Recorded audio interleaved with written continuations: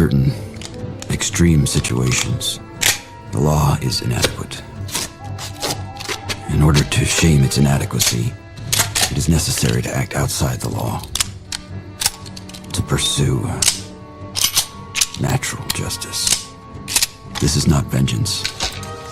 Revenge is not a valid motive, it's an emotional response. No, not vengeance. Punishment. Tonight we have a chance to say, yeah, you're right. We're too extreme.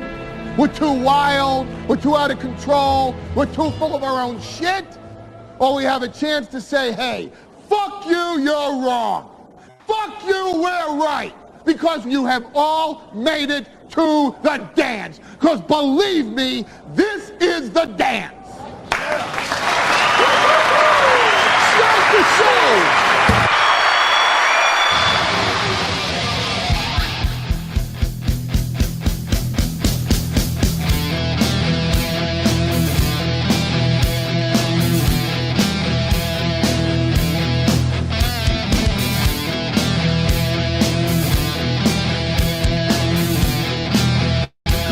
Good morning, everybody. This damn shirt, every time I wear this shirt, because the bottom of the sleeve, bottom of the sleeves are a different color, I always think the shirt I'm wearing underneath it is coming through the bottom.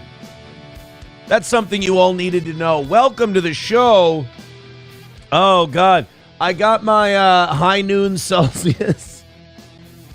I got my, for the Elkie that needs a little kick in the morning. High noon Celsius. I don't know if you heard. We talked about it a little bit last night. And I did say I was switching to... Here's the problem. I keep saying I'm switching to sugar-free Red Bull. I'm switching to sugar-free Red Bull. You go to any convenience store or you go to any grocery store and you go to where energy drinks are, it's just wall-to-wall this shit. I mean, they've done an amazing job marketing this thing. And it's poison. And you go... I look for the sugar-free Red Bulls. Yeah, you know what? I'm a fat fuck in a fat fuck country, and I'm lazy. That's what it is. You know, I could, look, whole show, first 5 minutes could have been a long diatribe on why the marketing and whatever of Celsius is leading to people like me not getting, I'm lazy. I know what the sugar-free Red Bull can looks like. I could just go into the thing and grab it, but I don't. And also, I think there's a part of me that likes how much of a kick this gives me. It's effortless to do a show in the morning. And you guys don't stop hitting goals and you're incredibly generous. So I start to think that that's married to the Celsius. And this is how back in the 90s we got crack babies.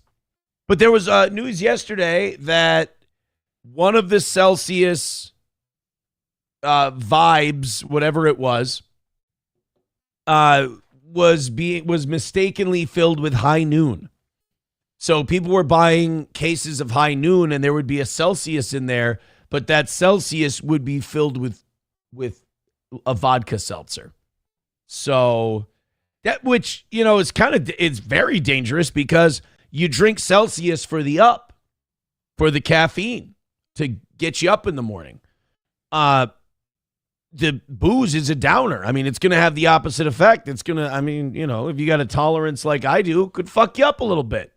But yeah, for the mornings, I get caffeine in the morning. I'm hooked on caffeine in the morning, like most American drug addicts.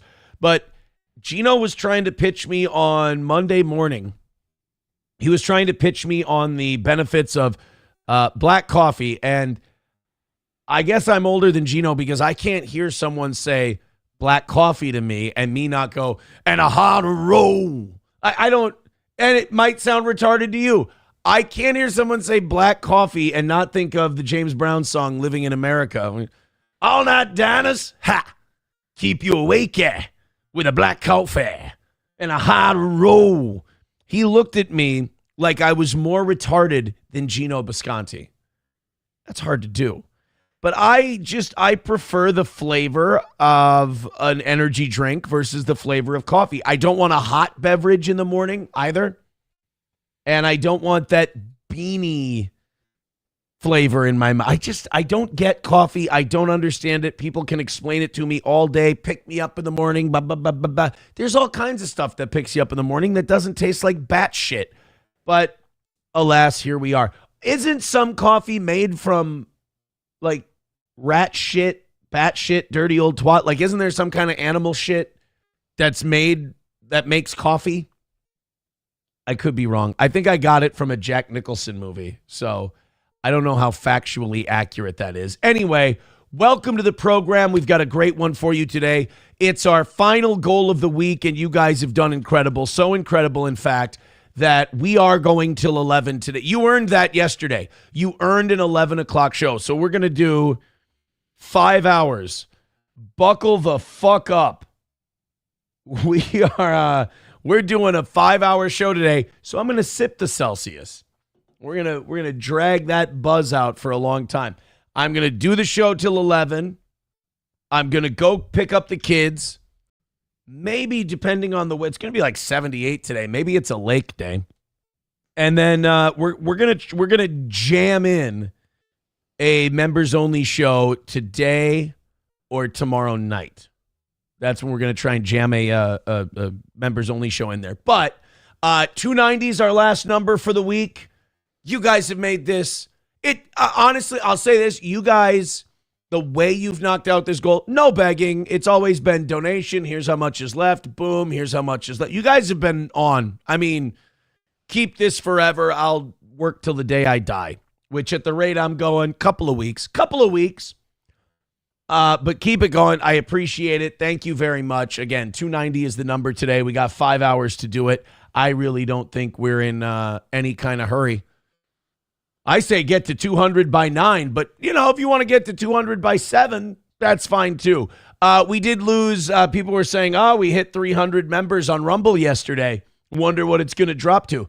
It only dropped by 13, and that's interesting to me because you would think the end of the month you'd have a bigger drop-off than that, but it dropped by 13, so if you want to keep it at 313 gifted memberships on Rumble, remember, when someone gifts you one, gift it back, and also it means you don't have to watch ads on our channel, which is great. Also on the YouTube end, if you either become a member or you get YouTube Premium, you don't have to watch ads. If you watch us on Rumble, it helps us a ton with the creator program, which means the world to us, so thank you. Just gotta say, a lot of happy days for the toe, my friends. A lot of happy days for the toe. So we've got a great show for you. Plenty to talk about. Just before the show, I was watching Piers Morgan and Dave Smith debate some lady on Israel. I really try to keep a lot of that Israel stuff out of the show. Like, we check in on it every day if there's new news to talk about, but it is something I'm becoming very, very passionate about.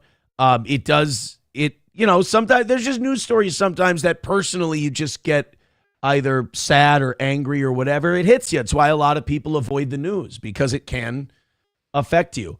What's happening to people in Gaza, and I remember when I was like in my 20s, I didn't really give a shit about like human atrocity stories, and I know that sounds bad, but I just really, Iraq, the civilians that are dying and blah blah blah. It was kind of numbers, and it was numbers in a faraway country, so I really didn't care. I think since having children, shit like Palestine gets to me more, like in the last 10 years or so. Because you have children and you imagine what it would be like if they were going through that. And that's why I don't understand why more Americans can't empathize with the Palestinians. I can even empathize with the Palestinians why they'd choose Hamas and Hezbollah. I would hate those people. I would and if you have children, you understand as well. Maybe, and if you don't have children and you can understand, good for you, man. That's next level empathy. But if my children were starving to death and there was this country that A, was causing it, and B, did not give a fuck, told the rest of the world that I was lying while I'm watching my kids starve to death, I would want a group to kill those people. I would. And I would vote for that group, and I would support that group, and I would believe in that group, and I would ride with that group. If my children were starving while another country laughed in my face and told the rest of the world that I was a liar, and I'm sitting there watching my children and my neighbors starve to death or people's arms being blown off, yes, I would support a group that wanted to go and kill those people. So I can understand it.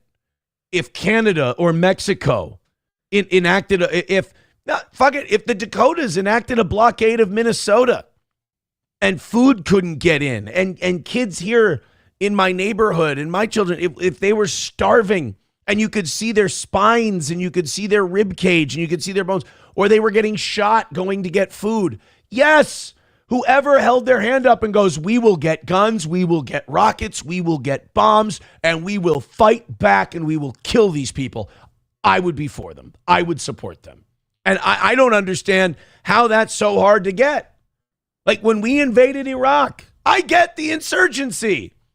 There's foreign whiteys that have taken over your country and are telling you what kind of government you should have. Fuck you, get out. Thanks for taking out Saddam. Appreciate it. Fuck you. We got it from here. And and you're being gaslit because you know that the only reason those fucking people are there is because they want to make sure whatever government gets put in place that they approve of it. Not because they give a shit about you as a people or you creating a good democracy. They just want to make sure whoever you end up picking will sell them oil. So yeah, I get it. So I try not to talk about it too much on the show, even though I've opened up with the first 10 minutes about it. I just want to let you know where I'm at because I do feel bad when people in the chat go like, oh, Gaza again or oh, Israel again. Or I get it. I understand it, man. I really do. But at the same time, it is like in my free time, I'm watching stuff about it. It is something that's kind of got me and it's kind of just stuck. It's really fucking terrible. Really awful. Let's go to Kyler. He says, oh, Kyler's excited about a 5-hour show. He says 5 hours, that's almost half my workday. Nice. Well, that's why Steel Toe exists. Steel Toe doesn't exist to stalk people. Steel Toe doesn't exist to harass people. Steel Toe doesn't exist. It exists to bust balls, have some fun, and kill people's workday. That's what I'm here for. I'm here to do a show that kills people's workday. So that as my goal in this show is for you to become so immersed with your headphones on or listening wherever you're listening, so that when the show is over, you look at the clock and you're like, fuck, I only got a couple hours of work left. That's fantastic. To get you to the point where you don't even feel like you're working. I like that. Eric Cartman says certain animals get fed coffee beans, and when the animal shits them out, the beans are more potent. Oh, okay. Professor Tie-Dye making a Kool-Aid Man joke. I'm changing. Fuck that. I'm not. No. This has been a nice start to the show. I'm having a great time.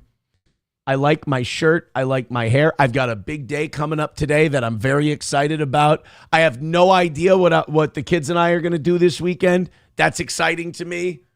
I'd like to spend the weekend at the lake just with nothing to do. Maybe help my uncle take care of the place, talk a little bit about some real raw news. That's what I'd like to do. Will I do it? I don't know. I'll talk to the kids, see what they want to do. The Benton County Fair is going. Maybe go to the Benton County Fair. You do have to take out a home equity loan to go.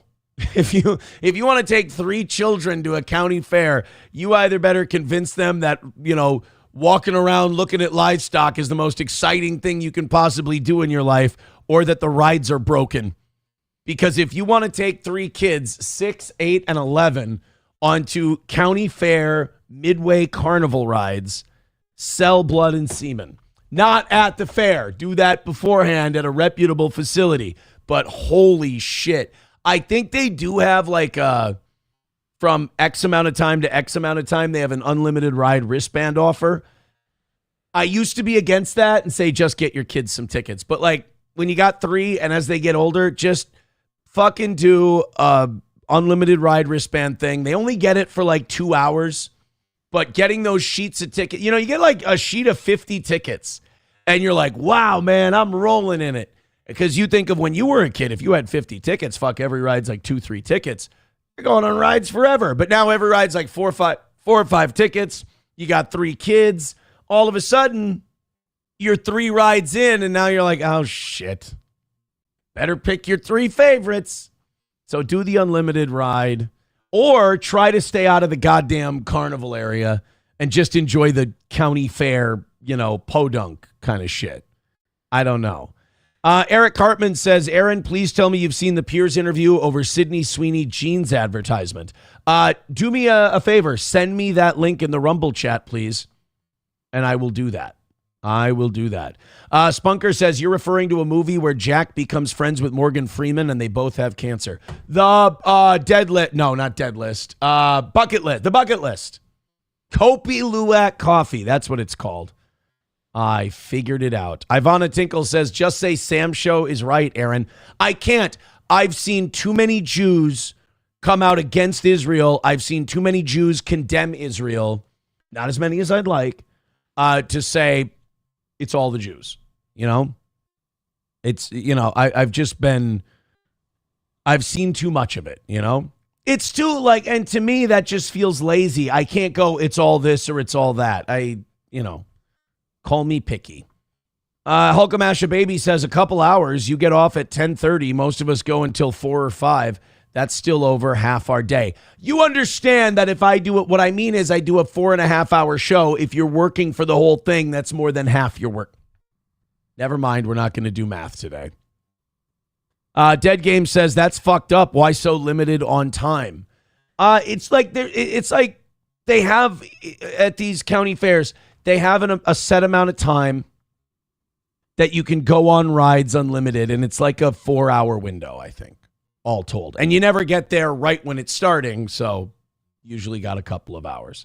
Eric Hartman says, I'm throwing a family barbecue on Saturday for my wife's 50th birthday. I was almost going to ask Gino to come and do stand-up. He would. I mean, if you got an event, or you got a company thing or anything like that, and you want a comedian to come out and do some shit, Gino would do it. And he and Keanu are very funny together. Like I said, you got to remember, a lot of our audience came into that. They hate them. They are very upset for what went down between all of us. And I appreciate people feel that way. But I thought it was very cathartic for a lot of fans to see Gino and Keanu, talk to them, meet them, whatever. Because there were like stalker level haters at this event, like 2 of them. And one of them could not stop having a good time, could not stop laughing, basically had to tell me, don't tell people that I'm having this much fun. Actually, the steel toe people are actually kind of cool. So a lot of times, that's why I always tell people, get outside, go do things. Because you meet people and you realize, oh, I'm being kind of a fucking weirdo, shut in, antisocial retard when I just develop these opinions about people. And I think a lot of people at that anniversary show, they saw Gino and Keanu, they met them, and they went, you know what? Water under the bridge. Professor Tie-Dye with $1 says, wear that shirt into the hog barn and see if you get the blue ribbon. Thanks for putting $1 behind it. That's all. Just, really thanks for putting $1 behind it and showing me you care. Hey, before we get into anything today, hit like, hit follow, throw a membership, whatever. Let's get some winning done on Steel Toe today. Budman says, remember, Gino and Kiki are not from New York. Well, no, they weren't born in New York. But I mean, if that were the rule, there wouldn't be that many New Yorkers. I mean, a lot of people come from other places. A lot of people don't even come from this country in New York. Even more don't even come there legally. Never hold a grudge. It's not healthy, says Crowder Wears Panties. I'd agree. Jive Turkey says, if I'm being honest, that shirt is on point because I don't want to be judged. I guess I'll call you a gay Target employee. That's good. No, it's nice that you don't want to be judged, but that you want to judge me. Annoyed Wawa supervisor says Keanu is not funny. Her mother's inability to pay her credit card bill is, in fact, funny. Annoyed Wawa is like a pit bull with a slipper on that credit card thing, man. That ain't going anywhere. Somebody says, what is with the matching undershirt? Leave me alone. Don't criticize my fashion sense. All right? No, I'm not accepting it. I'm not accepting your criticism. It doesn't count. Hulkamasha Baby says, I'm upset, but the cleaver didn't get planted in my back. You want to forgive? That's on you. Thanks, buddy. Hobo Chili Recipe. I love it when Hobo Chili Recipe challenges himself and branches out. And I'm sorry to say it again, but it's way better. And I love this reference. He says, what are you, Coach Spurrier? Sorry, English is foreign to me. A Steve Spurrier joke is fantastic.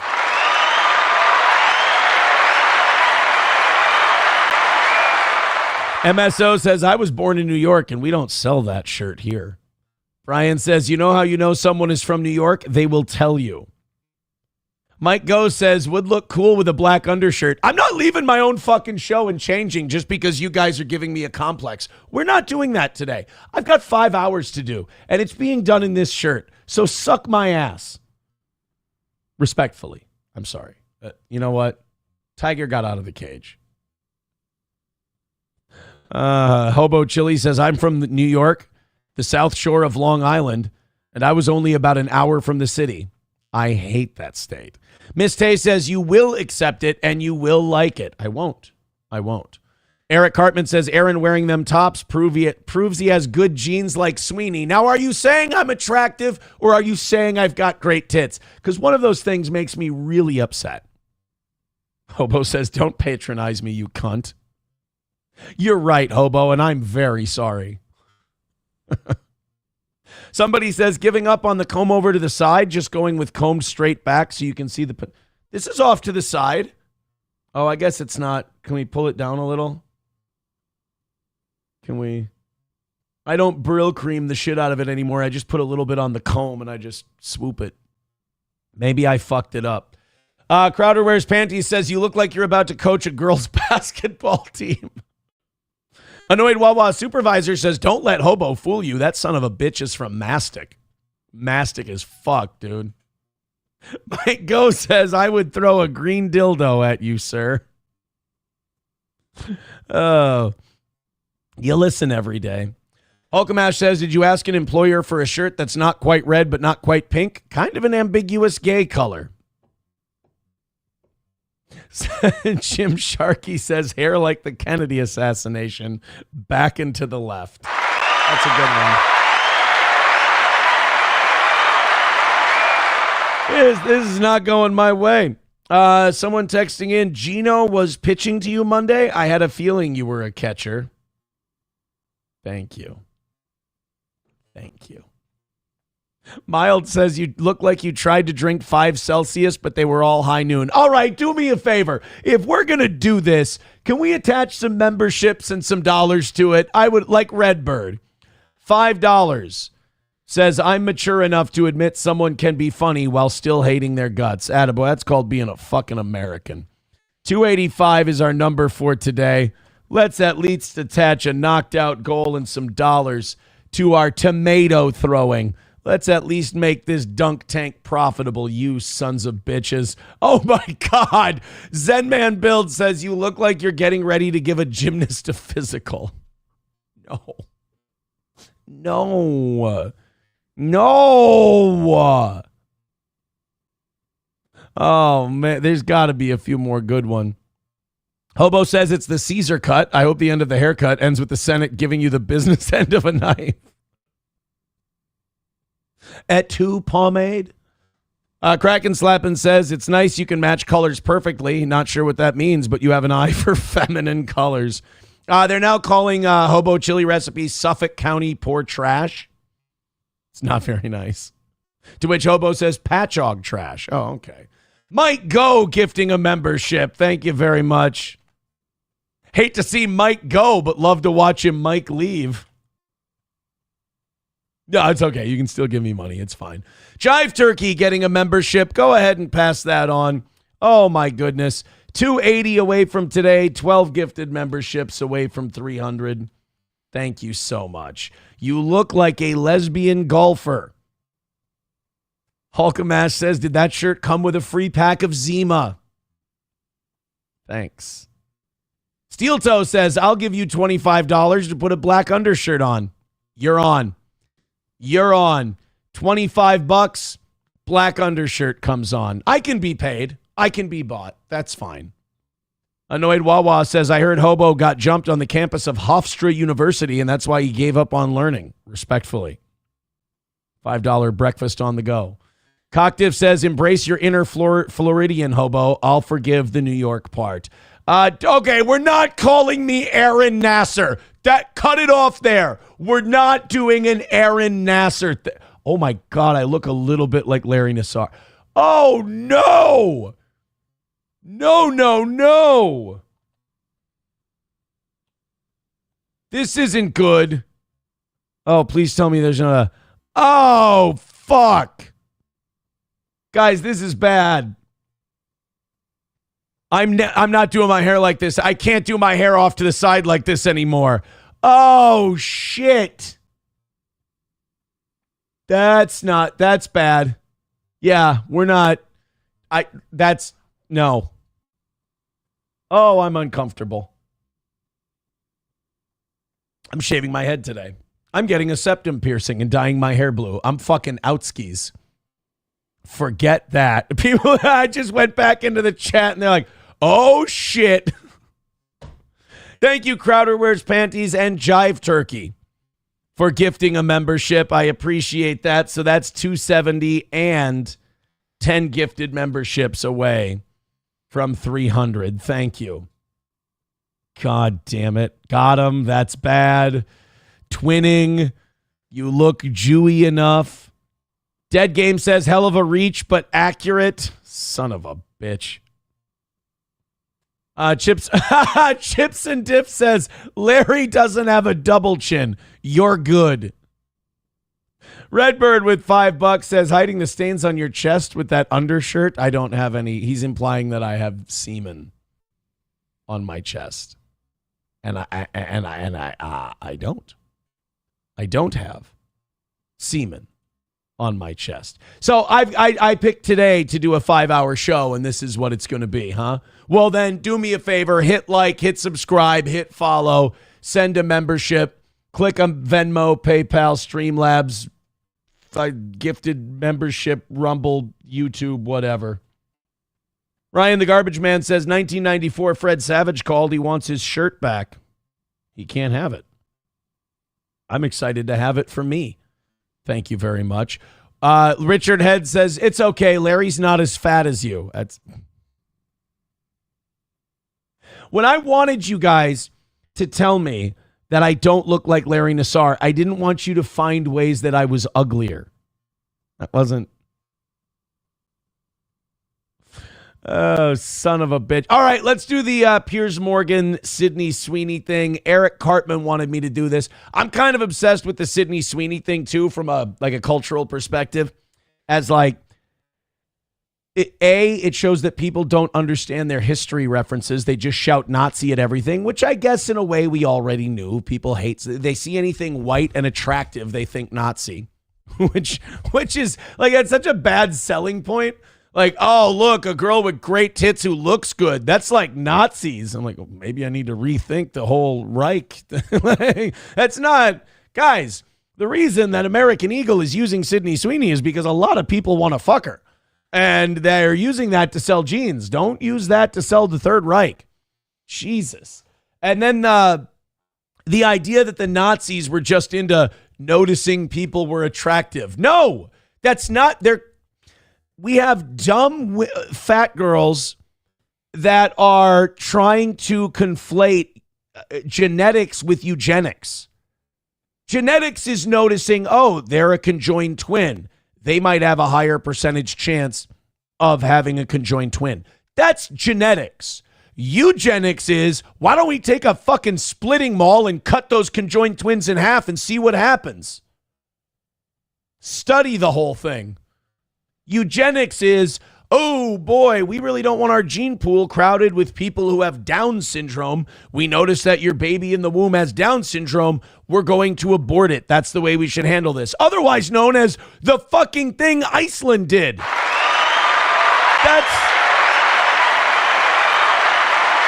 not a game, dog. Not a game. That's what Iceland did. And not like 60 years ago. Iceland bragged like 5 to 10 years ago that they'd eliminated Down syndrome from their country. You know how they did it? They had been aborting all the Down syndrome babies.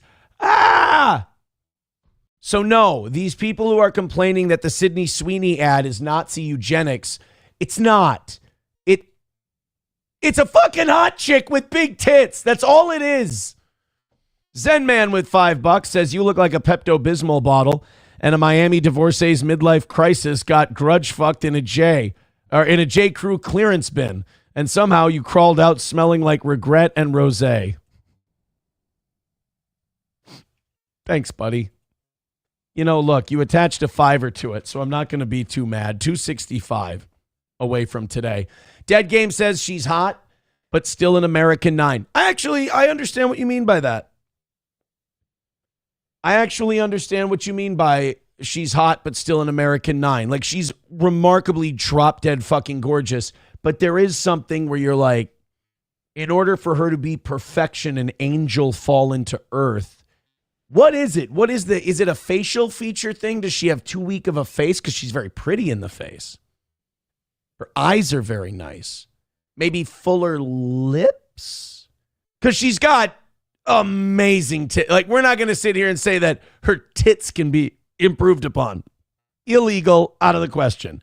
And I'm not much of an ass man. Her ass is enough for me. That's fine. So what would make her a 10? Because I understand what Dead Game's trying to say. Miss Tay says, don't forget ugly. Yeah, the people criticizing her are ugly as well. That's true. But, you know, I didn't want to pile on. They seem like they got a lot on their mind. Steel Toe says, now you wear an undershirt to cover the swastika on your chest. You were pretty proud of it when you were leading that rally last night. We don't talk about my private life. Thank you. Zen Man says she has an 8 body and a 6 face. All right, let me try to talk Zen Man off the ledge. If Sydney Sweeney's body is an 8, I've never seen a 9 or a 10. Ever.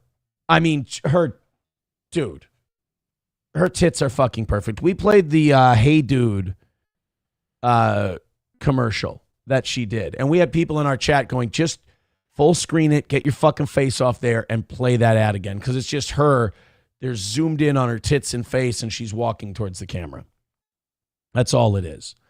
Historically white with a great point. If we practiced eugenics, none of those people who made those TikTok videos would even exist. Kraken Slappin says she's a bit dopey looking. Yeah, kind of like she's been doped up a little, right?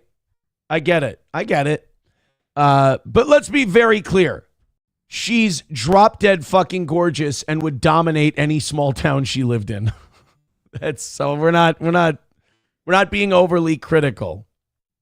Eaton Clams says if her pussy spit out gold coins, she'd be a 10. Well, Eaton Clams is Jewish. She's fucking hot, but still using makeup as a crutch, says Crowder Wears Panties. Her with no makeup is pretty meh. Really? I mean, she's, to me, I think 9 is a great number because I think 9.5 is as good as you can go. I don't think 10s exist. I think we have to have a number that's unattainable.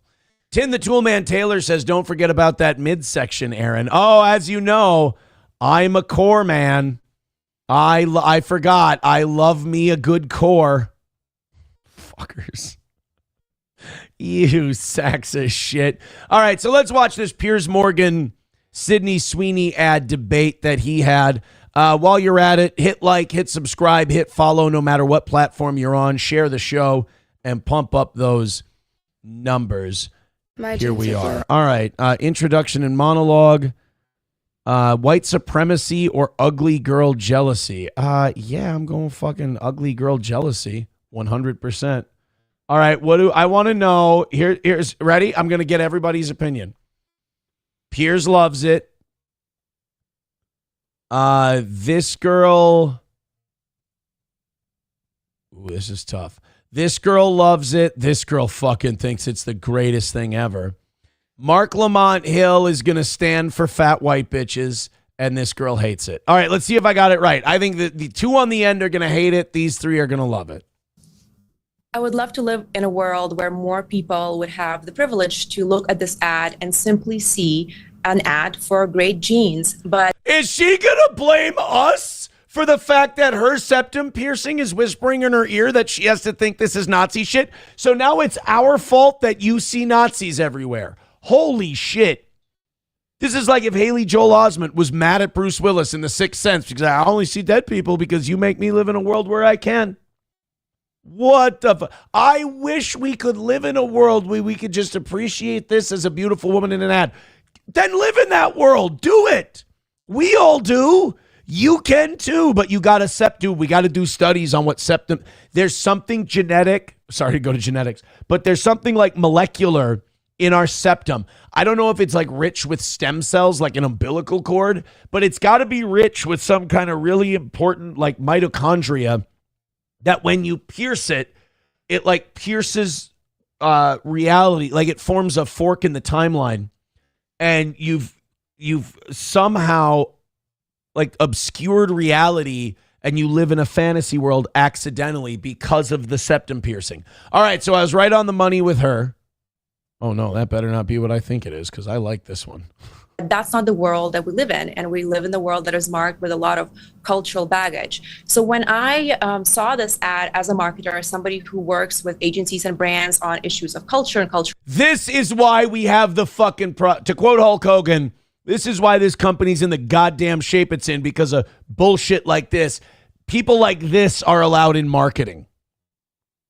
That's why we have this issue. She goes, I work in marketing, and with the advice I give these companies, if you were out of marketing and not giving companies advice, every ad would be like this, and life would be grand. I'm kind of practicing eugenics in marketing right now, thus proving her point. But how this got into marketing when it is not nearly representative of a large swath of the clientele, there's people who get into marketing and get into this shit not to help companies pitch things that will make them money, which I think should be the true point of marketing. I think some people get into it to straight up fucking manipulate people into creating the culture that they want. I've been in marketing. I've been in sales. And I would say with 100%, all I wanted to do was listen to my client, hear what they wanted to do, and then figure out the best way to do that to make them money. That's it. Transactional, dollars in, dollars out. This woman's like, when she goes into marketing, she's like the chick. Remember that chick who ran Bud Light's marketing? And so she did the Dylan Mulvaney thing and it almost burned the whole fucking house down. That's because she wanted to see a cultural shift and she wanted to use marketing to do it. Instead of going, what's going to sell the most cans of Bud Light? Here's Shane Gillis and Post Malone riding on a cooler. Hey, retards. That's who buys Bud Light. That made them money. So, all right, I'm sorry. I'm pausing too much. It's our fault that the Sydney Sweeney ad is being seen as delusionally as it is. Okay. Relevance, I was frankly angered. And the reason for that is that the ad is racist and eugenics coded. And I have to be clear that when I say that, I don't mean to talk about the intent of the creators behind this ad, but rather the impact that it has on audiences and particularly on younger audiences. And okay. So Sydney Sweeney's not a Nazi. American Eagle didn't make a Nazi ad. We all understand as marketing people what this is, but I'm going to say it's a thing so that I can say culturally it's a thing. This is such fucking cultural firebug behavior. Start a fire, walk away, come back when the fire department gets there and goes, wow, we have a real fire problem in this neighborhood. Fucking hell. Here, we need to remember that the target audience of American Eagle is the most racially and ethnically diverse consumer group in the history of the United States. And somebody who has spent a lot of time studying semiotics and I feel like if you're a black kid and you wear American Eagle, you don't have a lot of black friends. Really? Most racially diverse? It's got to be Asians then. Black people are wearing American. Not when I was a kid. And the way that meaning is encoded in various forms of media and cultural artifacts, it becomes very clear to me that when we take apart this particular ad campaign, it marries certain concepts and certain words that carry cultural baggage for people. It shows great tits and says, must be my jeans. Get it? Sydney Sweeney has great jeans. Who's arguing with this? Fucking hell. By the way, I'm this woman. This woman is we're even wearing the same color. She's my representation in this interview because this is some fucking retarded. Get outside, you pasty monster. And if that wasn't enough, we can go back and look to the source material for this particular campaign, which is a Calvin Klein ad from 1980 that uses Shields, very right? explicitly the same kind of Claudia rhetoric Schiffer? of, and even more so rather dramatically, natural selection, survival of the fittest, selective mating. Oh, I'm sorry. You mean scientific laws of nature? What a piece of shit. White girls are fucking hot. I'm sorry. I'm sorry we made them that way. I'm sorry white girls are really pretty, but they are. This hemisphere breeds gorgeous women. The whites up north, the Latinas down south. Holy fuck, did we figure out tits and ass over here? I'm sorry, I'm not sorry. And we bred them dumb so they fuck people like us. We did it perfect. Hitler didn't have to take over Germany. He had a country already. Why are we so mad at pretty people? And then why do we go so hard to cover up the fact that we're just mad at the pretty people?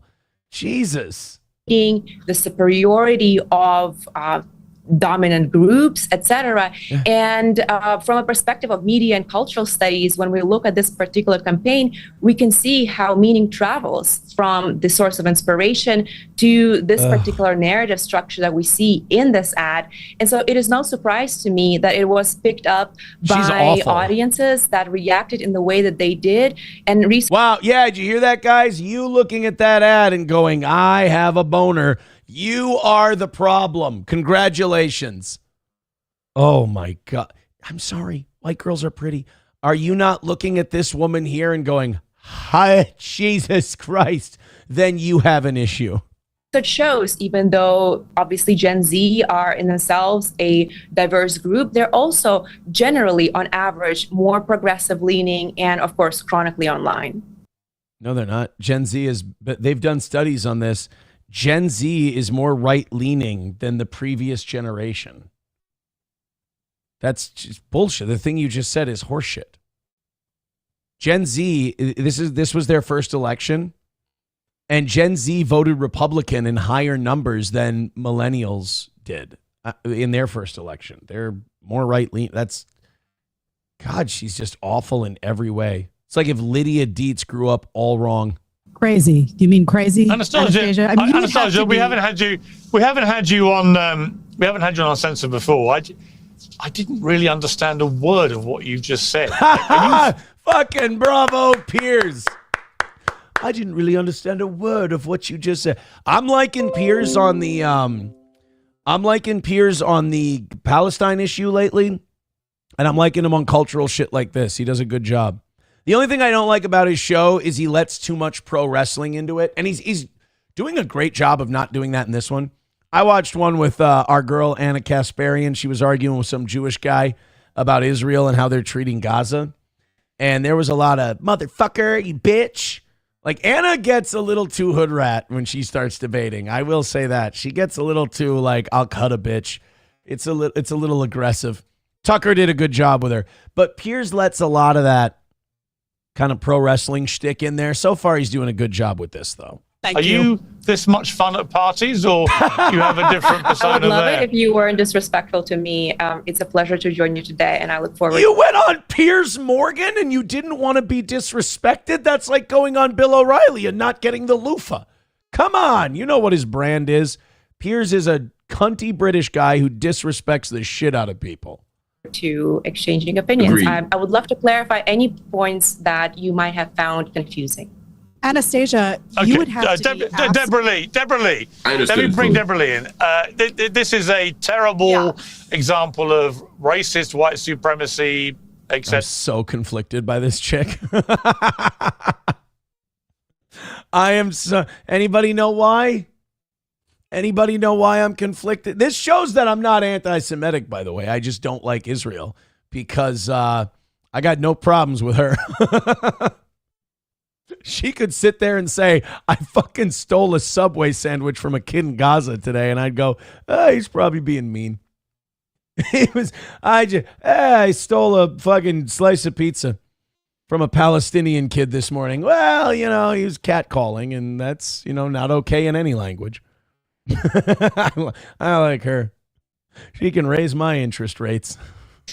I sort of lost my thread halfway through it, but this is apparently the worst ad ever seen. I mean, this is the Nazis reborn. Well, then in that case, I got to buy some stock. That is just crazy to me. And for people to have this reaction to this ad, when I first It makes me so mad I want to bomb Gazan children. All right, ma'am, can you stop for one fucking day, please? Celsius is kicking in, guys. Sorry, let's put it off to the side. My high noon is a calling.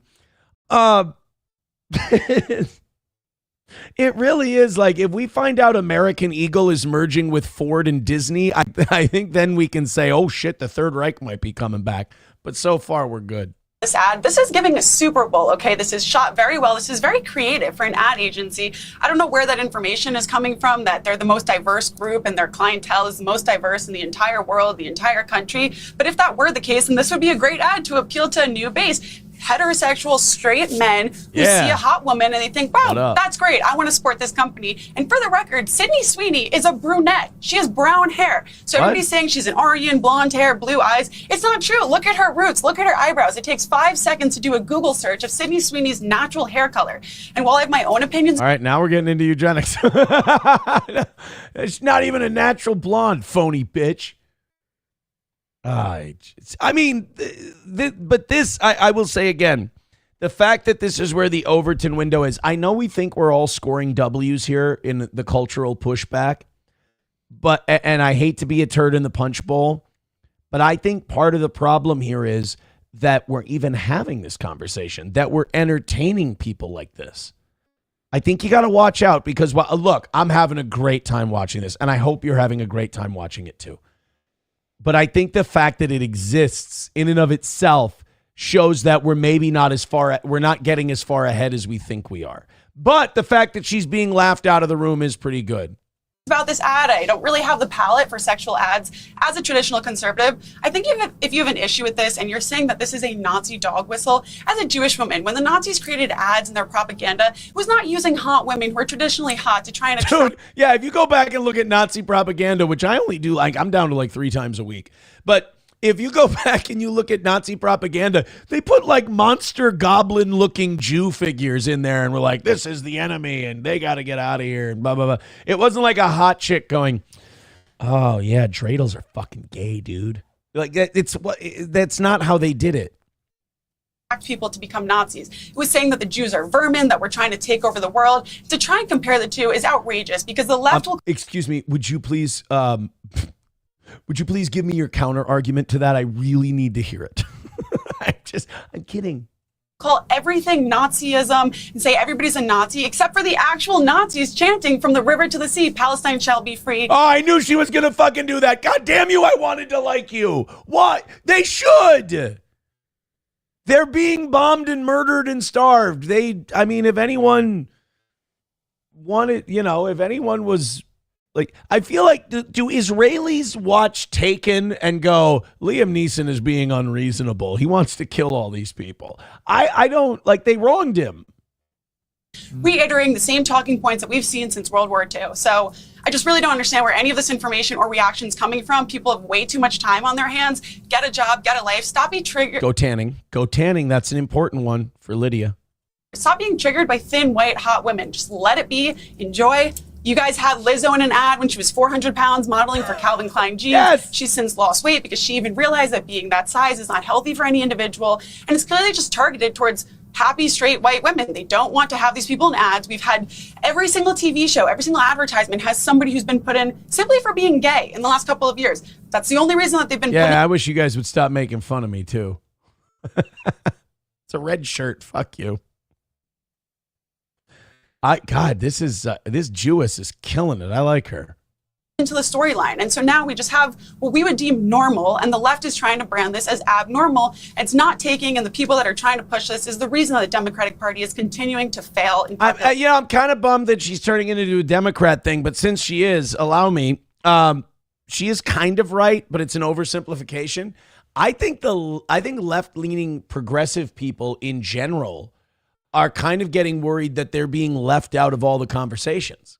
Like, look at all the debates we're having, even politically in this country. It's all like MAGA, America First right-wingers versus globalist Republicans.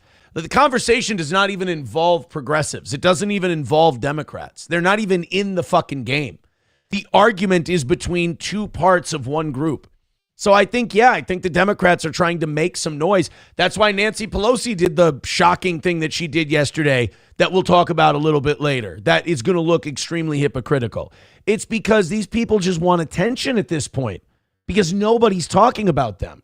It's globalist neocon Republicans and MAGA America First kind of independent righties that are arguing with one another. And the septum piercing is going the way of the tramp stamp. It's just about gone. Clarity. One thing that I have in common with Harry and Meghan is that we all value privacy. If you've ever Googled your own name. Is he really going with a Harry and Meghan thing? All right, let's go. Let's see what Mark Lamont Hill thinks. Thank you, Eric Cartman, for sending us this, by the way. I am fascinated by this discussion. Okay. Mark Lamont Hill, let's look at And real quick, Chrissy, thank you for the $5. I appreciate that. Thank you so much. Earlier American Eagle ad, which was in the... Why? So we never had a problem with this. You didn't hear white people arguing this. They just didn't buy the shit. And by the way, oh God. And that's why the nice titty lady is selling jeans now. Because they said, let's put a giant fucking black, shaped like a dot gumdrop fucking looking lady with purple hair. Let's put that in an American Eagle ad. Everyone puked. Nobody bought it. We didn't sit there and go, we just didn't buy the jeans. And then they went, well, let's try a really fucking hot chick. First of all, stop with the white. Act like Beyonce didn't sell billions of dollars worth of makeup in her heyday. She sold a shitload because people were like, oh, that's a really fucking hot chick. I want to look like her. Let's not act like Halle Berry didn't sell a shitload of stuff. I don't like this because now I know what people are going to say. They're like, wow, Aaron, way to name two light-skinned black women. Well, look. Middle of the whole Me Too campaign and stuff. Do you have any problem with the lady on the left there? Do I have a problem with her? That's his sister, dude. Be nice. See her at Thanksgiving. I can't be talking shit. No, I don't have a problem with her. Yeah. I don't have a problem You're with her. not offended by that image? I'm not. Fascinating. No. You do have a problem with the woman on the right? No. Hold on. Two things. One, you specifically said let's not interrupt each other, and I haven't been able to articulate one sentence yet, and I've been interrupted twice. So let's follow your own rules. You are black. No, I'm not offended by the woman on the left. Let me complete the sentence. I am not offended by the woman on the left, nor am I offended by the woman on the right. The aha that you're going for isn't there because I'm saying I am not offended by either woman. But I am, please, I'm asking respectfully, allow me to finish a thought. Two people have spoken uninterrupted for 3 minutes. I haven't gotten 10 seconds out. What I'm saying is that if I could, that's because Piers Morgan fucking hates black people. I know Piers Morgan. I've spoken to him and he told me, he goes, if I hear another fucking black person talk uninterrupted, I'm going to lose my goddamn mind. No, I'm just... The problem is not either woman. The problem is how we're narrating the commercial. That's what people are concerned about. Several things have been said that I'd like to respond to in direct response to what you're asking me, Piers. The first thing, and I'm glad the last woman who spoke mentioned that she's Jewish because I think that's really important. Historically, there have been lots of anti-Semitic images, narratives, tropes that are used. And I want to say, I'm really sorry about that. I apologize because a lot of it's coming from here. I had a dirty martini with Nick Fuentes, and I listened to him for way too long. It's my fault. That non-Jews don't see. And many times someone will say, oh, wait a minute, they showed that person playing into the cabal narrative. They showed this person as a rodent, or they showed this person with changing their name to this or that. And where do these fucking people come from? Africa mostly. But The whole rat thing. Who the fuck is doing the rat thing? Sometimes I worry about how racist some of these people are deep down, because it's like with the immigration thing, when they're like, who's going to clean the toilets and pick the lettuce? It's like, oh, so we're just dehumanizing people to that level. That's all they are to you. I think what slavery and illegal immigration has taught us is that Democrats are really against white people picking crops. I think that's what all this is about. But like, otherwise, they're like, yeah, and the anti-Semitism. And you're like, oh, you mean the criticism of Israel and, you know, a CEO class and banking and stuff like that. No, like when they paint them as rats and what? First of all, anti-Semites don't paint. Second of all, I haven't seen the rat thing or the happy merchant. I mean, stop. The average person may not intend to be anti-Semitic, although some people are anti-Semitic. But it's still there, and Jews recognize it. So I don't want to presume that because a white person doesn't see it, that means that it can't be racist. Or if a black person doesn't see you know what I'm saying? We have to think about. You know what's funny though is they always say in advertising, you get to see what you want to see. But then if we don't see what you see, then it's unconscious racism. It's like, well, no, I thought it was. I mean, say what you want. I know art people hate to hear this, but advertising is art, and it is wildly open to interpretation. And so if someone's interpretation is they're using just some hot chick to sell jeans, but your interpretation is this is Nazi Germany, it doesn't make either one of you right or wrong.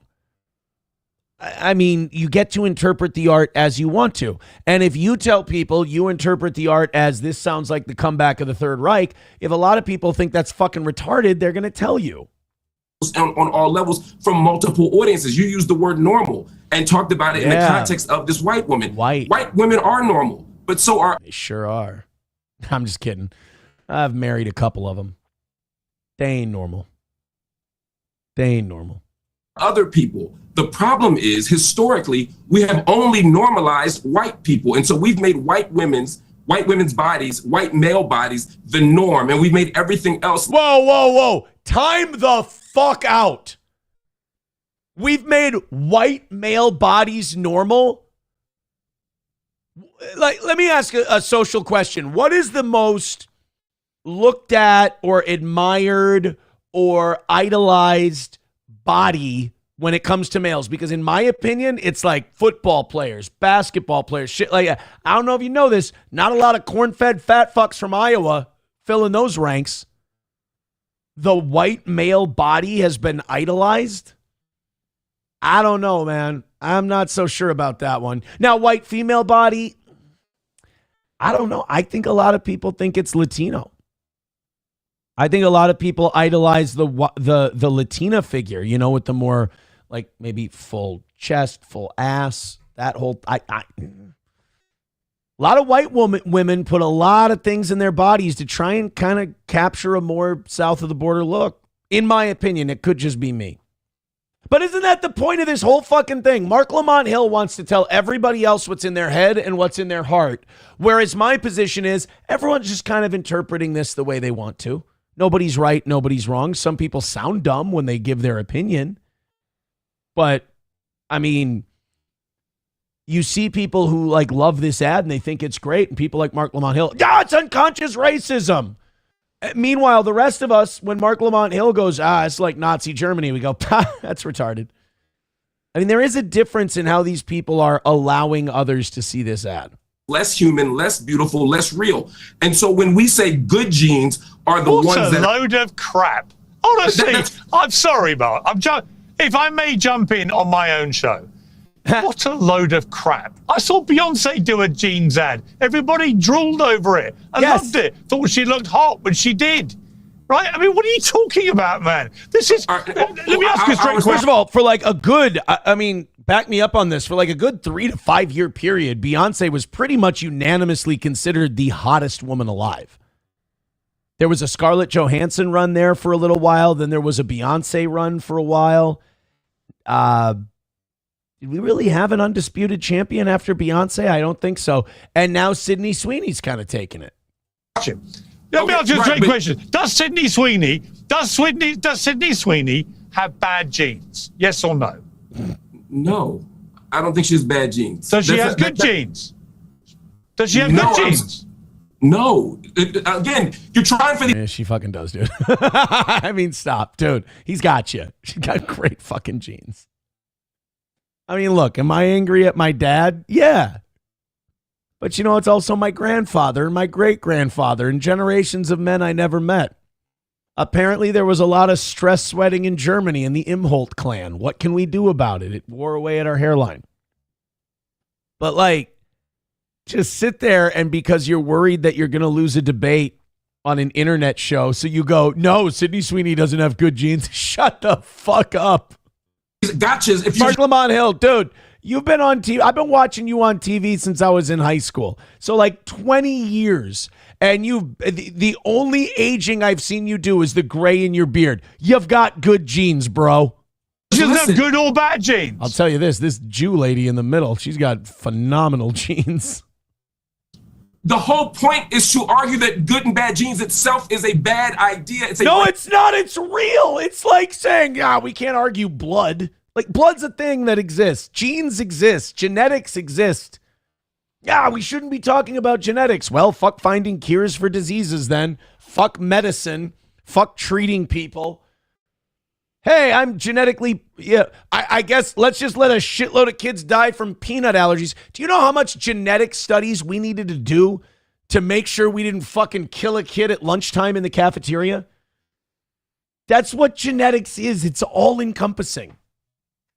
Why can't you have good genes, Mark? Why is it racist?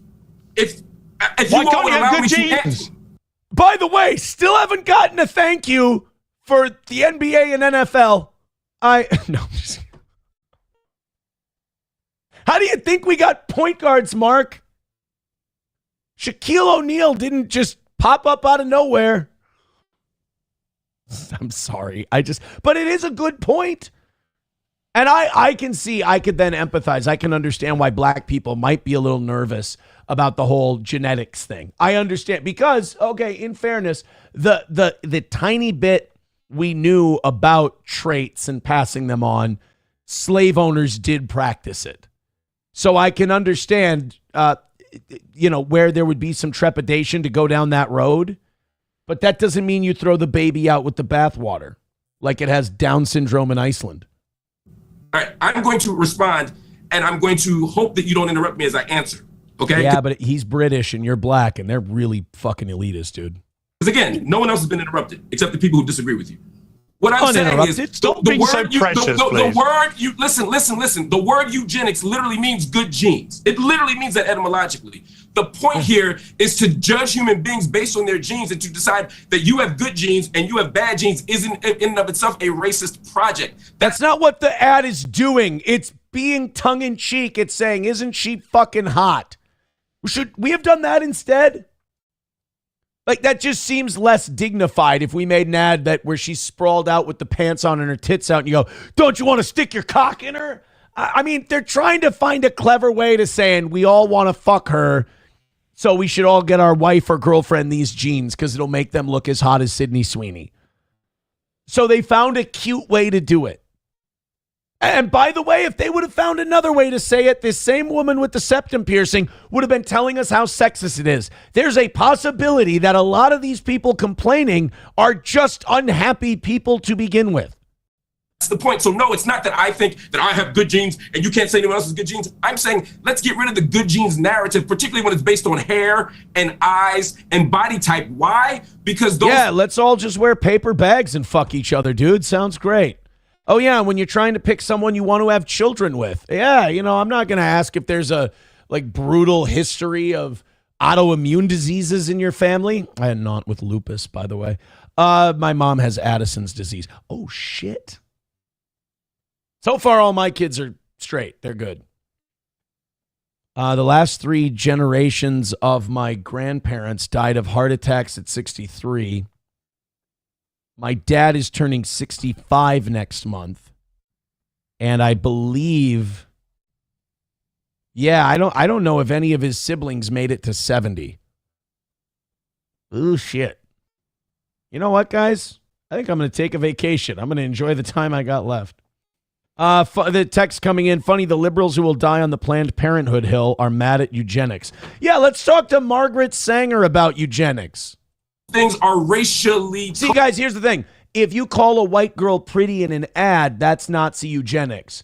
But as long as the ugly white woman wants to murder all black babies in the black womb, we somehow have to support that. That's not eugenics.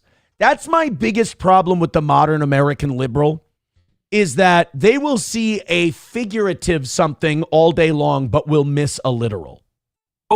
In other words, if I say that straight hair is good genes or blonde hair is good genes, and no, I'm not after watching an ad Googling someone to figure out their natural roots, you'd be shocked to know. I am trying to figure out everything about them, especially their address. How many people don't do that? If I'm doing these things and I see... That's not what, no, that's not what the Jewish lady, allow me to stand up for the Jewish lady. We have officially entered bizarro world. That's not, women notice that shit. Like if you have a wife or you have a girlfriend, this happens to all of us all the time. You know, your girlfriend will go, oh, her eyebrows are fake. And you'll go, I had no fucking idea. Oh, by the way, those are extensions. Oh, interesting. I had no fucking idea. Women just notice that shit. Guys don't. Your eye color and your hair is a sign of your good genes, then that means someone who has a different hair or eye color doesn't have good genes. And if you, the last thing I'll say is... No, it doesn't. You pulled that out of your asshole. Just because you say this thing is good genes doesn't mean this other thing is bad. Are brunettes more boring than blondes? 1,000%, but they're also smarter. It's a give and take. Look historically at ads, at culture. It doesn't though, does it? Calm down. Calm down. It doesn't. You never, hey, Piers, you never tell a woman to calm down. Ever. Mean that. No, Hang on. No, I will speak on my own show. So just calm down. I'm asking you not to be condescending. He's about to call him darky. It's about to, and then he's going to call him au fait, and then we're off to the fucking races. Not being so precious. My instruction about shouting was between the four of you, not me. It's my show. I do what I like. Yes, I don't care. If you interrupt me in the first minute, it's bad form. I'm saying that if you let the guest who agreed with... All right, now we're getting into the weeds. I thank you, Eric Cartman. We got a lot of mileage out of it. I loved that. And I like Piers' show, but it devolves into a lot of that. Yeah, the whole Sydney Sweeney thing, a fucking jeans ad. And by the way, like the cultural downstream, the political is downstream from the cultural. And the left is not going to get back into the race. They're not going to get back into contention socially, and then definitely not politically if they keep dying on these retarded hills, like Mark Lamont Hill. No, like a Sydney Sweeney commercial. You're just driving people away. It's like, remember when the left started embracing, like culturally left, not politically left. Remember when they started embracing like bringing kids to drag queen story hour and all that shit, and they thought they were going to win the argument by calling the rest of us homophobic or transphobic, and all of us were like, it has nothing to do with disliking trans people, gay people, whatever. It has to do with what's appropriate and what's inappropriate, and it's not appropriate for someone tucking their cock and dressing like a lady to go and read to kids because it's fucking confusing, and we're not going to have that conversation with them. You know, it's you're not. And then they dug in and they chose to die on that hill, and they're doing the same thing with the Sydney Sweeney deal. You're misreading everybody, thinking they're going to be on your side, and then you get even more upset when they're not. Bonkers. Thank you to Matthew Q for the $2. Says, don't forget Brooke Shields was doing way sexier blue jeans ads for Jordache jeans back in the 80s when she was only 14. Thank God I was too. Chrissy with $5 says, you look pretty. Relax. Aw, thank you. Now I feel pretty too. Oh, it's gonna be a good day. Because now I feel pretty. We have. All right, let's get to a few more of these. I missed a lot of chat talking about that. I hope you guys were entertaining each other. Coltrane with $1 says, if the septum had powers, the Jews would be harvesting it. Jesus. I don't like this bitch with the 5 head. Her septum piercing is giving me the shits. Oh no, that's offensive. She should have to stop then. If If you ax me, she should have to knock it off. Hobo with $1. Holy shit. Hobo with $1?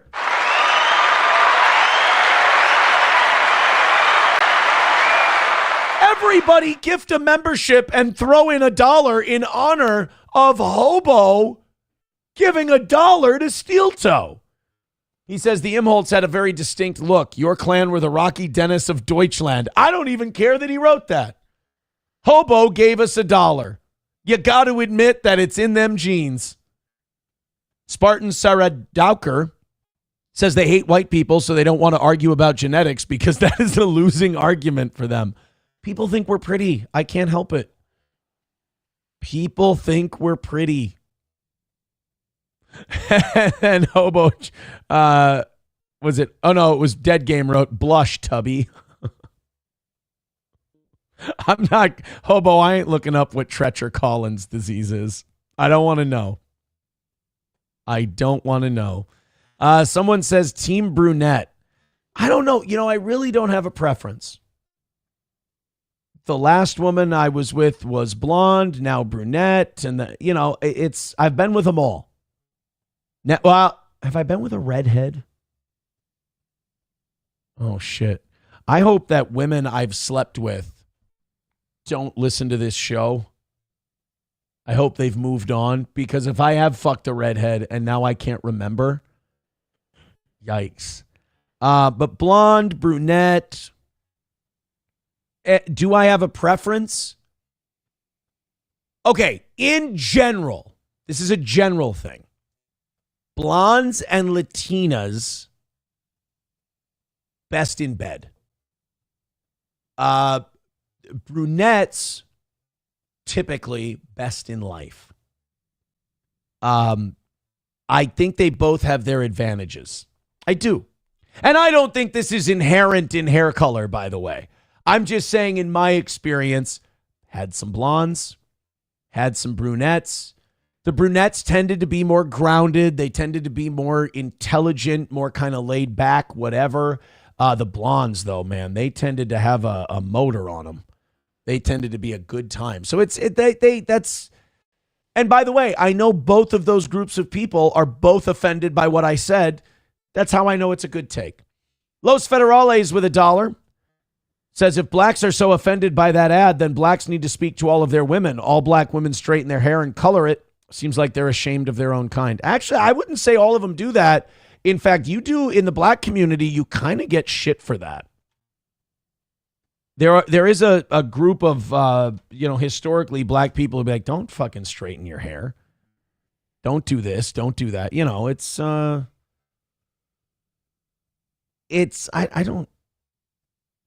don't think that's, well, maybe you're right. I don't know. I haven't studied black people in a long time. Coyote NV with 199 says, you look like Dwight Schrute. Thanks. I haven't heard that before. Los Federales says, nothing beats a brunette with light-colored eyes. That's my kryptonite. Dude, that south of the border thing gets me, man. That's my weakness. My weakness is just a little bit of tone, the curvaceousness. It's, they're beautiful women. Chevy fan says, you can't remember 5 women. I think I can probably remember about 15. I don't know what the exact number is, but some of them I don't want to remember.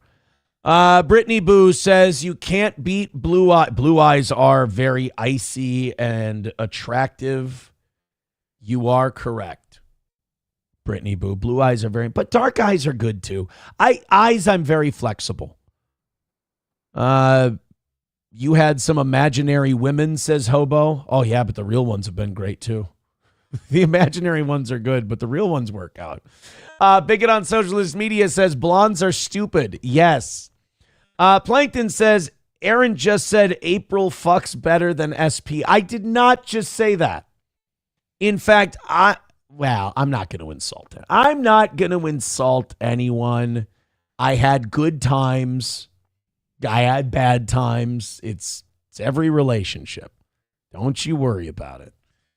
But no, if like comparing the two, nah, I can't put April ahead. Brittany Boo says brunettes are wholesome. Generally, like more so than blonde, but I don't think blondes mean poorly. I don't think they mean bad. I think they're fun. I think they're a great time. I've always had a more carefree time with blonde women. And I think the reason for that, and brunette women I've had a great time with as well, but they think more about shit. You know, they wonder more about shit. But I think brunettes are more curious people, to be honest.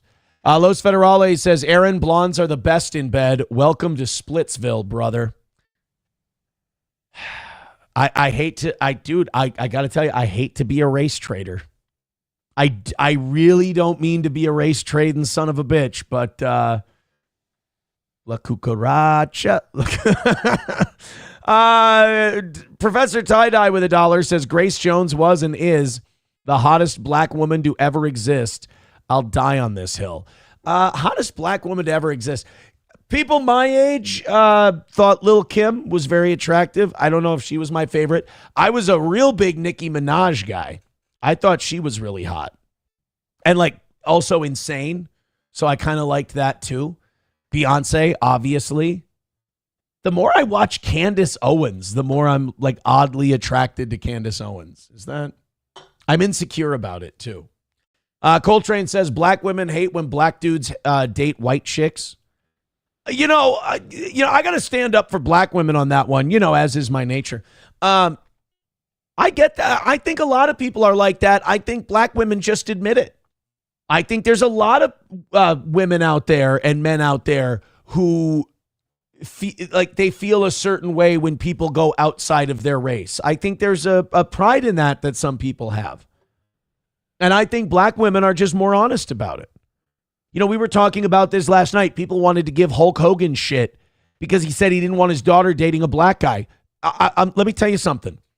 There is a metric fuck ton of people Hulk Hogan's age that probably share that opinion. He just got caught on tape saying it. Coltrane says, so like Alexandra Daddario, she was really pretty. Very pretty. Chevy fan says, my ex was a redhead with blue eyes. She was cray-cray. I've heard that about redheads, that they're fucking bonkers. But I don't know. Spartan Sarah Duker writes, blondes don't score lower in IQ tests, so that is another lie of the system. Fucking system. It's all this anti-blonde rhetoric. Somebody too writes, didn't you stop talking to SP for April the Blonde and then eventually go back to SP? What can I say? I'm an indecisive man. I'm an indecisive fella. King Kong Dong says, Aaron, what does your AI girlfriend look like? We all know you created one. Can you do that? Can we do a thing on the air where I type in my favorite things and it shows me what like my dream woman looks like? Can we? I would love to do that on the program. Kraken Slappin says, I had better sex with brunettes, but they were always batshit crazy. Veldrain asks, Aaron, so is that a no for albino women? Brittany Boo says, it's Aaron that sucks in bed. I feel I do great in bed. I'm not saying that any women are bad at sex. I mean, I've had bad sex before, but I can only count it on like one hand, and never someone I've been in a relationship with. Sex is like pizza, like even when it's bad, it's still good. And yeah, you know what? You're right. If this goes for men and women, if you say any sex was bad, look in the mirror first and find out why.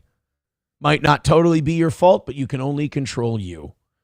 You can only control you. Foxy Brown was way hotter than Lil' Kim. I was never that way on either of them. Crowder Wears Panties says Stacey Dash and Halle Berry are the... I'm not going to finish that one, but they are both very attractive. King Kong Dong says the actress that played Missandei in Game of Thrones is the best looking black chick. You got to be careful, dude, because I agree with you, but now like all my examples of hot black chicks are light skinned and it's starting to There's starting to be a pattern. Ooh, yes, Ryan the Garbage Man. I also thought Alicia Keys was gorgeous when she first came out. And I don't think she's aged very much. I don't think she has. King Kong Dong says, no, Aaron. He didn't say he'd want his daughter dating an N-word. Yeah, he did. I'm pretty sure he said he didn't want her dating him. Soylent Goy says redheads are fine as long as you do whatever they say. Well, I mean. Coltrane says redhead and Latino were always my favorite in the sack, but I date and marry brunettes. I've always just kind of, I think people know this about my history. I maybe don't put as much thought into it as you should. I kind of just go wherever the good time is, you know, or whatever kind of makes me happy. Soylent Goy letting us know that one-legged midget albino women are the best. Atomic Ray says platinum hair is a dream to go to bed with. Grant Poobah says, these days, I've got to say, I don't care what a woman's hair color is as long as she doesn't have a penis. That is a phenomenal point.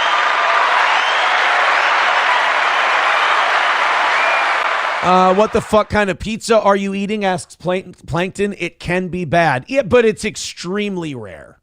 Extremely rare. All the black women you mentioned are half white, says Soylent. I know. I'm trying to. We need to find a full-blooded. We got to stop. We have to stop. Labglass says Megan Good and Jade Cargill. Oh, there you go, Coltrane. Gabrielle Union. And you know what peak Gabrielle Union is? Check this out. The movie Breaking All the Rules with Jamie Foxx. Peak Gabrielle Union, in my opinion. Kerry Washington is another one. Very beautiful. Especially in Django. Wait, what? No, that's not what. In no way is that what I meant. In no way is that what I meant. All right, guys. Who was that? Eric Cartman sent that clip in, right? Boy, did he fucking nail it, huh? Paul with $2 says, for Hobo, our high tower of a leader. Look at that, Hobo. I'm getting donations because people are fans of you. It's fantastic. 255 away from today's goal. Keep throwing it in. Let's knock out our biggest, or not our biggest, not even close to our biggest, our last goal of the week. We're also 10 gifted memberships on Rumble away from 300. Thanks for that. We got a 5-hour show today, so strap in. We got plenty of time to go over shit.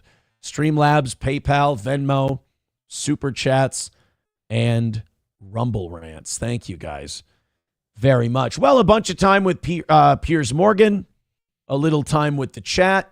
Let's go on. I think I had one last Sydney Sweeney thing before we move on, because I'd hate to get away from this and then you guys are like, oh, good, we're done with that, and then come back to it later. American Eagle and Sydney Sweeney, they did some polling that shows the vast majority like her jeans ad, and American Eagle came out with a statement saying that social media isn't real life, which I had to say, fucking bravo, absolutely.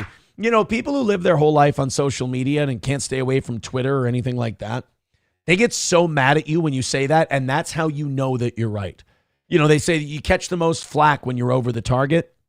When you start saying social media isn't real life, it's not an accurate representation, it's a bunch of bums who can't handle who they're perceived as in the real world, trying to create an avatar, basically, that they can pretend to be so they can hide from their reality. It's 1,000% true. And you know it's 1,000% true because that group of people hates me, stalks me, and can't stand me, and take all their daddy issues they have and piles it on me.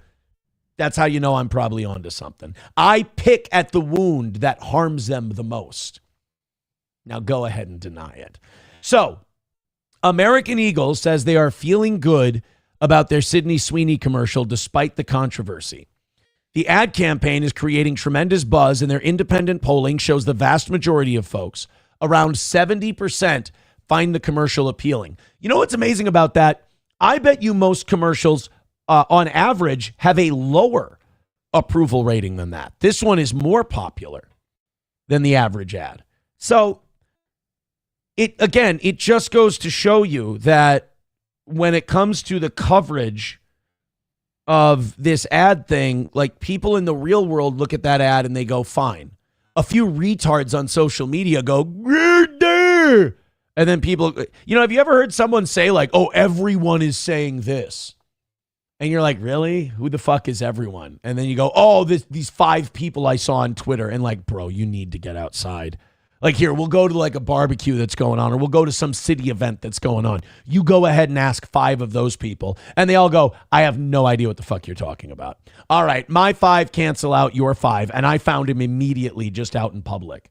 I'm sorry, but you're listening to a bunch of people who are trying to create a facsimile of their real self that doesn't make them hate themselves. It's a portrayal. It's an act. So when you see that 70% of people think this ad rules, sorry, that's the real world. Let's watch the ad one more time. I just feel like for research sake, so you guys can, remember. Genes are passed down from parents to offspring, often determining traits like hair color, personality, and even eye color. My genes are blue. Sydney Sweeney has 13s. Ain't nothing wrong just getting on that hillbilly bone. Who, what, why, love who, what, why with $2 says, who touches too much grass sometimes? I throw it up. Oh my God, you're like a golden retriever, for God's sake.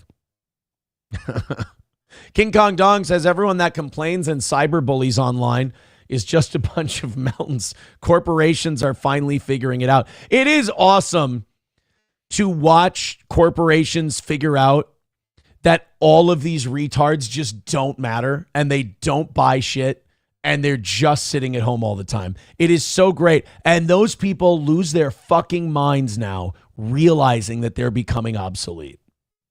They really are. Unbelievable.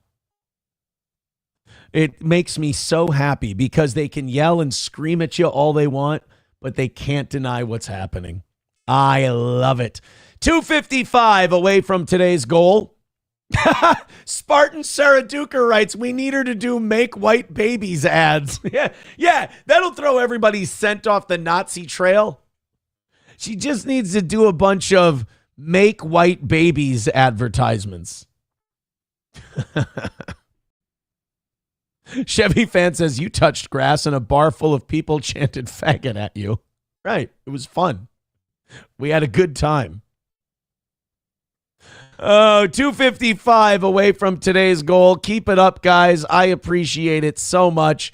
Streamlabs, PayPal, Venmo, Super Chats, and Rumble Rants. Thank you so much. Well over 600 people checking out the toe right now. Twitter, Facebook, YouTube, Rumble, Kick. Over 600 of you at the moment, pushing up to 7. Keep it up. Thank you. 255 away. Keep it up. So we have a great show going right now, and I'm worried that when I change the subject, it won't be as good of a show. But I have to have confidence. A quick text message. If you need a spot to park at for the fair, I manage 2 houses a block from the fair. Oh, I love it when people send me their bragging texts. All right, well, I will let you know, and I will be using your parking lot. That sounds fucking dirty. Let's go to this. Oh, yeah, thanks for Duran, by the way. The Phillies will use him. Yeah, the Twins are having a fire sale. We traded our closer yesterday, our fireball closer, Duran, to Philadelphia. We're trying to load up on prospects. We're trying to rebuild the Twins. After the last couple of years, we decided to... I would say we decided to make a run at it, but we really didn't because we cut payroll last year after having one of our best years ever. We cut payroll. Fucking great. Let good pitchers go. Sonny Gray. That's the guy I was thinking of. I was like, we let a good pitcher go last year. And I kept thinking it was Pablo, and it wasn't Pablo. That's who I was thinking. Sonny Gray is the guy we let go. But yeah, it's disheartening to see that the Twins are going into a rebuild. But at the same time, it means we'll probably get rid of Rocco Baldelli, which makes me so fucking happy. Hulkamasha Baby says, you clearly have confidence. Look at that shirt. Somebody too says, I hope that person who texted in is lying just so Aaron gets his car towed. Thank you. I appreciate that. That's very nice of you that you would wish that for me. I wish Aaron would get his car. I can't thank you enough for all of your support. Jesus Christ, you guys. Sonny Gray is a weatherman's name. Oh, I like the, I will say this to Hobo. I actually am enjoying the trackdoc.com links. Those are very good. The Federal Reserve officially refused to lower rates yesterday, but something interesting did happen. 2 Federal Reserve governors dissented for the first time in 30 years. So I think we're starting to see that this Jerome Powell decision not to raise rates the last couple of months, I think it's personal. I think that, thank you, Shuli Madoff. I appreciate it. We'll get to that in a sec. I just saw it on my OBS here, and it made me laugh. I think this Jerome Powell not cutting the rate thing is just part of his personal pissing match he's having with Trump. And neither one of them is backing off. Trump keeps antagonizing, so Powell keeps being a passive-aggressive cunt. It's, again, I like Donald Trump. I think he's been fucking up a lot lately. But I think there's a lot of shit he does where he ain't thinking about the people. I think I think people can draw him into a personal pissing match. He's kind of like Marty McFly. Like, you can call him yellow and you can get him into a disadvantageous fight. And this Fed thing, I don't understand where, needling, provoking the chairman of the Federal Reserve. I don't really see how this helps us. Either fire the fucking guy or don't. But when this guy's not cutting rates, even though the economy is better, inflation is down, we're primed for a rate cut. It'll be helpful to the economy. I don't think it'll spark a bunch of inflation if we do a 1/4 point rate cut.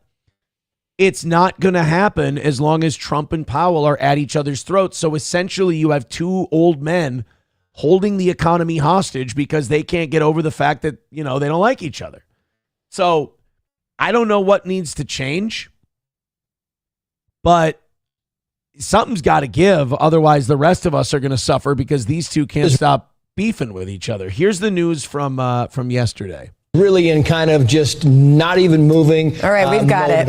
Unchanged. Right. Unchanged, as anticipated. So this is not the Federal Reserve Chair bowing to the pressure of the president saying he's been too late, it's time to lower rates. He's decided not to. Yeah. And Kevin Hassett just said that the economic indicators all point to the need to lower rates, but that is not what is happening. So the market reaction basically is quiet because this was what was anticipated. Right. But it's going up a little bit, which is kind of surprising. It's kind of ticking up. I mean, the rates are, as Kevin Hassett said, the rates do need, by a lot of accounts, come down. But the Fed board, I mean, you're talking about 12 people and they decided no. But they did have 2 people dissenting, which, again, has not happened since the mid-'90s. So that's nice. And, I hate the Federal Reserve. I wish it didn't exist. I don't think there should be a central bank. I think we should have shitloads of banks setting their own interest rates. It's more competitive for the consumer. I like that. Also, it could create a situation where maybe houses become more affordable with more competition in the lending reach. I don't look. The point is, I don't want to give the Federal Reserve too much credit because I hate them and their existence. But I do think they managed inflation well under Biden and the Trump COVID stuff because that was a shit show. That was a thing where the Fed had to be the adult in the room. I think the Federal Reserve not lowering the rate now is kind of shitty, but I think the way they navigated that Biden inflation was probably the best they could have done because we printed trillions of dollars and just handed it to people. Basically we put everybody in one of those air compressor cash boxes and just let people grab. And then they went and spent it and mostly on frivolous spending. And that jacked up inflation. And Biden did fucking nothing to stop it. Nothing. And so the Federal Reserve had to come in and jack up interest rates, rein in the money supply, and it worked. And now inflation is down.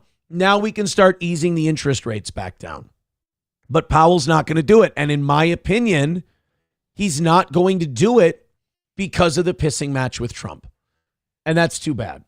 Maybe another reason that there shouldn't be a central bank, because it wields too much power and it can exercise, personal vendettas that it has. So I don't like Powell. I don't think he did a terrible job managing the early 2020s inflation. I mean, he did kind of the best he could with what he was given from retarded politicians. But also, I think this petty vindictiveness is not a good thing. It is not a good look for him either. Shuli Madoff with $5 says, "Hey, Steel Toe, matching an undershirt directly to the color of a shirt is not recommended. Hopefully a woman in your life will tell you that. Well, when she sees me today, she'll let me know. I'm sure I'll catch all kinds of hell for it." Veldrain with $1 says, "Sydney Sweeney has great genes, making white babies. This message has been approved by Jesse Lee Peterson." Actually, Jesse Lee might say exactly that. "You think Sydney Sweeney should make more white babies?" No, I don't think it matters what color the baby is. Beta! I think that Sydney Sweeney should only breed with white men because we need more white people. I think that's the truth. Yeah, but don't you think blacks should breed in equal numbers? Beta male. So so you guys are making the white babies ads for Sydney Sweeney? Great. I should have known. Yeah, it is funny to watch Jesse Lee Peterson talk about white people because, Jesse Lee Peterson's kind of a bigger fan of white people than a lot of white people are. Jesse, loves the whites. By the way, that puts us $250 away from today. Thank you very much for that. Streamlabs, PayPal, Venmo, Super Chats, and Rumble Rants. I appreciate it. Throw in a couple bucks. Let's get another win for the toe. Let's find a Jesse Lee. We're hopping around a lot today. I like it. Let's find us a Jesse Lee Peterson white people thing. Joe Rogan and Kid Rock had an argument about Israel. That's no good. We don't want Joe Rogan and Kid Rock arguing. England is not a white country. What do you want from white people? All right. Michelle, what do you people want? What do I want? Michelle. When you say you people, what do you mean? The complaining black people, blaming others for the failure of their parents and their lives, blaming others for whatever it is you complain about. What is it exactly do you want from white people?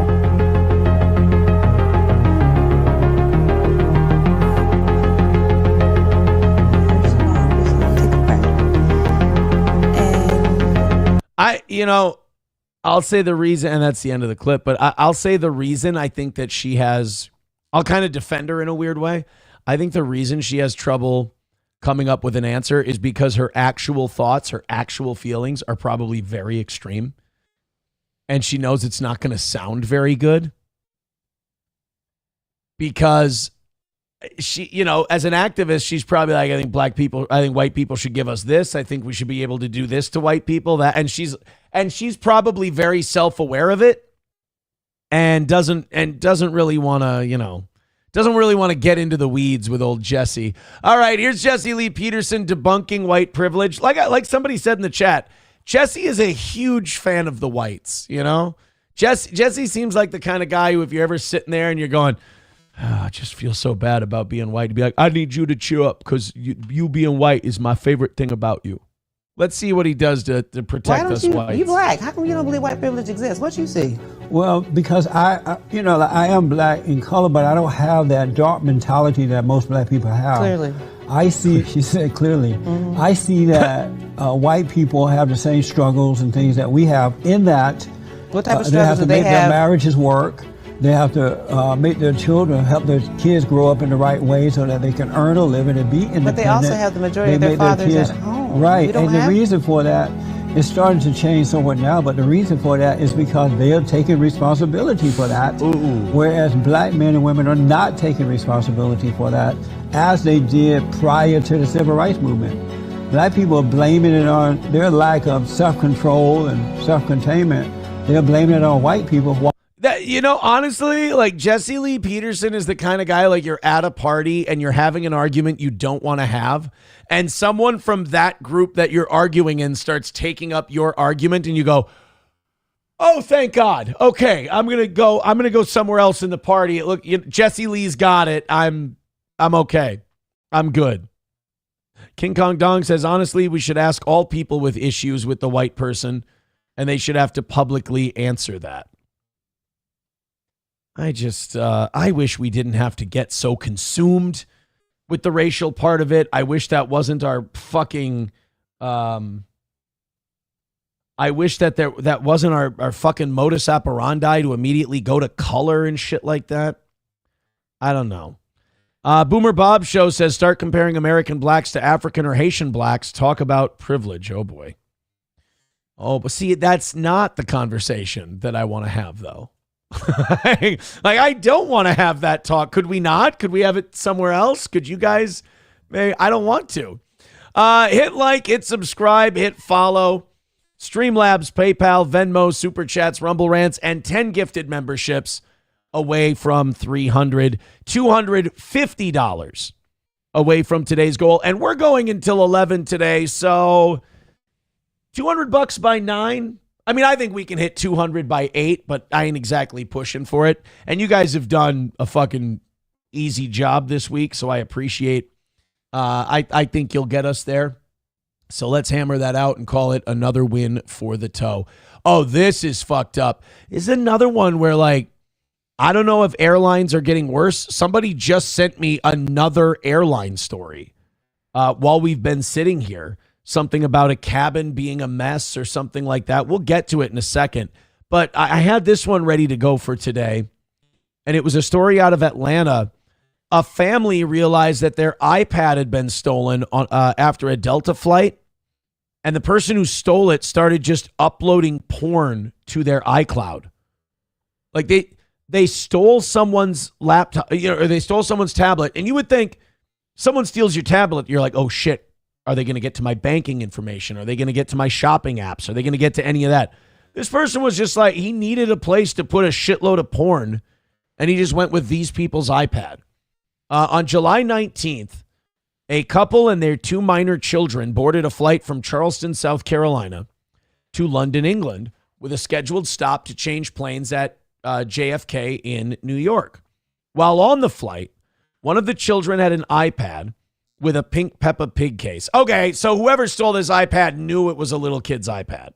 So this is really fucky then. The family arrived at JFK, deboarded the plane, and boarded their flight to Heathrow. Once they landed in London, the family realized they had accidentally left the child's iPad on the plane that flew from Charleston to JFK. Yeah, you can't really trust a kid to remember. You kind of got to double check and make sure the kid brought it with. According to the lawsuit that they filed, the mother realized they didn't have the iPad after she began receiving random text messages related to the device. The mother used the Find My app and learned the device was in Jamaica, Queens, in New York. The alleged thief logged the mother out of the account and had began taking pictures, including selfies with it. Yeah, so if you're on the same plan as your kids, you can do this thing where any messages they get, you get. I highly recommend it. And if you start seeing fucked up messages coming into like that tablet's number, you got to get on that, man, because otherwise shit like this can happen. The alleged thief logged the mother out, put selfies on the tablet. And remember, because this is a kid's tablet, the mom can see all of this stuff.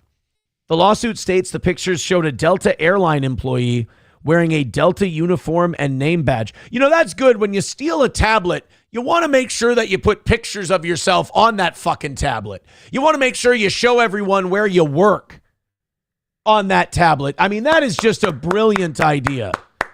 It's like when Billy Madison stole his shirt from Frank. He pulls it up and Frank's name is written all over it. You want someone to look at him and go, are you some kind of a damned moron? On July 20th, the family filed a lost and found report for the iPad with Delta. Between the filing of the report and the time of the lawsuit being filed, the family says Delta had not responded. That same day, the family says pornographic videos of the man. Oh, he made his own porn. God damn it. I mean, what's your luck that you not only do you lose an iPad on an airplane, but it gets picked up by the biggest fucking pervert in the area. In the videos, the employee is pleasuring himself while in a Delta uniform and wearing a Delta badge, the lawsuit states. Ugh.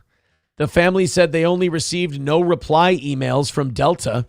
On September 3rd of that year, another pornographic video showed up in the family's iCloud account with the same individual. So the guy's just filming himself whacking off. Is this to like study game day footage like in football? Like, okay, you know what? I cranked to the left a little there. That's going to minimize pleasure. I got more of a straight up and down.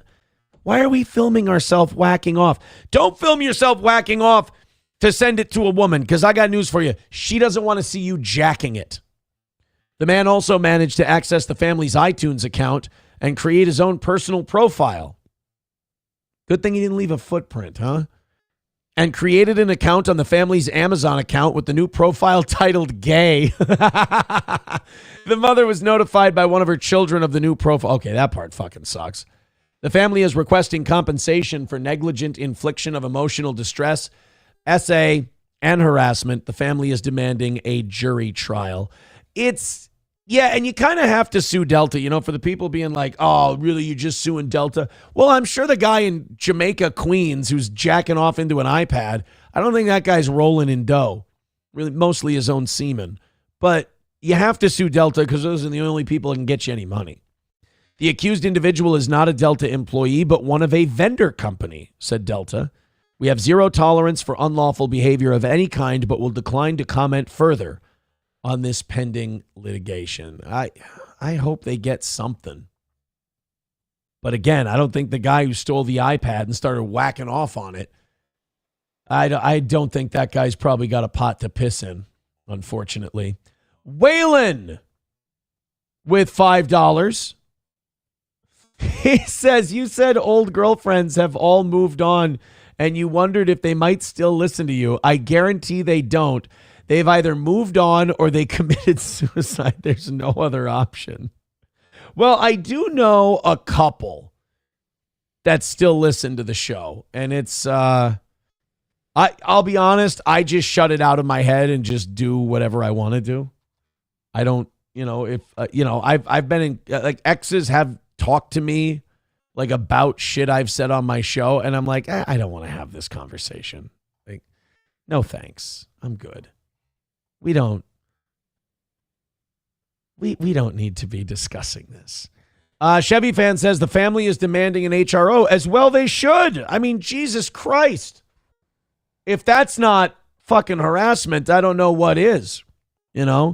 Personally, as someone who's been harassed in like the creepiest ways, I would highly recommend it. I'm sure you would too, Chevy fan. Otherwise, you're kind of just an internet weirdo, aren't you?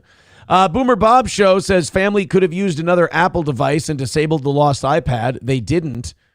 No case here. Ooh, I don't know, man. A guy recording his own pornography and putting it on a little kid's tablet. I feel like, the reason that they're requesting a jury trial, by the way, is because they know a jury will be very sympathetic. Whereas a judge might think the way you do, Boomer Bob Show, and say, well, technically by the civil code, they don't really have a case here. They don't want to run that risk. That's what it is. Chevy fan says they used AI facial recognition on his dick to track him. That technology. Thank God it's getting so much better. 2:45 away from today's goal. Keep it up, guys. Streamlabs, PayPal, Venmo, Super Chats, and Rumble Rants. We got all the links in the chat, and we're only 10 gifted memberships away from 300 today, so keep it up, and thank you. Crowder Wears Panties says, is jerking off in front of a tablet considered porn now? Oh, yeah, if you film any kind of sex act, that's considered pornography. I don't even think that's debatable anymore. So, yeah, if you film yourself jerking off, congratulations, you made a porno.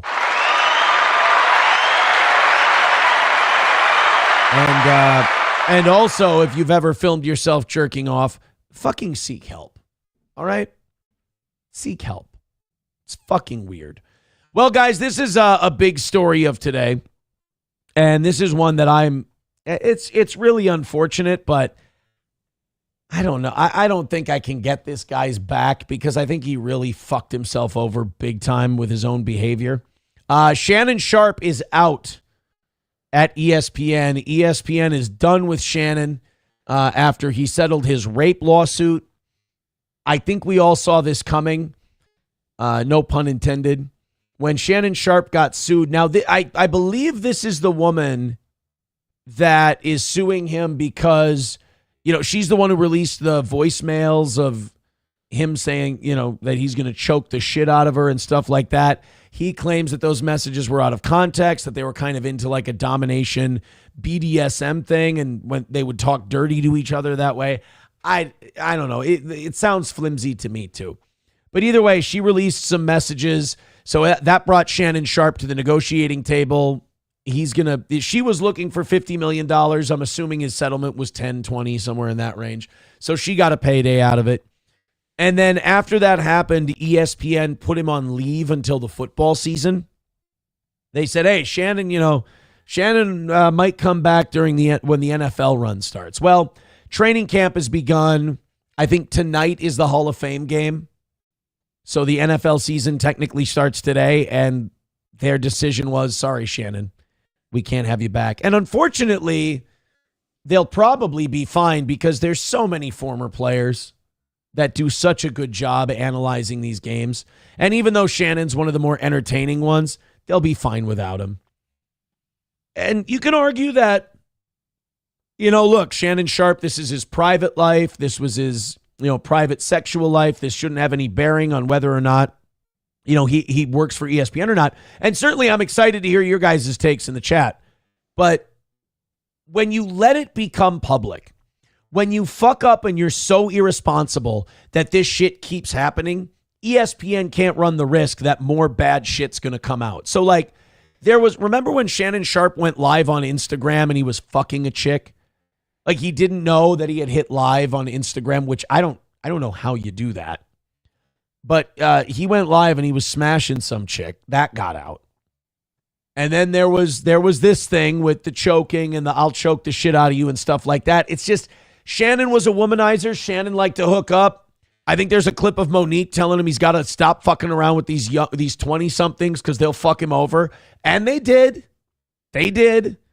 And it cost Shannon a gig. I mean, you got to be careful with shit like this. You got to protect yourself.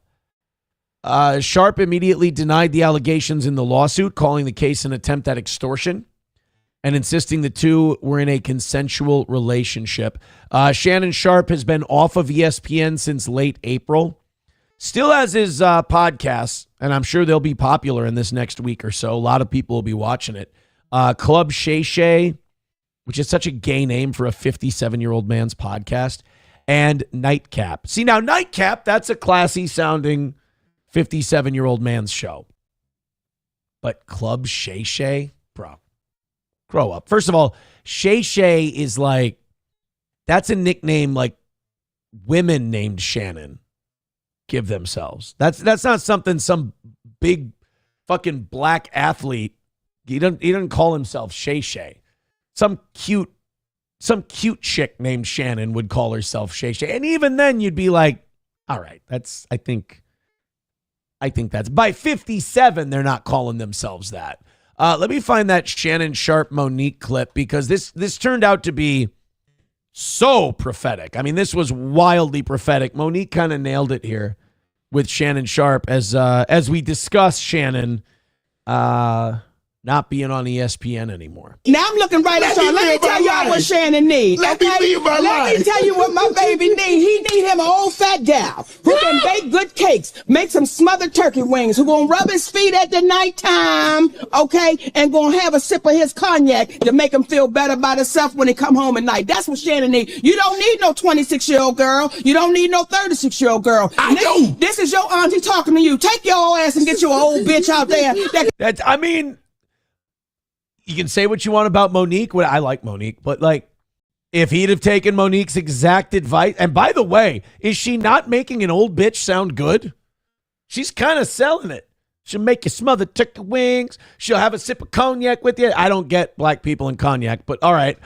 She'll have a sip of cognac with you at the end of the night. She'll rub your feet. It's like, that sounds kind of nice.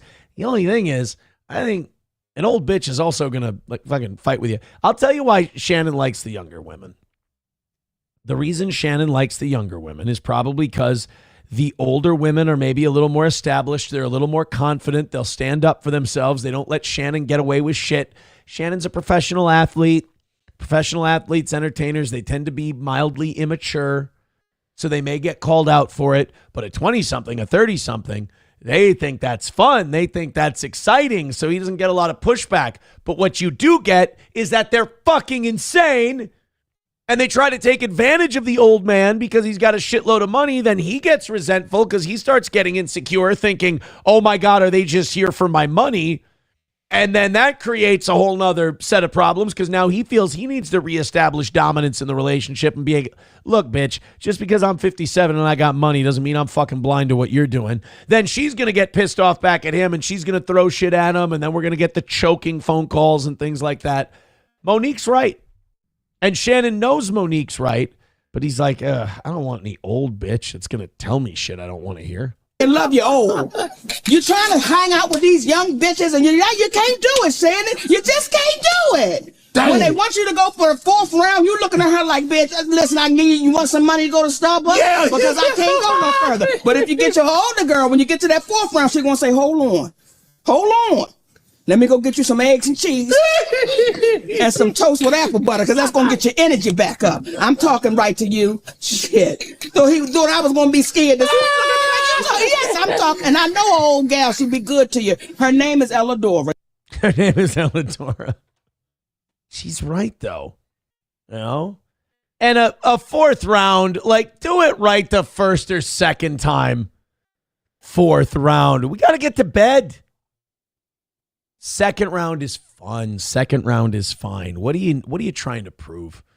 What are you trying to prove with the fourth round? 2, I mean, 3 if it's you're all alone, the kids are gone, all of that. All right, maybe a third round, like when you wake up randomly in the middle of the night and you're spooning, you can go for a third round. But 1 or 2. Let's not get out over our skis here. I got to say, I think I agree with absolutely everything Monique said. I think she absolutely nailed it. Monique's best performance was Evil Mom from Precious. Yeah, 1,000%. 1,000%.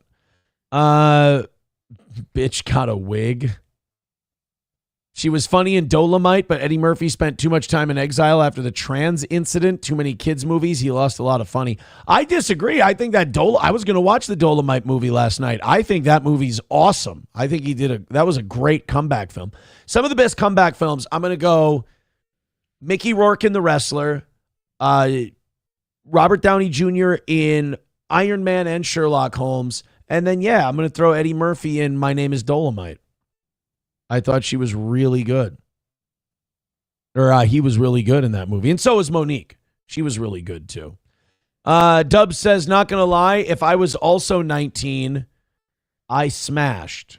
I don't know what that means.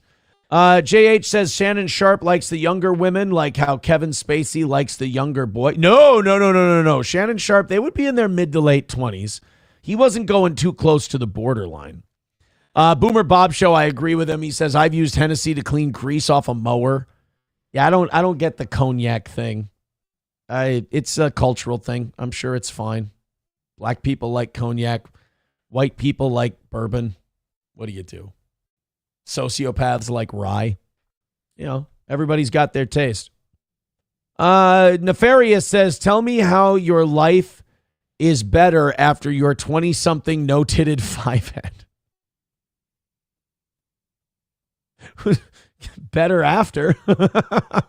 Nefarious says, say old bitch again. Well, old bitch. He needs an old bitch. Boomer Bob Show says somebody translate. I don't speak jive. Grand Poobah says, you had me at toast with apple butter. That did sound good, but it shouldn't be surprising that Monique likes food.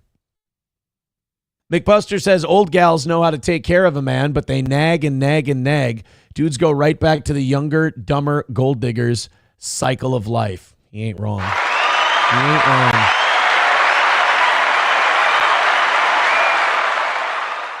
Hulkamasha Baby says, just admit 4 rounds is too much cardio for you. Yeah. 4 is a lot. 4 is a lot, my friend. Grand Poobah says, rye is for whiskey sours. Rye is unnecessary. Stop it. You don't need it. You don't need it. Cannot compare Blanton's with Henny, says Boomer Bob. Well, no, of course. And who is? Who is? $245 away from today's goal. Guys, do us a favor. Throw us a little rally here on the toe. Streamlabs, PayPal, Venmo, Super Chats, Rumble Rants, gifted memberships. That's what you do with cognac. You do memberships. Go ahead and throw in a couple of bucks, and let's not kill the vibe today. I appreciate it. Guess is doing they're kind of flying under the radar with their own Sydney Sweeney kind of controversy. So while American Eagle is using Sydney Sweeney and everyone thinks they're Nazis for doing it, Guess is using AI models.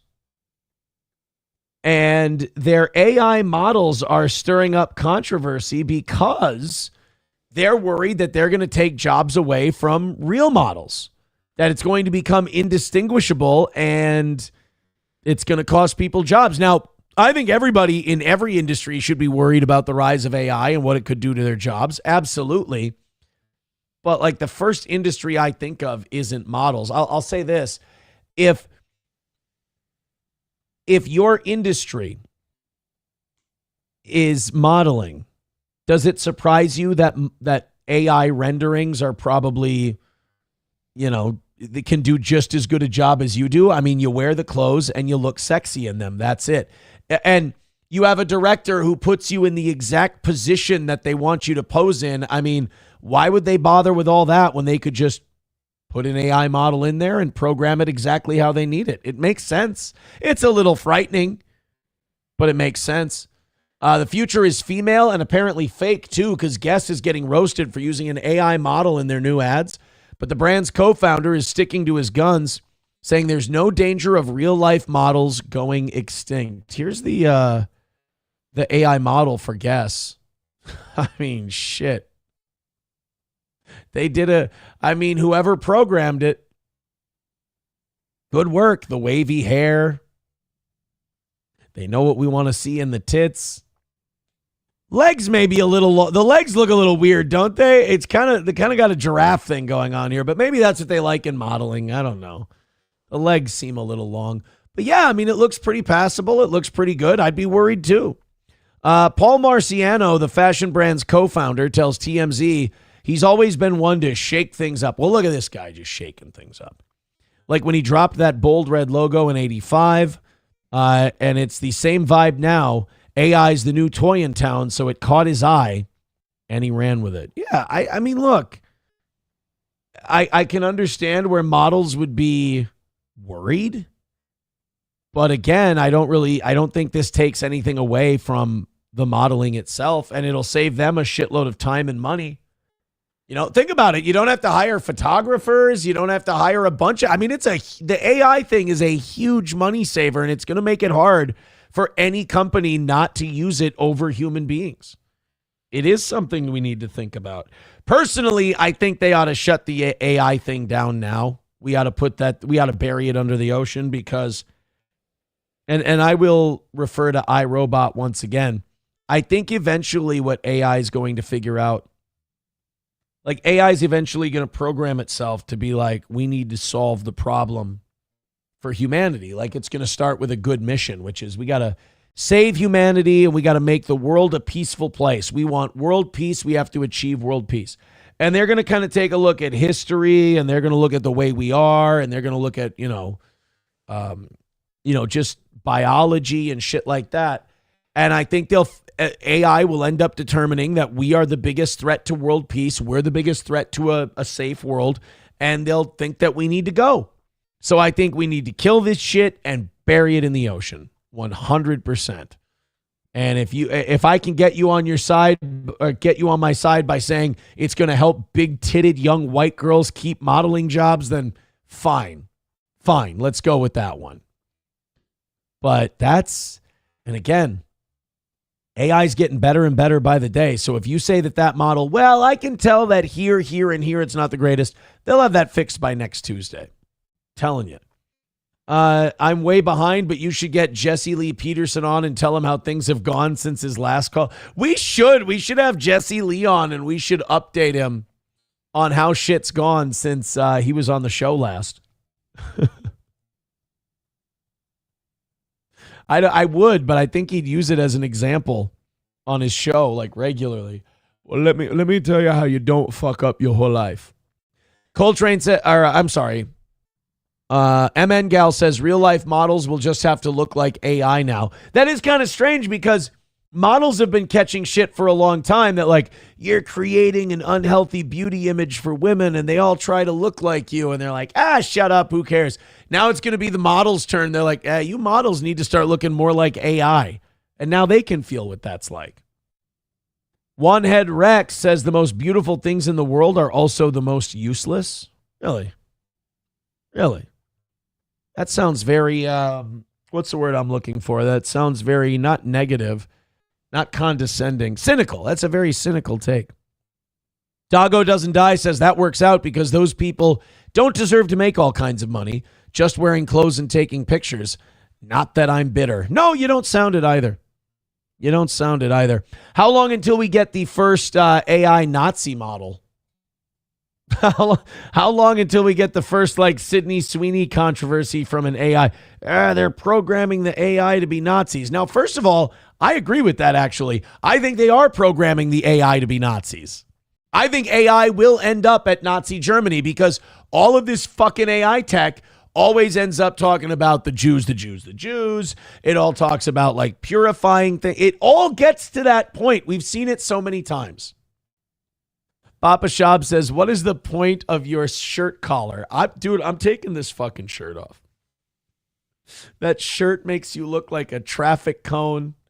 I don't like the way you guys are talking to me today. I don't like it. And no money attached to it either. Like just all it is just shitting on me. And there's not even a couple bucks attached. If you guys would maybe throw $5 or $10 at me at a time, throw a membership in there, click the PayPal link, click the Venmo link in the chat. I mean, that would be nice. But just the hurtful comments? NBA's Nick Kerr with $2 says Shannon Sharpe will end up at ESPBDSM. I like that joke. I'm good with that joke.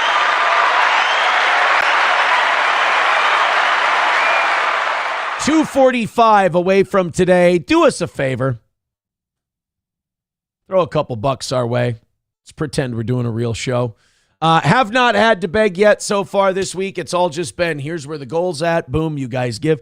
So let's make sure that maintains for today. We are going until 11, so, where the goal needs to be is pushed back a little bit, but let's still keep up on it. I got close to begging. Let's not have a begging day. Go ahead and throw in. We need a run. When we're not making any money, I'll be honest, I feel like I'm not doing a real show. I feel like I'm just kind of in a basement talking to myself. But that's just my own personal hang-ups. We have, I tell you what, man, this Josh Hawley is really like making me a big fan. And I've liked him before. I think he's been great at hearings and shit like that. Confronting guys like Fauci and stuff. But Josh Hawley has been pushing for the release of the Epstein files. Josh Hawley has been, I think in the Senate, Hawley is the embodiment of kind of that America First MAGA vibe. And of course, that's pissing off Donald Trump.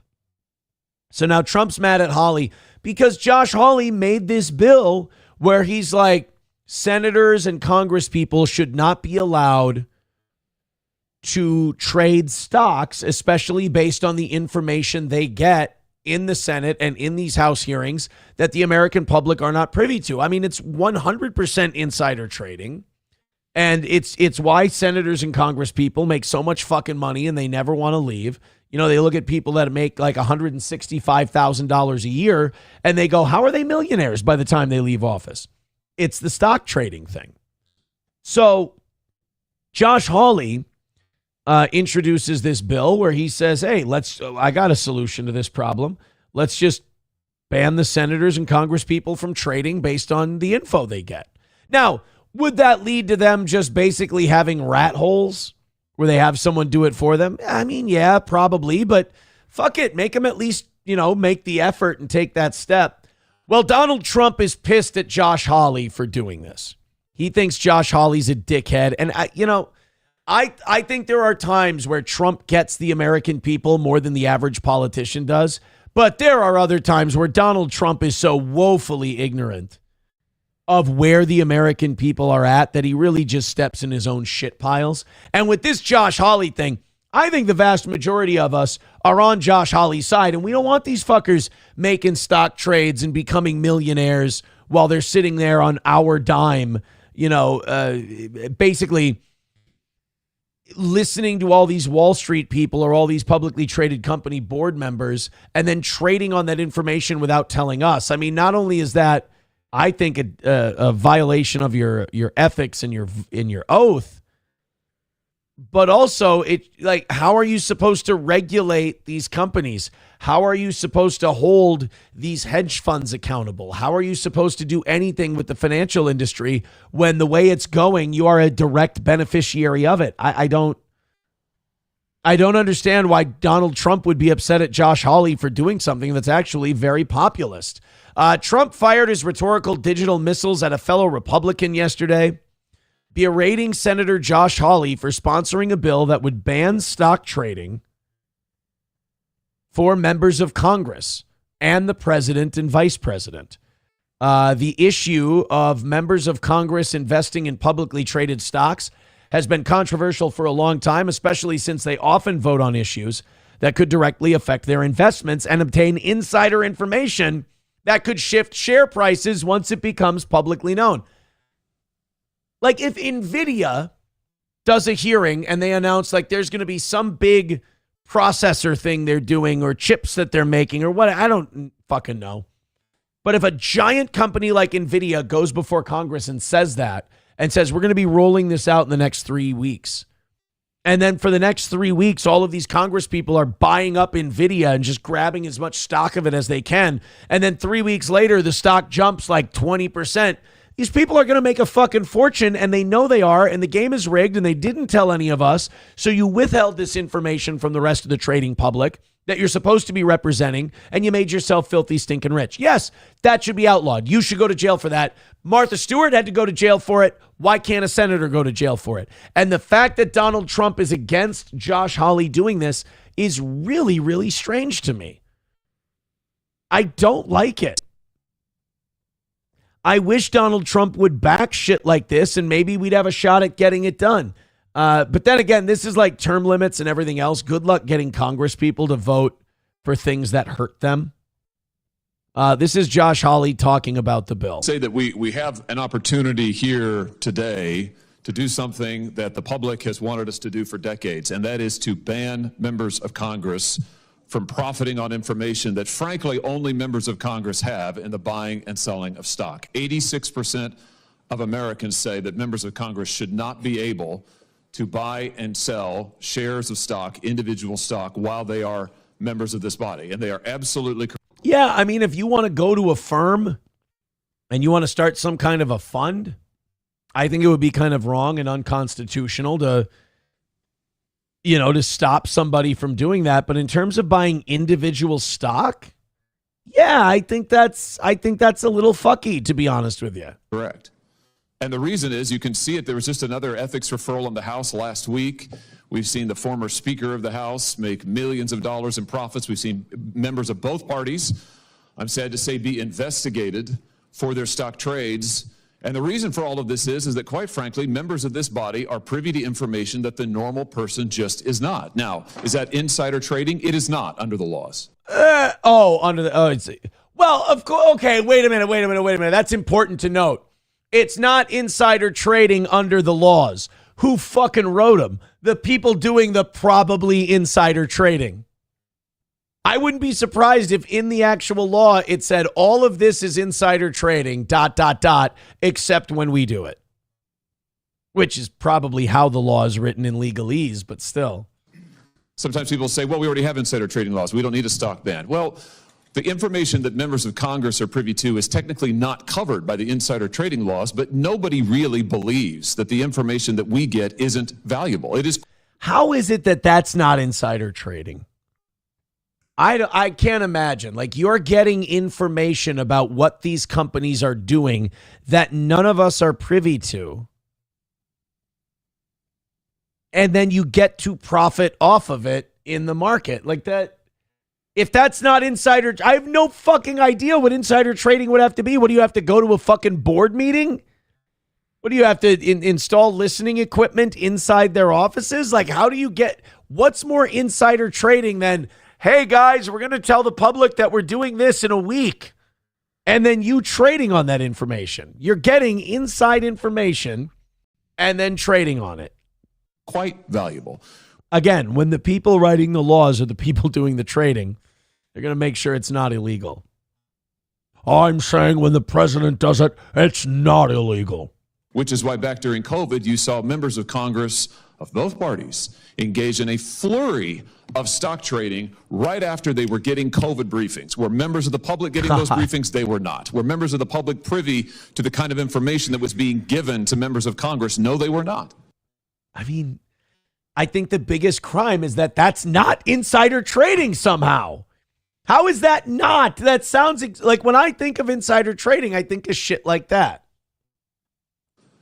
And this is where Hawley's gonna, and I like him a lot. I think he's genuine, but this is where he's going to have a lot of trouble.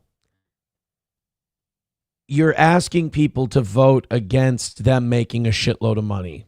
And I don't care how principled these senators are. I don't think all the people who would vote against it are bad people necessarily. But it's really hard to say no, especially you have a family, you have kids, whatever. It's probably really hard to turn that down. And so when you look at what members of Congress are privy to, what they are able to trade on, the access that they have, it's just qualitatively different than your average Joe or Jane, which is why we ought to put into place common sense guardrails that say, if you want to be a member of Congress, you can put you want to save, great. You can buy mutual funds, you can buy broadly diversified investment vehicles. You should not be able to buy and trade individual stocks. I mean, look at what happened. So they made a movie about it. Paul Dano was in it. The GameStop thing. Roaring Kitty or whatever. Like, he really liked the GameStop stock. He thought it was undervalued. And then he saw that a lot of people had call options or put options or whatever on it, and hold options, whatever the fuck it was. And he wanted to bust those options, but also he felt like the stock was wildly undervalued. So he started telling all these people about it, and then Reddit got a hold of it, and YouTube got a hold of it, and the internet in general got a hold of it, and they started getting the Robinhood app, and they started buying a shitload of GameStop, and they ran the price up into the hundreds. And all of a sudden, this Melvin Capital has all these options on GameStop that they're not going to make, and it literally buried their fucking hedge fund. But Citadel Capital was the big daddy overseeing the whole thing. Citadel Capital was the one who was going to be taking the Robinhood app public. So they got Robinhood to shut down trading. All you could do was sell. You weren't allowed to buy stocks for a little while. You could only sell it. And that's when the partial sell-off of the GameStop thing happened, because Citadel Capital was standing to lose tens of, if not hundreds of billions of dollars on this GameStop deal. So when regular people want to get in the market and they're not doing anything illegal, they're not doing anything wrong, the big boys at the top can shut them the fuck down. shut them the fuck down and stop them from buying. Or the stock exchange can shut down. Like you can lock poor people and regular working people out of the system. But we can't lock these motherfuckers out of the system because they have the power of the pen. And they're making shitloads of money. So when you do it honest, like the GameStop thing, they'll shut you down. But if you play ball with the market and you do what these guys do, you'll get to run that scam forever, even when we find out it's a scam. So I ask you, outside of physical punishment for these things, how do you stop people from this? You know, when you talk about how unfair the system is, if you rabble-rouse too much or you talk about taking, fighting back in any kind of physical manner, they might send people with guns to your house and take you the fuck away. Meanwhile, they can shove a fucking gun in your face and tell you did something even if you didn't fucking do it.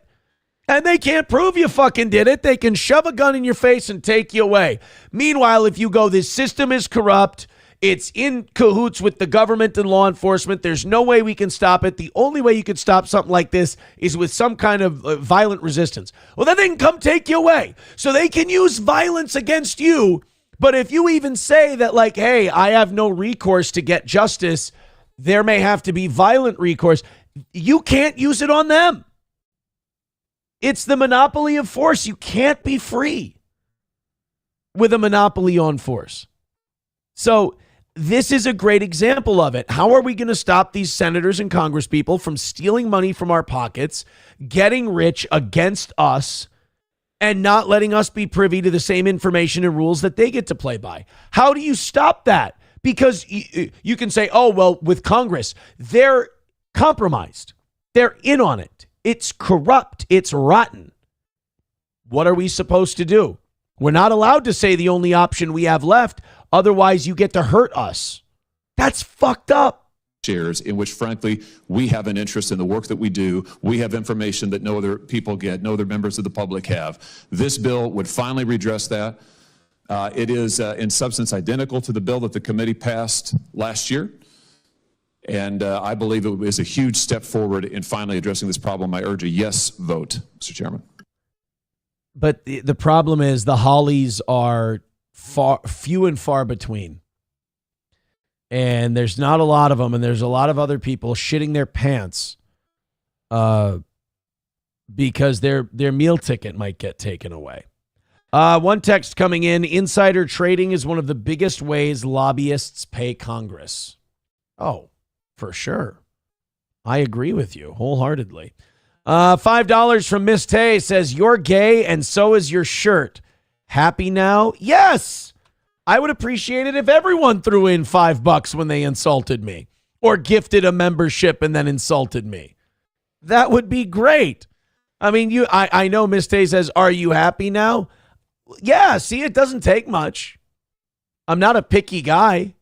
I'm actually pretty easy to please. Just throw me a couple bucks and tell me what a fat whale cunt I am. It's not going to hurt my feelings. Twitter, Facebook, YouTube, Rumble, 700 people checking out the toe. Go ahead and hit like, hit subscribe, hit follow. I appreciate it. Thank you so much. Thank you so much. Ricky Bev says, this show is every hot take from 2004. Yeah, how fucked up is it that we haven't done anything? Every hot take from 2004. It's fucking pathetic that people like you think that's a weird thing, because all it shows is you don't fucking know your head from your asshole. Every hot take from 2004. Right, retard, because we haven't fixed it. Sorry, Ricky Bev. I'm fired up. I know you're a fan of the show, but I'm fine. I hate it when people are like, we've been complaining about this for 20 years. Yeah, that's why a lot of us are as pissed off as we are. Is because this shit keeps happening. More people keep realizing it. It's understood. And then you get to the end game, which was they're not doing anything about it. The only way we can get their attention is a way that will lead to them, hitting us with a fucking rifle butt, shooting at us. So do something, anything, so that we don't, have to cross that Rubicon. Sam Show says it's not complicated. People bitch about it because they think they can weasel their way out of the ultimate cost. Fauci's Pangolin says, now play some Nickelback. Hey, everybody.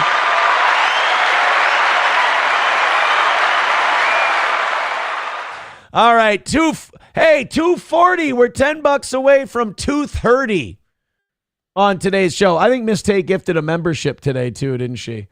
So that's 10 more bucks for Miss Tay. Our standings look like this. 12 Mai Tai Todd in first at 110. No Pen 15 Fathead in second with 95. Miss Tay in third with 80.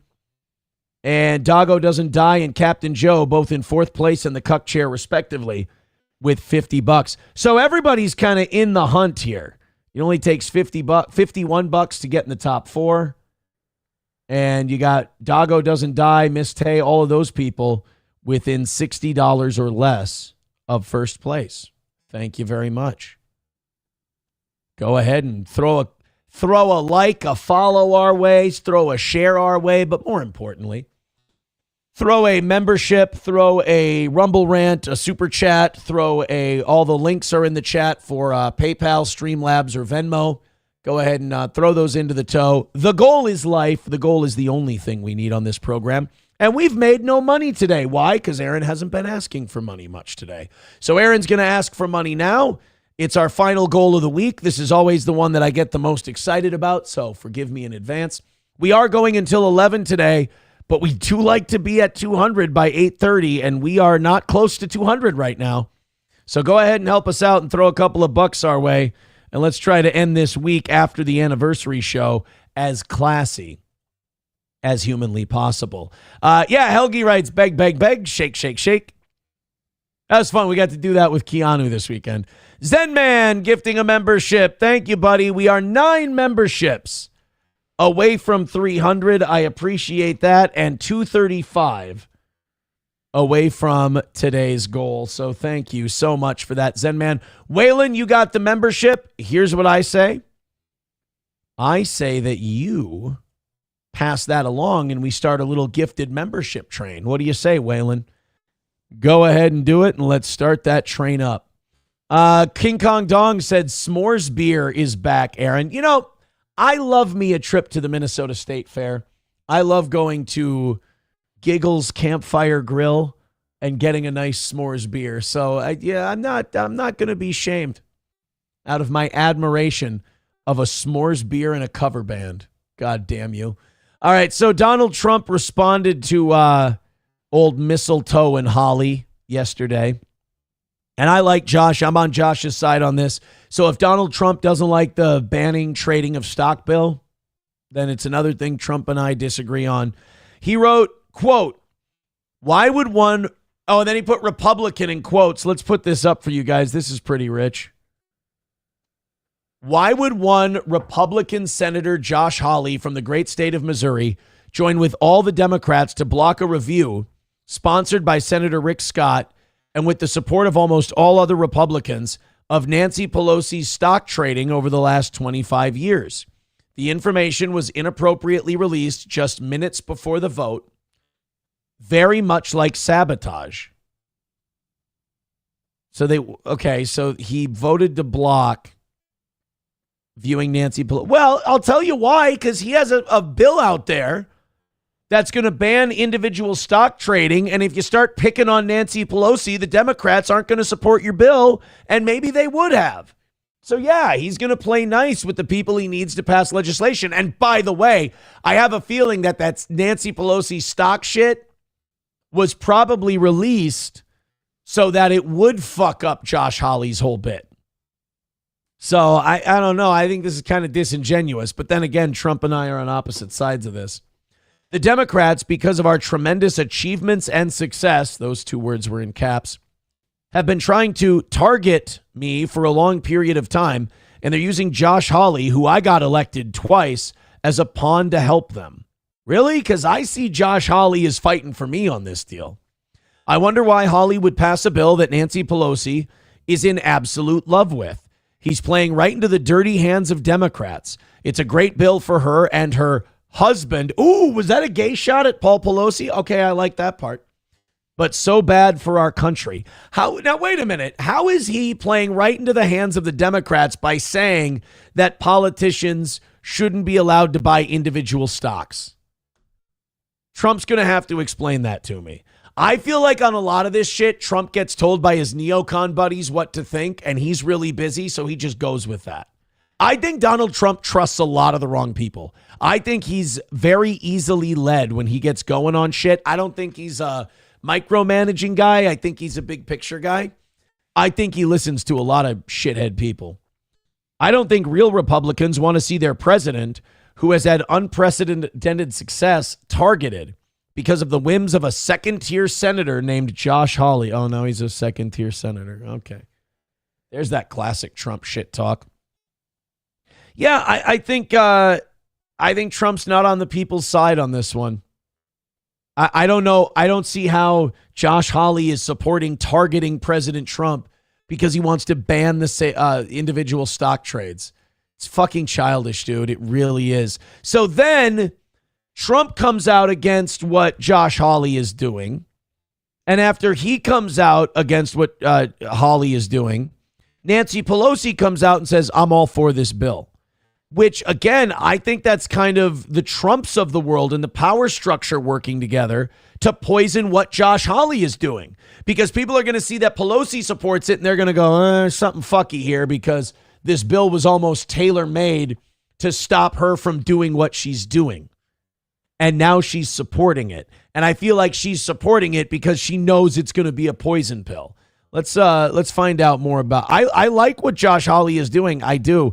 I just don't think you're going to get a bunch of people who stand to get very rich on stock trades to vote against them making a shitload of money. Like in the movie Mr. Deeds, you've got 5 minutes to make everyone in this room start hating money. Thank you, Mr. President. Senator Hawley introduced legislation that would ban members of Congress from owning or trading individual stocks. It extends to the president and the vice president. Are you in favor of that legislation? Well, I like it conceptually. I don't know about it, but I like it conceptually. And, you know, Nancy Pelosi became rich by having inside information. She made a fortune with her husband. And I think that doesn't help either. Because then it makes it, then all the Democrats who might be for this, because this is kind of an anti-Wall Street, anti-corporation thing. Liberals might like this. I don't think that's productive because then they'll stand up for their girl Nancy. And they'll be like, stop picking on Nancy Pelosi. Especially when a lot of Republicans got rich this way too. A lot of Democrats and a lot of Republicans got rich playing the stock market based on info they got while in these hearings. So I don't think just singling out Nancy Pelosi is helpful to get this to stop. think that's disgraceful. I think when you talk to Democrats about it, you should shit on Republicans. And when you talk to Republicans about it, you should shit on Nancy Pelosi and Democrats. So in that sense, I'd like it, but I'd have to really see I study these things very carefully, and this just happened. So I'll take a look at it. But conceptually, I like it. And what I do think is Nancy Pelosi should be investigated because she has the highest return of anybody practically in the history of Wall Street, save a few. Well, she's the greatest investor of all time. She's clearly very brilliant. How did that happen? It happened by she knows exactly what's going to happen, what's going to be announced. She buys stock, and then the stock goes up after the announcement's made. And she ought to be investigated. I mean, look, he's not wrong. But at the same time, then put your fucking muscle behind Josh Hawley's bill. I bet you he has a lot of people. I think he has a lot of people telling him the wrong things, and he's buying it hook, line, and sinker. Nancy Pelosi said, "Well, I appreciate the creativity of my Republican colleagues in drafting legislative acronyms. I welcome any serious effort to raise ethical standards in public service. The Honest Act." Is that what Hawley's calling it? The Honest Act? I like that. As amended, rightly applies its stock trading ban not only to members of Congress, but now to the president and vice president as well. Cool. I strongly support this legislation and look forward to voting for it on the floor of the House. I think she's fucking sabotaging it 100% by doing that. I don't think she's dumb enough to think that, people don't conflate her and corruption and stock trading with each other. I think she's doing this to kill the bill.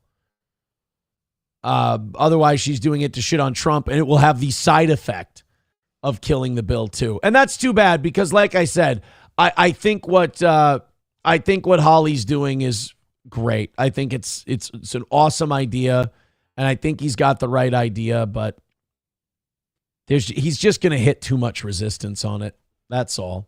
Thank you very much to Professor Tie-Dye with $7. He said, skip the lame joke and a gay golfer wants his shirt back. Never mind. Oh, he was going to skip the lame joke and then he couldn't resist.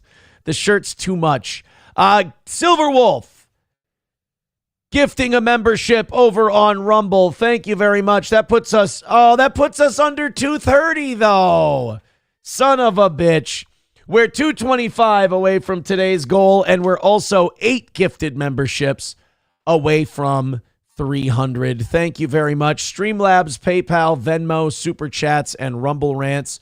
Go ahead and do the same. Gift a membership. Throw a couple of bucks in.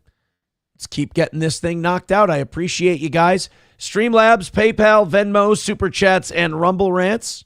The PayPal Venmo side's been quiet, so if you want to stir that up, go ahead. Otherwise, we love those gifted memberships. Not complaining about any of it. 225 away from today's goal. Let's get it, boys and girls. What do they think? Professor Tie-Dye says that was the point of the $7, you jackass. I know, I was trying to sell it. I'm sorry. Trying to sell it for you.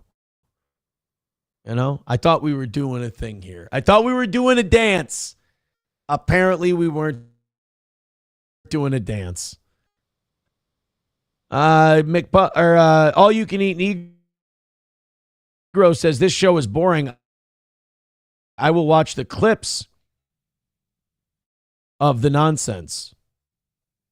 No, you will watch the whole fucking show, or you will not watch it all. Bapa Shab says, and by the way, calling today, you can call today's show a lot of things. Boring? Please. I'm sorry, all you can eat Negro, but you got to have some real shitty taste to think today's show is boring. I think you might want to, all you can eat Negro, you tell me what it is you need, and we will judge who's the boring one. Papa Shab says they'll just continue to trade while using their spouse as a proxy, you dolt. I know they will, but make them do it. I don't get that. I don't like it when people are like, well, they'll just find a way around. Then make them find a way around. Can we at least pretend we give a fuck anymore? The last thing I want to do is just watch us all give up. Fight back a little. Jesus Christ. Oh, they'll just use rat holes. I said that already. I said they'd find a way to use rat holes. But make them at least fucking make the effort. Make them take the extra step.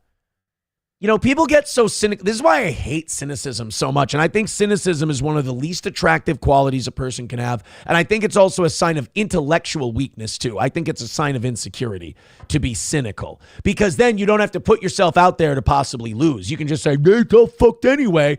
So you can be a coward and you can run from the fight. Being a cynic is a chicken shit, easy way out. I would like to do these things because change happens incrementally. It happens in little baby steps. We're not going to get the whole apple. We're going to get a bite. And then, yeah, people can find a way around it. Sure. But can we at least get to that part? Instead of just laying down like a common street whore and going, yeah, just fuck me harder, daddy government.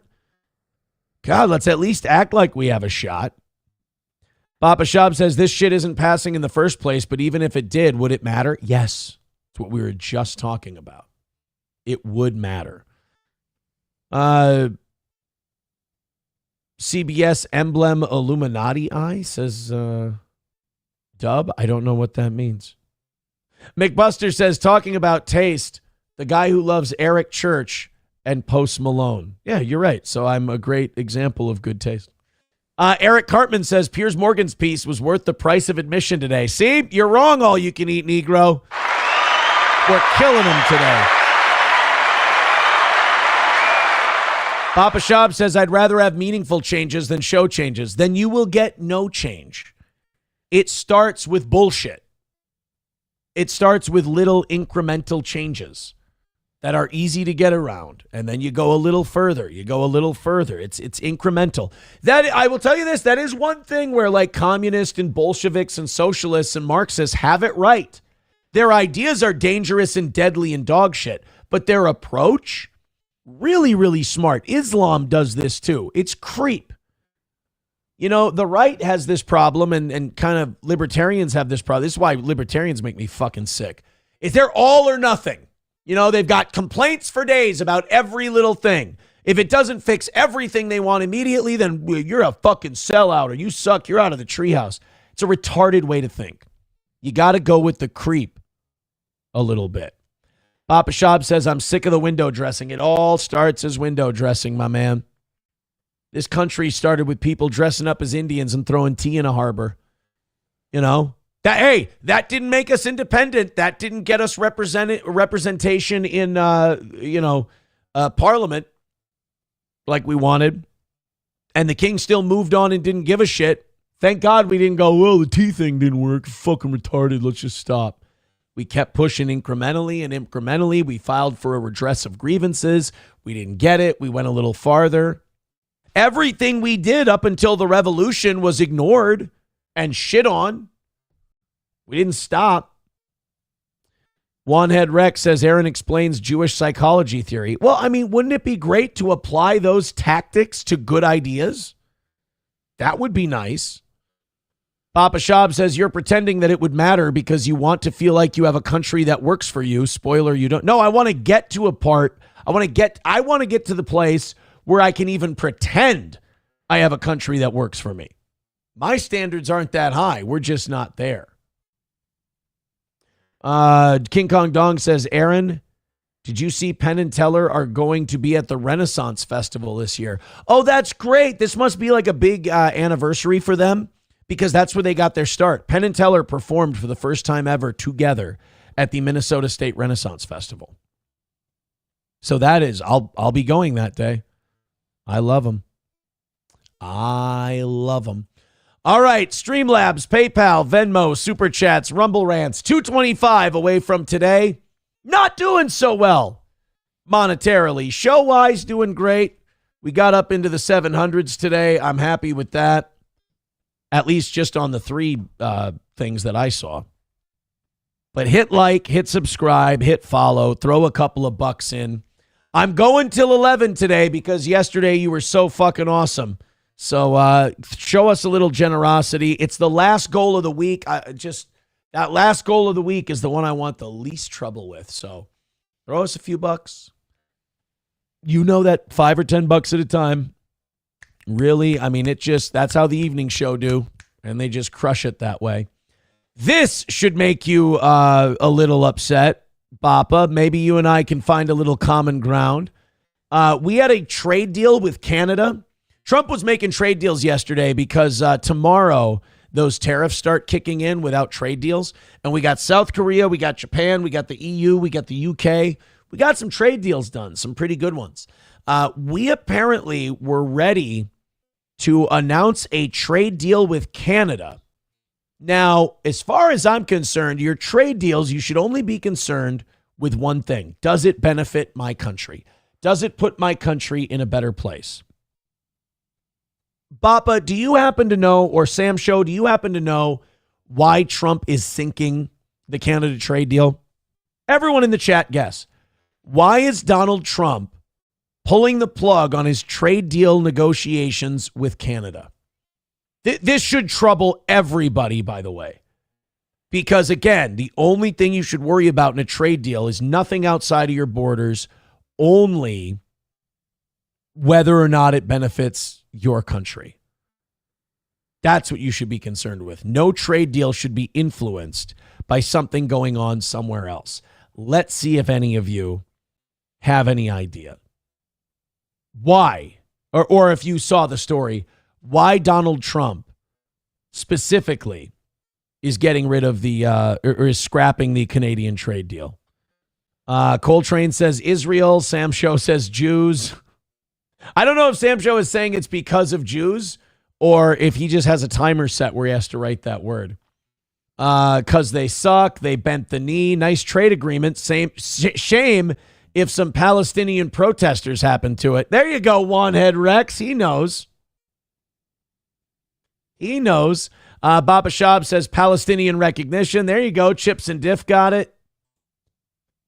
Canada said that there should be a recognized Palestinian state, which, by the way, I 1,000% agree with them. There should be a Palestinian state. It should have its own military, its own representation. I mean, if there's going to be a Palestinian state, it needs a strong military. It has to defend itself from Israel, which wants to conquer its lands. So there needs to be a Palestinian state. It probably should be a strong state, able to defend itself. I agree with Canada on that one. Well, Donald Trump has decided to sink trade negotiations with Canada after they announced their intention to recognize a Palestinian state. Trump said it will make it very hard. Why? Why should it make it hard? I don't give a fuck what Canada thinks about Palestine in the context of a trade agreement. Does the trade agreement work? Does it invest in American fucking workers? All of these trade deals that this old cocksucker holds. All right. Throw in some money. Daddy's going to get mad. This old fuck, this guy who, by the way, is a pod person who was taken over. The Trump of 2016 is dead. He died in Butler, Pennsylvania. You now have a neocon, Israel, fucking AIPAC purchased clown at this point. Because this asshole, every time he got a new trade deal, he told us what were the things he flaunted about it. It invests in American industry. It brings American industry back. It gets them to invest in American energy. American energy is back. It shrinks the trade deficit, and we've still got tariffs on them to equalize the trade deficit. That's what he always brought up. That's why these trade deals were so good. He had one ready to go, signed, sealed, and delivered with Canada. And what did he do to make fucking Israel, those goddamn war criminal, genocidal Nazis, happy? He's pulling the plug on American industry. Fuck you if you wear a hard hat. Fuck you if you wear steel-toe boots. Fuck you if you work a 9 to 5. You're not going to get more money, better jobs, better conditions, because fucking Israel doesn't like what Canada's doing. Enough. Throw them all in prison. War crimes, genocide, the whole lot of them. Or at the very least, Papa, here we go. Here's a window dressing thing for you. Cut off the fucking money.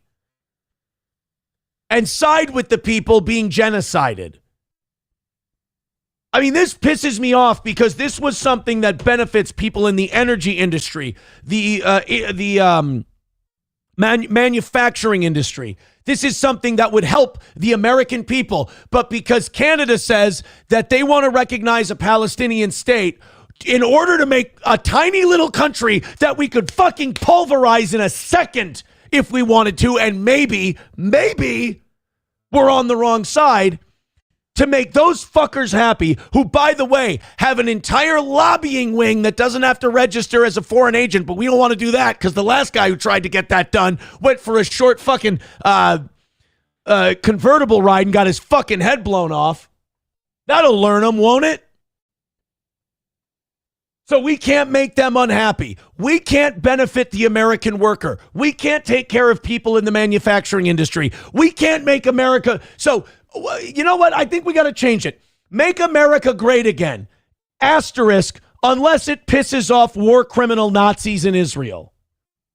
Wow, that's great. This administration, and I know a lot of you still love them. And if the economy goes better, great. If illegal immigration is enforced, great. But it all means absolutely jack shit if we surrender our sovereignty as a nation to a small little pissant country that's racist, that's genocidal, and that is bullying its neighbors. I mean, Trump's second administration is an absolute fucking failure right now because he's selling our freedom, our independence, and our sovereignty down the river and allowing genocide to happen. We're on the genocide side now. Not only that, fuck the American worker, fuck the 9 to 5er. Israel's not happy, so I got to fuck you guys over. I'm fucking tired of it because it's happening every day. And I'm tired of getting called names for noticing it. I'm tired of being told I'm something I'm not just because I see what reality is. I'm in an abusive fucking relationship with AIPAC, Israel, and the United States.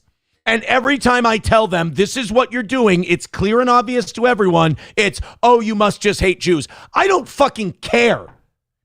First of all, I don't care about Jews any more or less than I care about whites, blacks, Asians, or whatever. I want everyone to do great, but I don't want to be manipulated. I don't want my country blackmailed and sold down the river, and I don't want my sovereignty compromised because of whatever the fuck is going on in the fucking desert. Call the Pope. Israel's bombing churches anyway. Call the Pope. Tell him the Crusades are back on. Let's take the Holy Land back. We'll run it better. Tired of it. Tired of watching this phony fucking car salesman tell me he wants to do one thing with our country, and the minute that an Israeli fucking set of fingers snaps, he can't do what's best for this country anymore. How is he any... Give me Joe Biden back. Fuck it, dude. Give me Biden back. Why not? It's the same thing anyway. At least I didn't watch Joe Biden on TV openly spread his ass cheeks for Benjamin Netanyahu's cock. At least he did it behind the scenes. And by the way, Mr. President, the Canadian president's right. It's time to recognize a Palestinian state. These people got to have the right to fight back because they're getting fucking not sterilized. They're getting fucking eliminated. They're being exterminated. They have to be allowed to fight back. I'm sorry, but if the Palestinians were white Europeans, we'd be arming them. Because I'll tell you this, the Palestinians are more victims than the Ukrainians are. I mean, this is wild shit. Thank you, Devil Pup, with $5, and we'll go into the chat in just a second here. Beyonce did a Levi's ad that looks just like the Sweeney ad, and she looks very sexy. Yeah, I'm sure she did. Dr. Silverwolf with $5 and just a round of applause. Salty Newts also sent us a couple of bucks. I appreciate that. We haven't even gotten into the actual details of the story. I'm just fucking mad every time. Papa Shab says this is all part of the plan, fake condemnation toward Israel from Western countries, and then they take infinite refugees.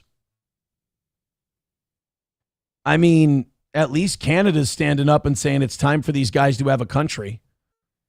Kyler with $5 says, for the rant, I agree 100%. Just don't blow a blood vessel, man. Take a sip of your high noon. I mean, Celsius. Dude, I'm blowing a fucking gasket. I can't. This shit is insane. And before Papa Shop starts busting my balls, I know I should expect it. You're right. You're absolutely right. It doesn't mean it doesn't fucking sting every time it happens, because every time Trump bends over for these fucking criminals, it hurts people closer and closer to me and the United States and friends and family in general. I mean, these trade deals that he's making are good. He's making good trade deals. It's bringing trillions of dollars in investment in American businesses. That's very good. So that means when he says no to one and he gives us the answer and it's because of Palestinian statehood, first of all, I'm an American, Mr. President. I don't feel represented by you because I'm on the side of the Palestinians. I'm on their side, not Hamas, not Hezbollah, even though I understand why Hezbollah exists. Israel invaded and occupied their home, and they wanted to fight back. Are they evil? Are they radical? Yeah, but you know what? When you invade people's homes and you starve them to death, they tend to radicalize. You know who was radical? The Mujahideen that fought the Soviet Union. Those were radicals too. They were not the best people in the world, but their homes were being invaded by an imperial power, so they fought back. The Native Americans, the people who put a fucking bullet in Custer's head, they were freedom fighters. They were fighting for their homes. They were the radicalized resistance. Did we win the war? Yeah, we won the war. But those people weren't evil. You know? Was it Sitting Bull? At Custer's Last Stand? Whatever. Like, they weren't evil. They were fighting for their houses. $2 from Dr. Silverwolf says, just blame the whites because the Jews allow it. Oh, boy. King Kong Dong says, Daddy is mad. Yeah, I'm fucking pissed. I'm really, really mad. Kyler says, I'm sorry, but I only care about us as in the United States. Well, and that's who Trump was supposed to be, the guy who represented those of us who only gave a fuck about our country. I live here and work here and have a family here. I just want good shit here. Once it's good here, then we can help others. I don't even feel that way about that part. I just don't want to vouch for another country that's going to get me fucking killed. Papa Shab says, Aaron, this is all a concerted effort from Western countries due to lobbying from Israel. All of these countries are fake condemning Israel and announcing Palestinian statehood, so they take infinite refugees. Well, and that's the other thing. So then we take in these third world Arab refugees who don't know what the fuck is going on, and they want to put their own bullshit in place when they're here, and then we have to sit them down and explain it to them. No, that's not how it fucking works here. Good luck explaining the separation of church and state to a Muslim who's lived in the Middle East their whole life. You know, and then you have another political party that wants to manipulate, use, and bribe these people to just vote for them every election. It's fucking disastrous, man. Really is. King Kong Dong with $1 says Aaron should end it with Chris Griswold. It's Clark Griswold, but holy shit, where's the Tylenol? I really should. Lab Glass with 5 gifted memberships. Thank you, buddy. We want the gold, sucker. Hulk Hogan, we coming for you, nigga. Thank you so much. That's a big one. That puts us 190 away from today's goal and just 3 memberships on Rumble away from 300. Keep it up. And if you would, continue knocking out that goal. I appreciate it. Let's get to $100 by 9:30, 10 o'clock, somewhere around there. Everybody who got gifted a membership, like Devil Pup and all the others, pass them along. Keep those going. We'll be here. Lab Glass says that rant was worth the memberships. Well, thank you. I'll get some other good rants going today. We'll make all our money. But Main Vein and some others are right. I'm going to blow a fucking gasket today. You know, that's really been my entire career. My audience is happiest and they love me the most when my life is in danger. Ryan the Garbage Man says George Washington was radicalized. He was. He was a fucking colonel in the British Army. And then enough of this shit happened. He got radicalized. 191 Redbird with $1 says we are in this mess because we spent 150 years laughing at the government, taking little bits of our rights, and us saying that's too small to fight over. This shit adds up. You're probably right. But also, I am fully convinced there was a coup in 1963 in Dallas, Texas, and our government was overthrown. It makes so much sense now. Our government was overthrown by an international cabal of corporations and foreign interests. They saw the greatest, most prosperous nation in the world. They saw it start to practice self-determination. Kennedy was the revolution reborn.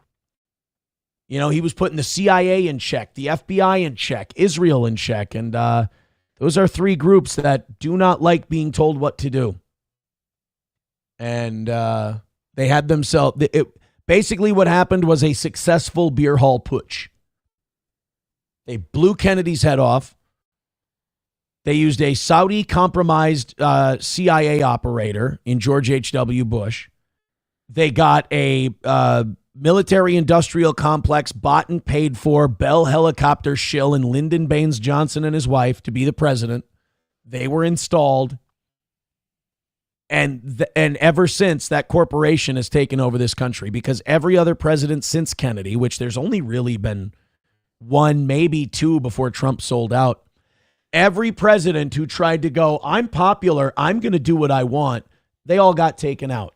Nixon said famously, the same people that got John got me. And they did. I mean, if you look at Watergate, it was 1,000% a CIA operation. It was 1,000% an inside job to eliminate the most popular president of modern times, Richard Milhouse Nixon, and then to frame him. And they did. And those CIA operatives in his administration told him every step of the way what to do, and they led him down the primrose path of obstruction of justice. They didn't just get, it's important to know this, they didn't just get Nixon out of there. They humiliated him and destroyed his reputation first, and then he had to quit. And they even got his boy Spiro Agnew thrown out of the vice presidency first. Why? Because they had their guy, just like the coup they launched with Kennedy, they had their puppet picked out to run the international cabal government. They had Gerald Ford picked out. And Gerald Ford went ahead and said, oh, yeah, we'll vote for impeachment of Richard Nixon. And he was a congressman. And he was one of the Republicans that was willing to do it. And for his loyalty to the international cabal, they made him their butt boy. They made him their cabana boy, and he got to be president. They kicked Spiro Agnew out on a bullshit tax charge that you could kick any congressman out for or any senator out for. Kennedy was an op. Kennedy was an overthrowing of a popular government, and Nixon was an overthrowing of a popular government. We got to Kyler's $5. Thank you very much for that. Switchblade Proper says, solid rant. I agree.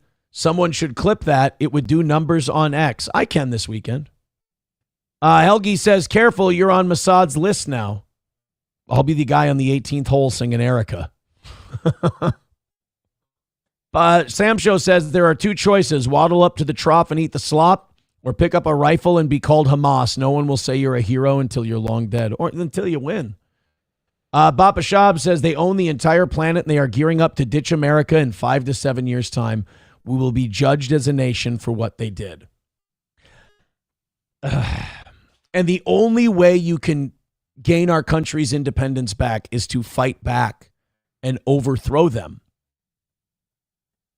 And it's scary because, how do you say this? They call you an anti-Semite if you stand up for yourself. When you're like, no, I know a lot of Jews who don't like this Zionist bullshit and the way they own our country and took over our country, the government of Israel. And then it's like, there's only one way you can get it back. But if you try to get it back, they'll compare you to another guy and say, well, you're like him. And you're like, no, I just want you to leave us alone. You know? Well, I mean, look, they call Hamas Nazis. They say that Hamas is like Hitler. And they're genocidal. And it's like, that's fucking insane. That's the craziest gaslighting I can think of. Approachable says, the only reason I can see for that is with Canada supporting Palestine, it's going to drag us into another war. So he cancels the trade agreement to say, fuck you, mind your own business. I think Bapa Shab's got a good point too, though, on it. That it's all part of kind of an organized thing. There's also...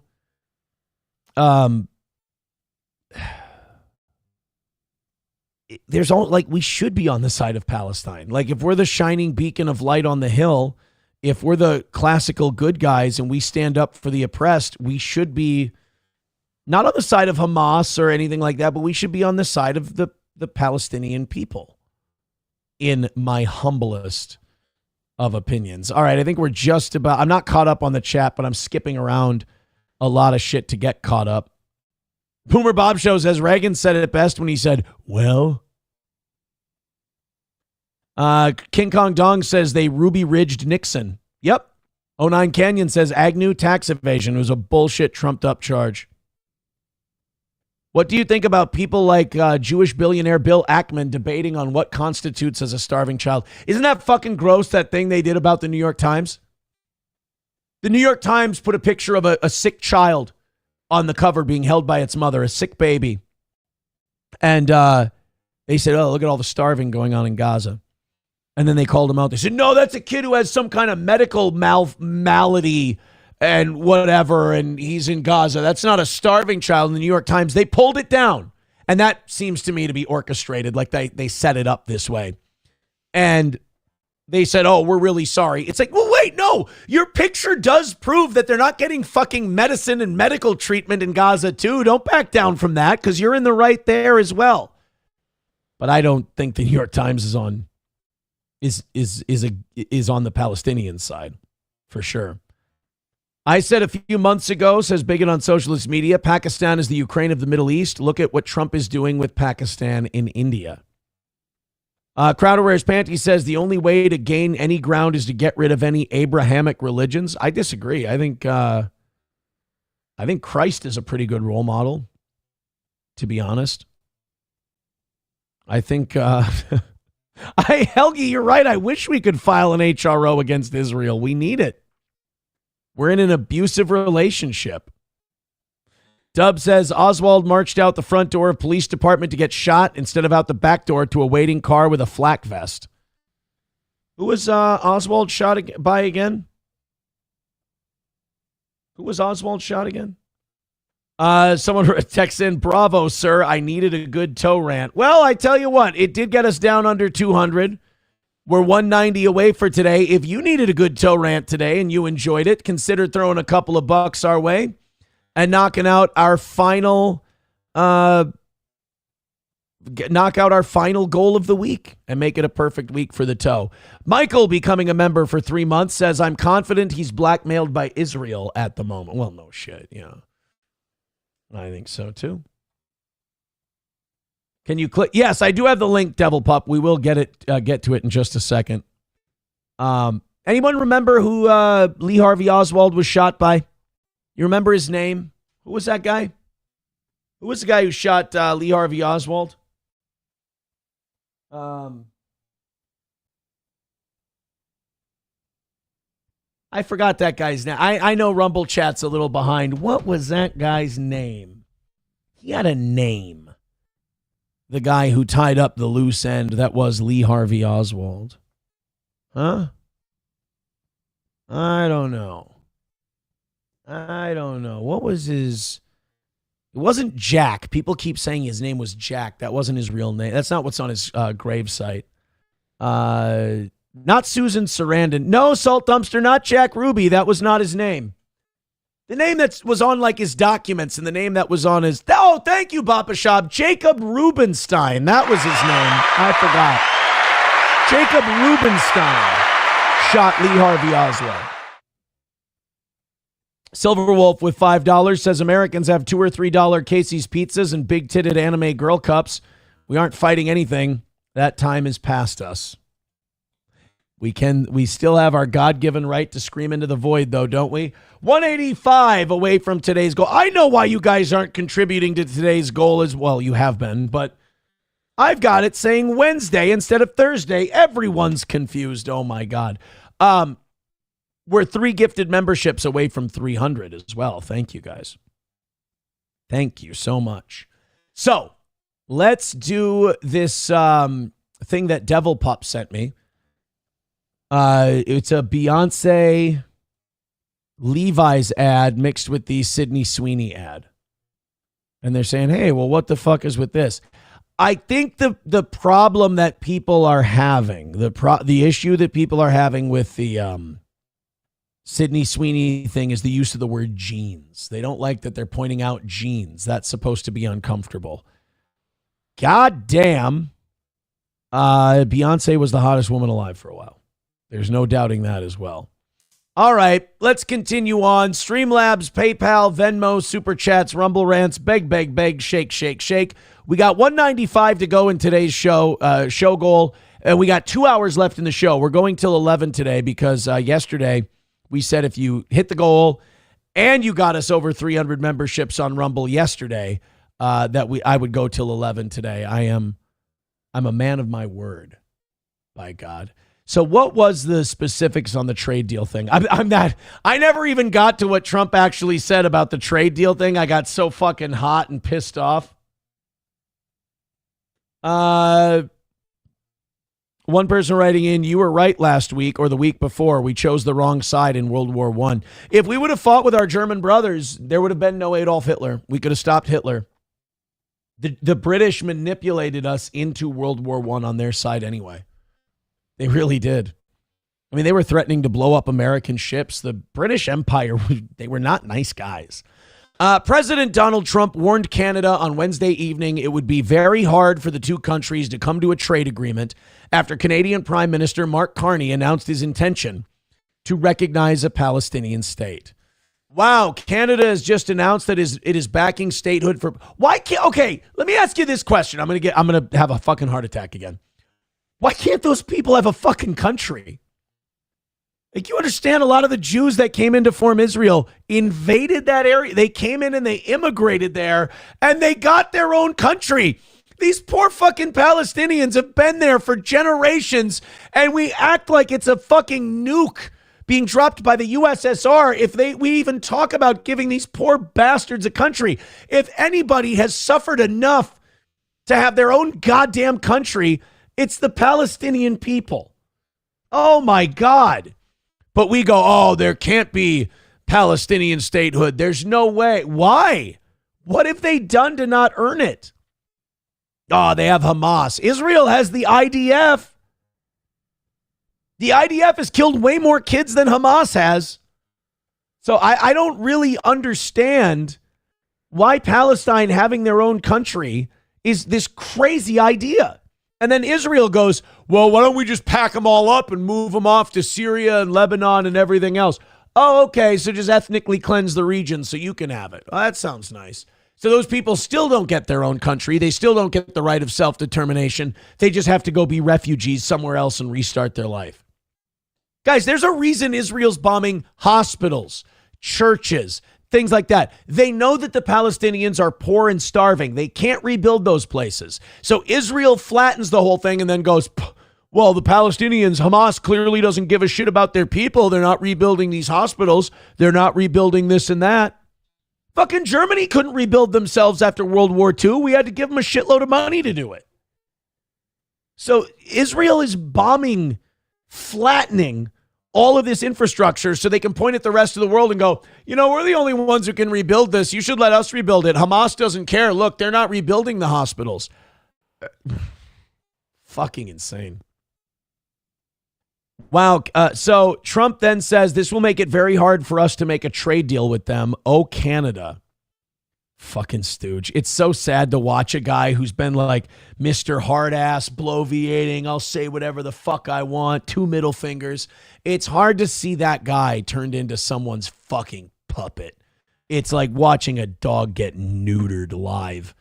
Canada has long been committed to a two-state solution, an independent, viable, and sovereign Palestinian state living side by side with the state of Israel in peace and security. I don't even care about that second part. Just give these people their own fucking country and tell Israel to behave themselves and respect their sovereignty. For decades, it was hoped that this outcome would be achieved as part of a peace process built around a negotiated settlement between the Israeli government and the Palestinian Authority. Regrettably, this approach is no longer tenable. Oh my God. I'm sorry, but that is repeating word for word what Benjamin Netanyahu always says. Donald Trump just released a statement that is indecipherable from the words of Benjamin Netanyahu. I'm not crazy. I'm not. This is the worst part when you start researching, when you start following the news, when you just start listening to their words, you go, we're co-opted. We've been occupied. And then they go, oh, you're crazy. You're a conspiracy theorist. I'm reading my president repeat the words of a bloodthirsty war criminal word for word. And I'm supposed to believe that I live in a free and sovereign and independent state? I mean, it's really hard to believe. So I don't know, man. What am I supposed to think? That Trump and Netanyahu just randomly think the same thing about a Palestinian state? Carney cited the ongoing humanitarian disaster in Gaza. Thank you for having a heart, Mark Carney. Israeli settler violence against Palestinians and the pervasive threat of Hamas terrorism as reasons for the move, declaring, for these reasons, Canada intends to recognize the state of Palestine. Good for them. The Prime Minister added, however, that Canada's recognition of Palestine would be predicated on Palestinian Authority President Mahmoud Abbas holding general elections in 2026. Excluding Hamas from said elections and working to demilitarize the Palestinian state. No, whoa. Can't demilitarize the Palestinians. They need to be able to defend themselves. They have a hostile, genocidal neighbor on their borders. This would honestly be like us saying the Ukrainians accept peace with Russians and the Ukrainians also have to decimate their military. They've got a territorial, expansive asshole on their border. They need a military. Palestine, any Palestinian state needs to be allowed to have a military. I mean, Jesus Christ. The pervasive threat of Hamas terrorism. By the way, if they create a Palestinian country, I fully expect Israel to do some kind of false flag attack against it so they can just start a war. Carney cited the ongoing humanitarian disaster. Canada has been engaged in trade negotiations with the Trump administration since February, when Trump announced a 25% tariff and antagonized the country with threats of annexation. In June, Trump announced he was terminating all discussions on trade with Canada, effective immediately, before weeks later threatening a 35% import tax on all Canadian goods. And it looks like I don't know if his trade deal's going to get done, man. I don't know if his trade deal's going to get done, because apparently Canada wants there to be a Palestinian state. Salt Dumpster says, go carry water for Palestine then, Aaron, who fucking cares? Glass house the Middle East, be done with it. I mean, really, when you look at the map and you look at the history of the wars, if you took one country, picked it up and put it somewhere else, the Middle East would have been at peace. I mean, I'm starting to think this is all a simulation and the kid behind the controller is Jewish, says Kyler. I don't know. 185 away from today's goal. Couple of bucks. Streamlabs, PayPal, Venmo, Super Chats, Rumble Rants. Thank you very much for chipping in. Go ahead and continue to throw in a few bucks. And hopefully we can get that 185 all hammered out. Let's open up our 7 o'clock hour stories. And while we do that, let's talk about Midland Armory in downtown Foley, Minnesota. MidlandArmory.com. Our friends at Midland Armory have a great selection of firearms, ammo, knives, optics, parts, and gear, you name it. They also handle the suppressor process from start to finish, and Derek will walk you right through it. I mean, Derek is so goddamn sharp. He costs himself money with the advice he gives, because just because you go in there looking for the biggest, brightest, most expensive gun, he's still going to talk to you about what you need it for, what your experience level is, what you want, and he's going to give you what fits your needs best at Midland Armory. So go with somebody you can trust for anything you need for sport shooting, hunting, personal protection, carry, Midland, and especially that suppressor process. Midland Armory in downtown Foley, Minnesota, midlandarmory.com. All Care Towing, 320-253-5203 for All Care Towing of St. Cloud. Of course, with All Care Towing, they've got the trucks and wreckers to take care of motorcycles all the way up to heavy-duty equipment and everything in between. Put the number in your phone. As I always say, better to have them and not need them than need them and not have them. 320-253-5203 for All Care Towing of St. Cloud. And Stoney's in downtown Rockville. Again, Stoney's always playing a great host to the Steel Toe anniversary party. It was so much fun. We all drank, we threw bags, we told jokes, we had a great time. We sang, we danced, we were merry, we had joy, we had fun, we had seasons in the sun. You should head to Stoney's this weekend. Enjoy the patio and that beautiful weather. Maybe I won't have my cornhole boards picked up yet, and they can put those out for you. Stoney's Bar, downtown Rockville, Minnesota. They've got bike night tonight at Stoney's. Show up with your motorcycle, won't you? Won't you? Let's clean up the chat a little, and then we will get back into the 7 o'clock hour stories. I got to say, I wore myself down a little bit with that last segment. Holy shit. Ryan the Garbage Man says that's the best way to describe our president. He's a stooge. I agree. I think the guy's a stooge too. Let the Brits clean up their own mess with the same people, says McBuster. Treetop Armadillo says that's not how Islam works. They wouldn't be at peace. Maybe not with each other. But, I mean, how many Muslim terrorists were attacking the United States before we started backing Israel's wars? right? Before the 1960s, how many Muslims, after the Barbary pirates of the 1700s, how many Muslims were giving us shit? Because I don't seem to read about a lot of it. Mild says that's such a bullshit argument, Aaron. Okay, we can do that.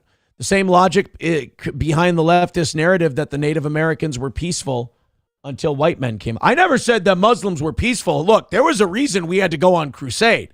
There was a reason we had to fight back against Muslim aggression. I'm not saying they were peaceful.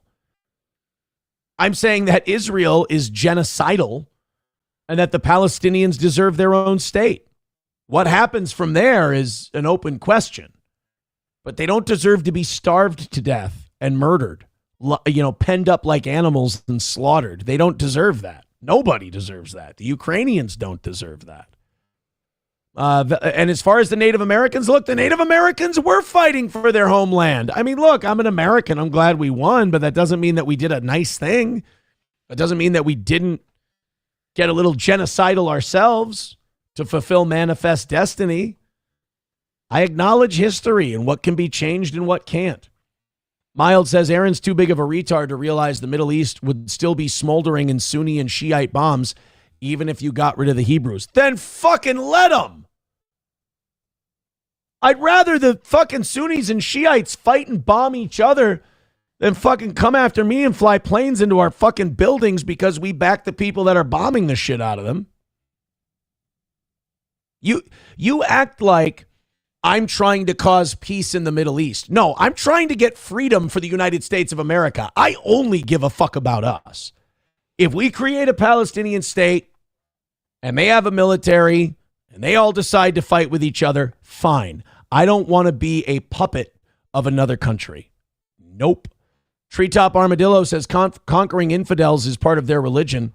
A Middle East at peace is trouble for the world. Come on, dude.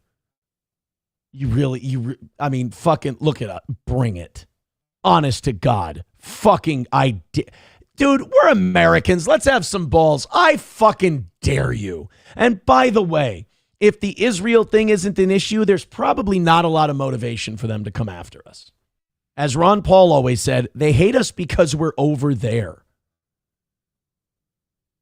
Chevy fan says you drive through St. Cloud and still defend Muslims. Hey, the reason that we've got so many fucking third world refugees here is because of our meddling in these other fucking countries and not minding our own business. In fairness. Please tell us that what we're doing has worked out. I would love to hear that. Papa Shab says the only reason we have immigration from Africa, the ME, and the whole of Asia is because of the Hart-Celler Act, which was written by... Aaron, they won't have anything. This is merely a show. You're probably right. The place is already destroyed. Yeah, by design. Gaza was destroyed. Let's see. People sending in links. Like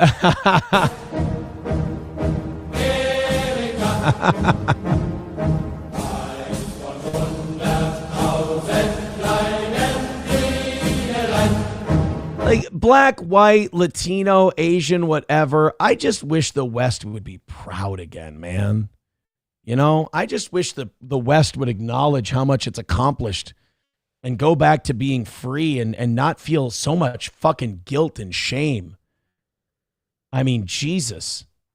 Just, oh God, I can't do this sex offender adoption story after we just did that. I will. My head will explode. I'm going to put that one at the end.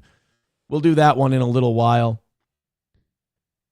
Oh, boy. All right, 185 away from today. Do us a favor. Drop a couple of bucks in. Streamlabs, PayPal, Venmo, Super Chats, Rumble Rants. I appreciate you guys being here. You're the absolute best. Go ahead and throw in. Feldrain says, I just want Israel to be more transparent and admit, yes, we are expanding our borders. Yes, we are committing a genocide. I mean, Netanyahu kind of already has. He's a big subscriber to the Greater Israel. We just need to listen to them. We just need to believe them when they say what they're doing. We act like this is a fair fight. We act like this is a war between two countries. It's not. It's just not. All right, moving on, because again, I don't want people to just be mad all the fucking time, but it is something we should follow. A Virginia man has been arrested after, he allegedly poured gasoline all over a local city councilman, chased him outside, and set him on fire. Do you know how fucking either crazy you have to be or what someone had to do to you to get you to pour gas on them and set them on fire? I mean, that's very personal. I would argue that dousing someone in gasoline and setting them on fire is more personal than a stabbing, maybe even more personal than a strangulation. I mean, that is, you want them soaked in gas, you want them burning to death. I mean, that's wrath of God type shit. So this, we're going to find out about this guy. Either he is high strung and out of his fucking mind, or these two have a very serious personal issue with one another. It appears to be some sort of personal vendetta. Danville, and by the way, once you set a guy on fire, you lose all ability to get other people to understand your point of view. Like, once you douse a guy in gas and set him alight, you can't be like, oh, but he did. They're going to go, no, dude, we got to settle this whole you trying to burn him alive thing. And then maybe we'll hear what you have to say. Danville City Councilman Lee Vogler was allegedly attacked Wednesday at his day job as a sales director at Showcase magazine. Well, that's just it. Like, a lot of these small town, the city councilmen, the mayor, like, that's not their full-time job. They have real jobs. You don't make very much doing local government shit unless you're like super corrupt, which happens. Cops say the suspect, Shotzi Michael Buck Hayes. Okay. Now I can't figure out if this is personal or he's fucking batshit. Shotzi Michael Buck Hayes. How did they get every race into one name? That's amazing.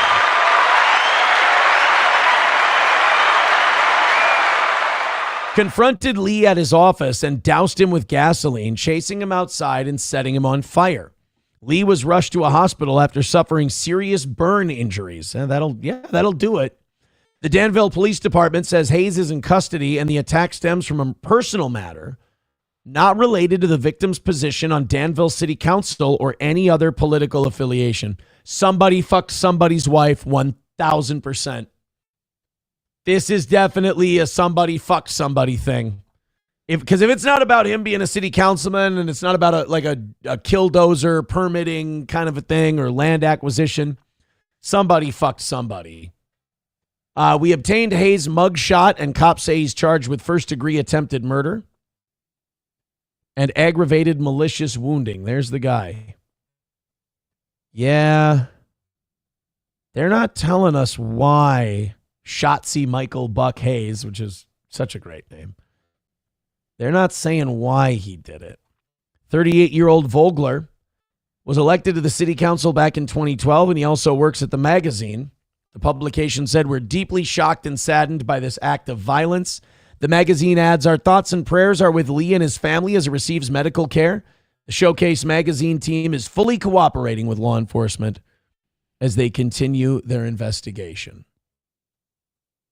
I need to know more. Shotzi Hayes. I need to know what happened. Set on fire, arrested for murder. This is one of those stories that's going to end up like a Netflix train wreck documentary because we're not done here. There's more that's going to come out. Right now, it's very fog of war. It's holy shit, a guy set another guy on fire and that guy was a city councilman. That's insane.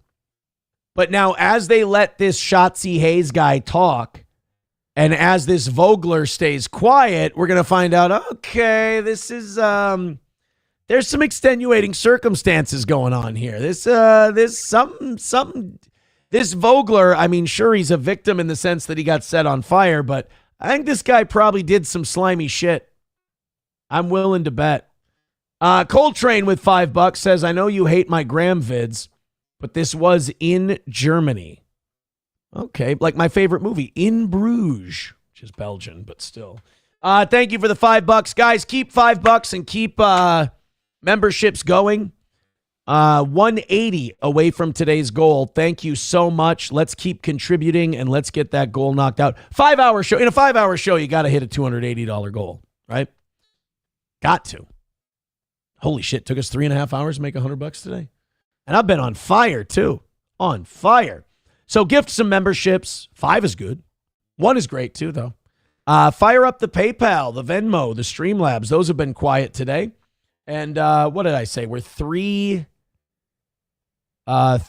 gifted memberships from 300. Do that for us. I appreciate it. Doggo Doesn't Die says, at the very least, it's more personal than a headbutt. New goofing. Never headbutted anybody. I teach my kids, they're all big wrestling fans. I do teach them working headbutts. You know how do you work in headbutt? You put your hand on their head and then you headbutt your own hand. And so I teach them, and they headbutt me, and I show them how to sell a headbutt. Hey, what can I say? I'm a worker. And then, my son is now able to suplex me. Like, I taught him how. I go, okay, I put my hand on your leg, you put your hand on my leg, we hook, and then I push off and I jump and I flip, and you just lay backwards while I hit the ground. And so my son now, like, we can do a suplex, and then what was the other one that he's able to do? Because I taught him the gimmick on how we do that in wrestling. Oh man, what the fuck? I can't remember what the move was, but it's a picking up move, and now he's fascinated that he can pick up his dad. That he's 8 years old and he can pick up his dad and slam him. Can't remember what it is. Pretty sure I'm listening to The Torch, says Lab Glass. Shotzi was Marge Schott's dog. She was a good egg. She had some thoughts, boy.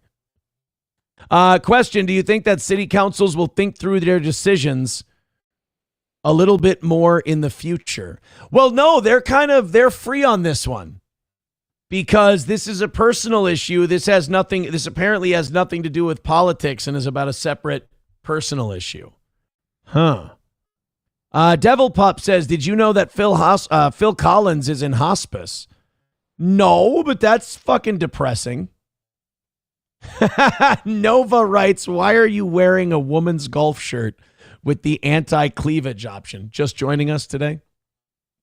Brap says, on fire? Debatable. Flaming? Definitely.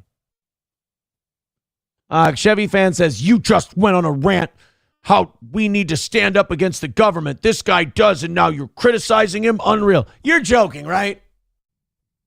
Chevy Fan, I'm not, I like you, so I'm going to choose to believe that you're not retarded and that you're just fucking around having some fun, and then I'm going to laugh. No, this was not a political thing.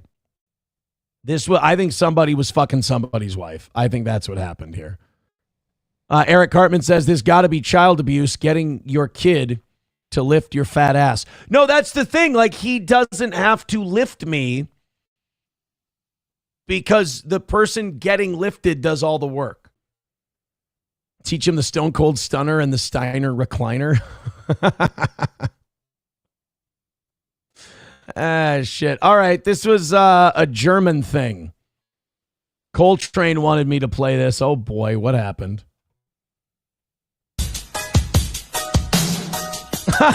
Come on.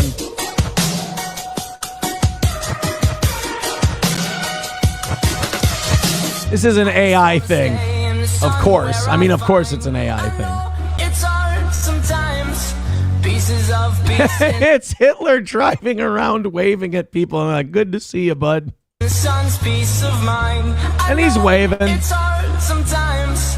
Yeah, I think about the end just way too much. But it's fun to fantasize on my enemies who wouldn't. He's taking selfies.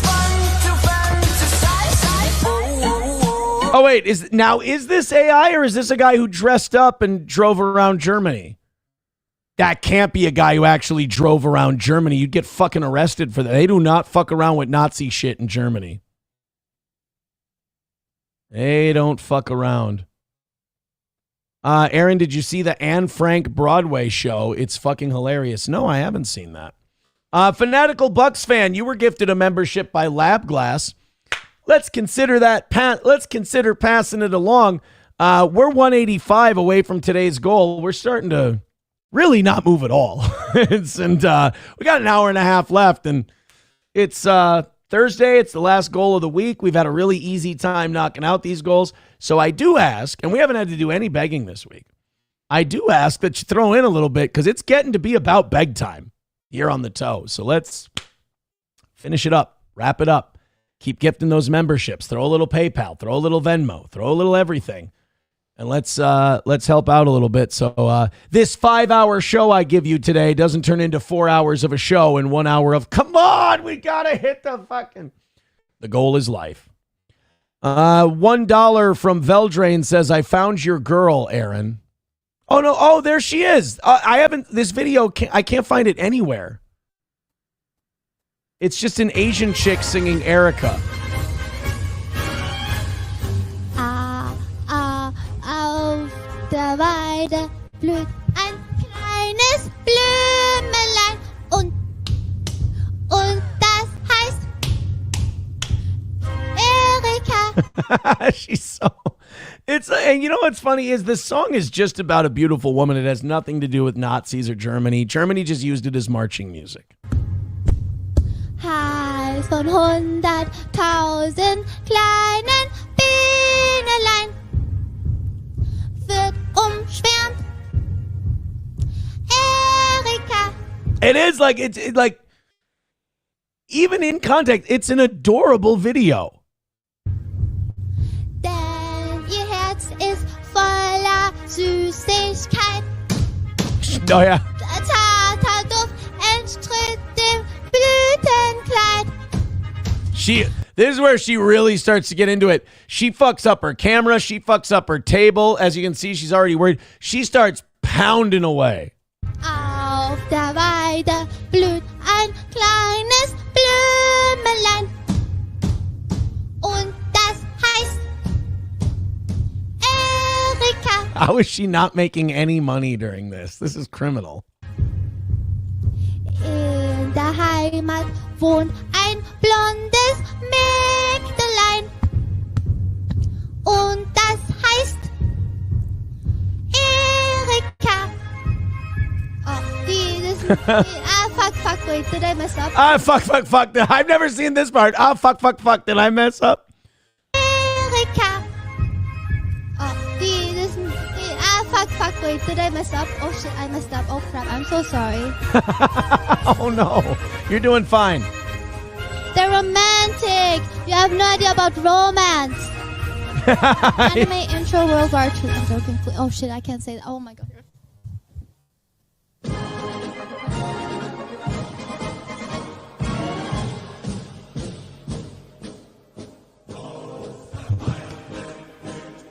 Why is she? You're not going to get in trouble for playing that song. It's not a Nazi song. It's not. It's just guys singing in German about a woman. You're fine. Don't worry. Wally World gifting 5 memberships. That's what we need. We want the gold, sucker. Hulk Hogan, we coming for you, nigga. Thermodyne Diesel gifting a membership. We need all of it. Thanks, guys. Now that gets us to 150 away. You see what those membership drops do? Puts us right in the driver's seat. Plus, it puts us at 300 memberships on Rumble. Congratulations. Thank you.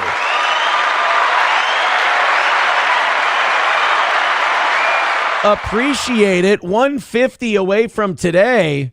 Keep gifting away, and I think we'll have this thing knocked out in no time. Chip away at it little by little, boys and girls. She's a Johnny type. Johnny is into this. Wake up, Johnny. And Johnny's got a thing for Asians, though. Like, not like, because like I have a thing for Hispanic women. I think they're gorgeous. I love them. But it's not like fucking. Johnny's got like Johnny's got like a thing. Like, what do they call it? Not infantilize. What is it where you fetishize? He fetishizes, I feel like, Asian women. It's a little different than going, oh, my, like a preference of an attractive woman. I generally find Hispanic women attractive, right? Then there's fetishizing, which is, you watch anime, essentially, and hentai. Mr. Beat says, I bet she's 30 and just looks young. Oh, On the Wall says, I think she meant she couldn't say the F-bombs. Oh, you can't. She can't. Oh, she's a wholesome streamer singing Erica. Oh, yeah, that's a conflict. Potato Head Case says, if you're into Asian singing, this is the shit. Okay, let's see.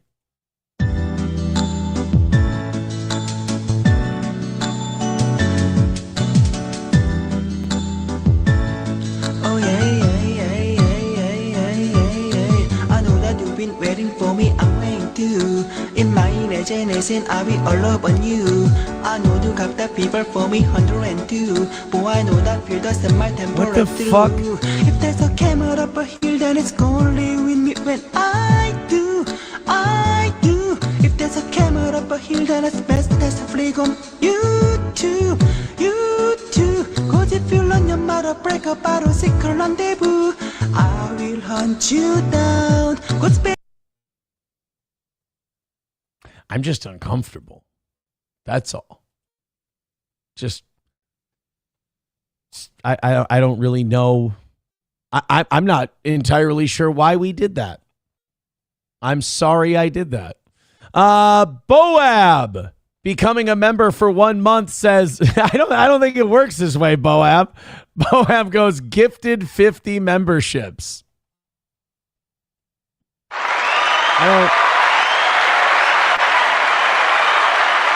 I'm just not sure it's done that way. That's all. Over 600 of you still checking out the toe today. We eclipsed 7. We couldn't quite kiss 8 on a Thursday, but thank you very much anyway. I appreciate it. Everyone keeps sending me the Celsius story. I have the Celsius story. We've done the Celsius story. We're okay. Potato Headcase says, I can't believe you played it. What the fuck else am I going to do? What do we got? An hour and 20 minutes? We got to $150 away. You guys are going to keep chiming in and helping out. There is, if you like bad, like the bad lyrics thing, my favorite one on that would probably be the Joe Cocker, A Little Help from My Friends one. Joe Cocker, Help from My Friends, bad lyrics. Misheard lyric. Yeah, here it is. I think this is probably my favorite one. I might have to take myself off for this one though, because it might block the lyrics. Oh no, there we go. We're gonna get demonetized for this one today. I'm gonna move myself. Lend me your ears and I'll sing you a song. He was so fun to watch. I will try not to sing out of key. Oh, baby, all right, Hogify. I hear it.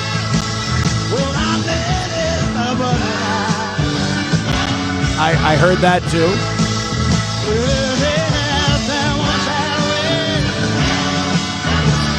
I agree.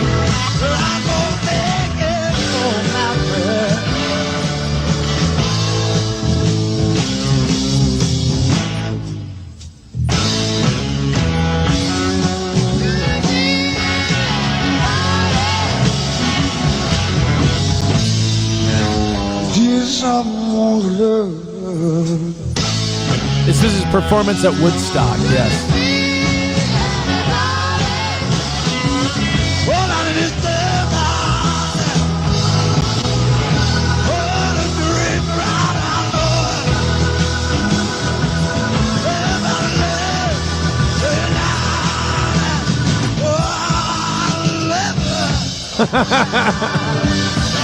It checks out lyrically. Especially the O liver part. I mean, you can't not hear it. But of course, the absolute king of the misheard lyrics are the people who think that Highway to Hell says season ticket on a one-way ride. We will always come back to this one on this program.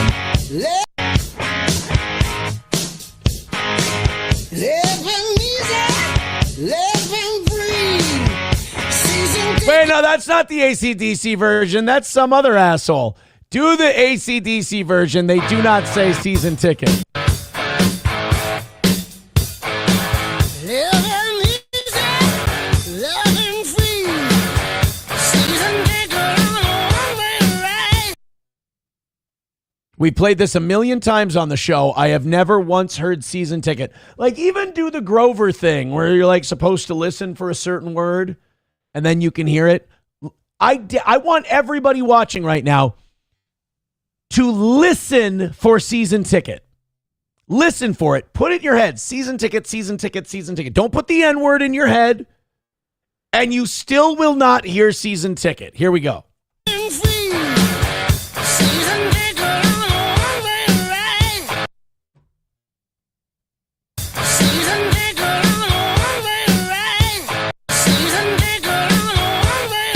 There's no T in there anywhere. So no, it doesn't exist. Crowder wears panties with $2, sending us a little something. Thank you very much. Eric Cartman with with $1. He says this is old but gold. Let's see if anyone heard. Nobody heard it. Nobody heard it. Manfred Mann wrapped up like a douche. Yeah, that's Blinded by the Light. People swear to God they hear that. Sam Show says, I heard seasoned N. Yeah, but you hear that even when you don't hear the song. Devil Pup says best Asian music with $1. Thank you very much. Thank you, guys. Keep the contributions coming. It's Bon Scott. He was high and can't sing. Rest in peace. Well, I mean, that's true. That's true. So yeah, people are telling me they heard a lot of different things in that song, but nobody telling me that they heard season ticket. All right, oh my God. 150 away from today's goal. Knock it out. Streamlabs, PayPal, Venmo. Let's do the damn thing, boys and girls. Thank you. A few fives will do it. This is called Japanese Man in Blackface. Oh my God. I see trees of green. And they're fucking thrilled. They're like, yeah, this is fucking great.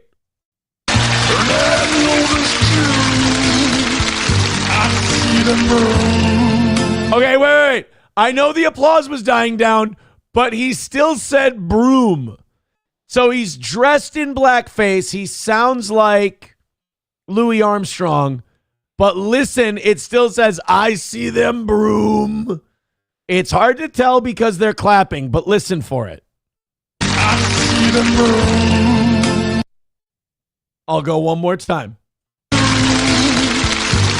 see them broom. Only in you, and think to myself. He still does myself. Whoever sent this, thank you so much. Oh my, because the brilliance of this is that he nails every aspect. The blackface isn't even that offensive. It just looks like he could be a black guy. The voice, he's nailing it like he's doing a very good Louis Armstrong impression. But myself.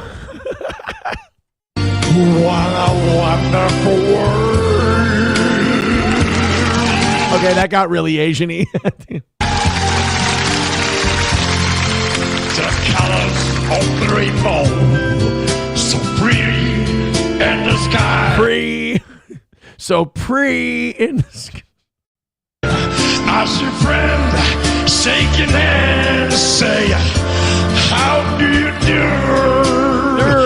They're really saying, I love you. Wait, how did he get the love in there, but they're really saying? Good job with that, Al. He nailed that one.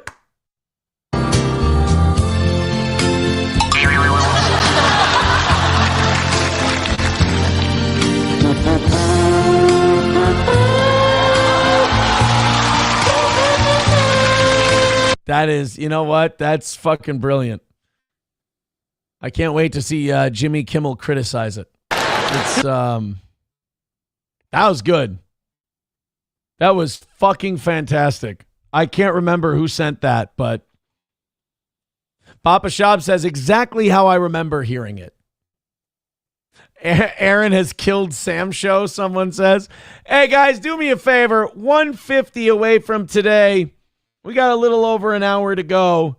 Make me feel a little bit more better. More better, did I just say? Make me feel a little better. Let's get close to 100 here. If you got a nice little membership drop or PayPal, Venmo, Streamlabs, beg, shake, shake, shake. Let's get that done. It's the last goal of the week, and I love hitting that last goal of the week, especially when we've hit every other goal for the week. So throw in a couple of bucks.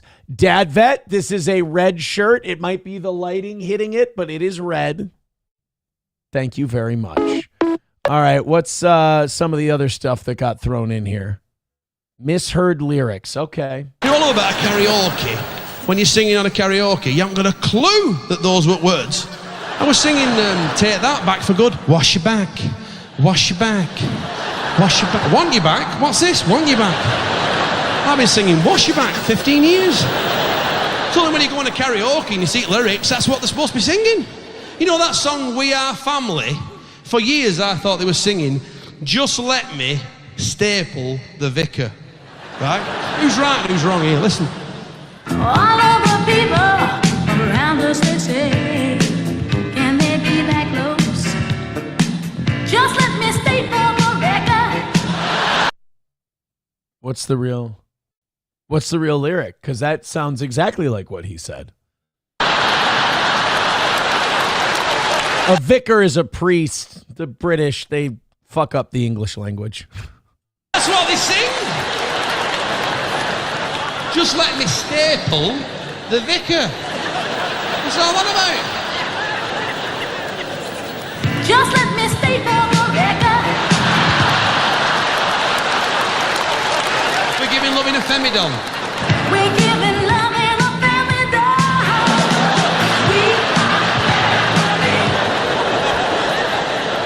You know Duffy, the Welsh songstress. Yeah, I'm not going to listen to British people, though.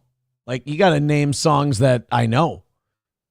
Not like, oh, you know the Welsh singer? It's like, no, dude, I live in a cool country. We don't have Welsh singers. The fuck? We don't even let the Welsh sing in this country. All right, guys, 150 away. I'm going back into the next thing. Somebody sent me one other thing, and then we'll get back into what we've got for today. We need to start knocking down that 150. What do you say? Last one. Don't get lax on me now today. Been crushing it all week. Let's bring her in for a landing. Please and thank you. Here we go. Stray Kids, Chick, Boom. Why did you say? It's not Rumble Friday yet, by the way. Devil Pup sent this in and said, best Asian music. Okay. I'm making Devil Pup. Devil Pup has to have their chat on the screen in case this sucks ass. We know who to blame.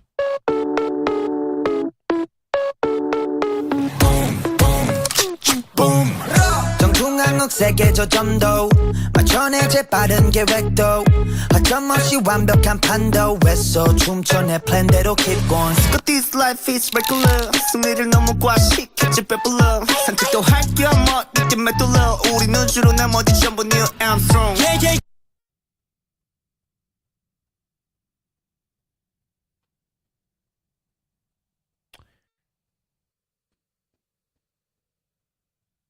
Well, I can't understand none of it.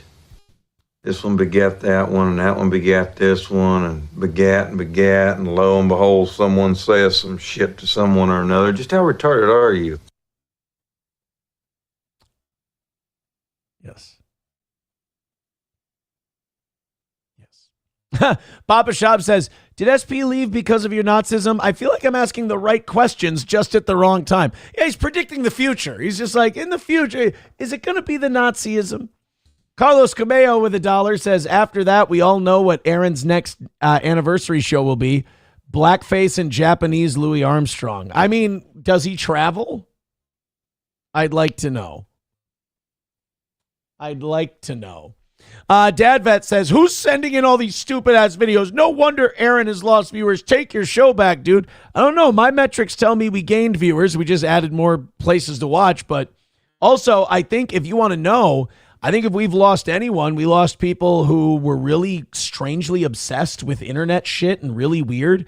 And I just wanted to do my show and do a better show and a higher quality. And I think we lost a lot of really low IQ, mentally ill people, Dad Vet. But I'm glad you're still hanging on.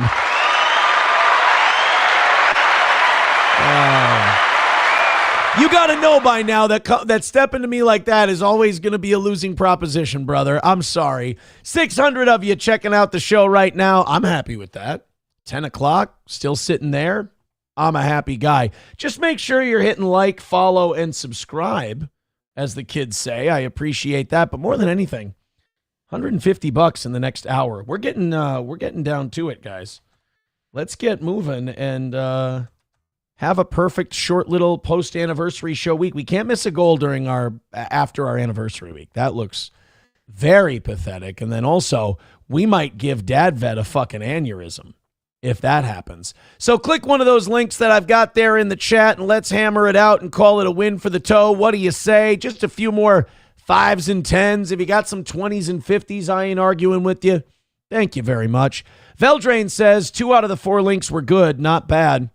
Eric Hartman says, Dad Vet, that was comedy gold, the black Japanese guy. Yeah, I got to say, Dad Vet, I think you've always had a little bit of a sour feeling about the toe from time to time. No offense. And also, whenever you do criticize, it does seem like you're taking it very seriously, which, what do you do? Right? They're laying out their case. The prosecutors now have that case in Cincinnati of those fights. Well, I mean, fights. Were they fights? You mean the racist gang beatings in downtown Cincinnati? Remember, the police chief was really pissed at everybody for sharing this. And I'll tell you why the police chief was pissed. She's a lazy lady.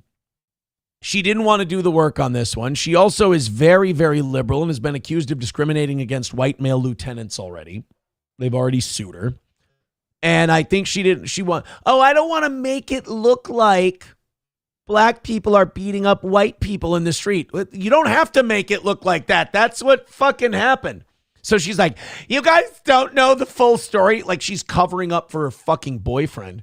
She's like, you guys don't know the full story and you're sharing it on social media and that's not helpful. Yeah, it's not helpful to you covering it up, which is what you'd like to do.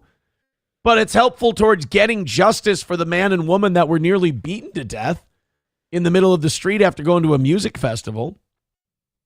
I mean, this idea that like it's somehow our fault that now you have to do your fucking job.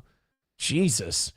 3 people appeared in court Wednesday. So now they gave it to the prosecutors and the prosecutors are taking it seriously.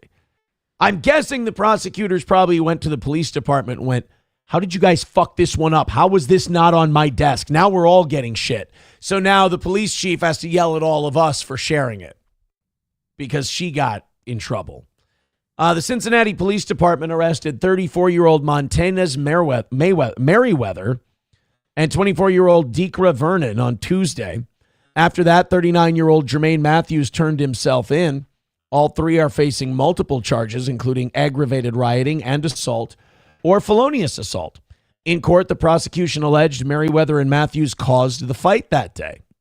Detective Barnabas Blank, that sounds like a superhero name, was brought in to speak about what investigators have learned so far. Blank said Merriweather and Matthews coordinated an attack on others involved in the fight. So, remember the police chief told us we didn't have the full story and maybe these people weren't as much of victims as we saw them to be? Yeah, it turns out the police chief was full of shit. He said surveillance footage viewed by police showed Merriweather walking up to one of the co-defendants and whispering something to him before walking away. From there, Blank said it appeared Merriweather and the co-defendant argued and the fight broke out. Blank alleged Merriweather struck one person in the side of the face from behind during the fight. So this was kind of like an ambush, Blank said. Blank said Merriweather's actions are what sparked the fight, which then drew in more people after it began. So it turns out that police chief was 1,000,000% completely full of fucking dog shit. God, I hate her even more now. It didn't give the full context. Turns out the video gave complete context because that's what we saw. Matthew's attorney, Brandon Fox. Oh, and then Blank said, this was like the catalyst that set almost everything else into motion from that point on. Matthew's attorney, Brandon Fox, disputed this version of events. He said Matthews was standing on a corner nearby when a man he didn't know came up and asked for marijuana. Matthews gave him some just before a fight broke out down the sidewalk that Matthews then attempted to break up. You see, Your Honor, my client was just being a nice guy. He was just trying to break up the fight after a guy took his weed. When Matthews walked back to his vehicle, he found the same man from earlier kicking it. That's when, and this clip does exist on social media, it doesn't paint the whole picture. This white individual reaches over, says, "That's your car," slaps my client in the face. That person threw the first punch. Is that what we're saying? So wait a minute. The police chief then was basically giving the defense their case. The police chief is on the side of the defense because they're both saying the same thing. Whereas the detective and the prosecutor, I bet you these detectives even fucking hate the police chief because the detective's the one going, "No, it's fucking bullshit." They whispered to each other. They went up and they beat the shit out of the guy. Whereas the police chief and the defense attorney are going, "Well, no, you just didn't see it on the video. The white guy was like kicking his car and slapping the shit out of him." Okay, that's what happens. Redbird with $2 says, "You need a humility miss every month or two." No, I don't want to have a humility miss every month or two. Toad Climbs Mountains with $1 says, "Aaron, that's 30 minutes from my house. Victim was fucking that guy's wife." The Virginia thing? I knew it. I told us so. I told us so. Yes, I just know this shit. You don't set a guy on fire because he did a zoning thing at the city council. This was either the guy had done something to his kid or he was fucking his wife. I can't turn this superpower off. Toad Climbs Mountains with $1 says, "I'm behind. Sorry, was talking about the story of the guy setting him on fire." That's okay. You're good. Hillbilly Willie got a membership from Lab Glass. Look at this. You come into the Steel Toe and you just get gifted shit. Pass it along if you would. We got a $145 goal that we want to hit in the next hour. And we're not doing so hot with it today. We're about halfway through where we needed to be. Halfway through. Concrete Petey says Barnabas Miller was a great show. That was a reach. That was a reach. I mean, not that I'm not giggling, but it was a fucking reach. Sam Show says, "I like how you'll believe anything if someone says they live near something." No. I'll believe anything if they say they live near it and then confirm what I said. That's a big difference.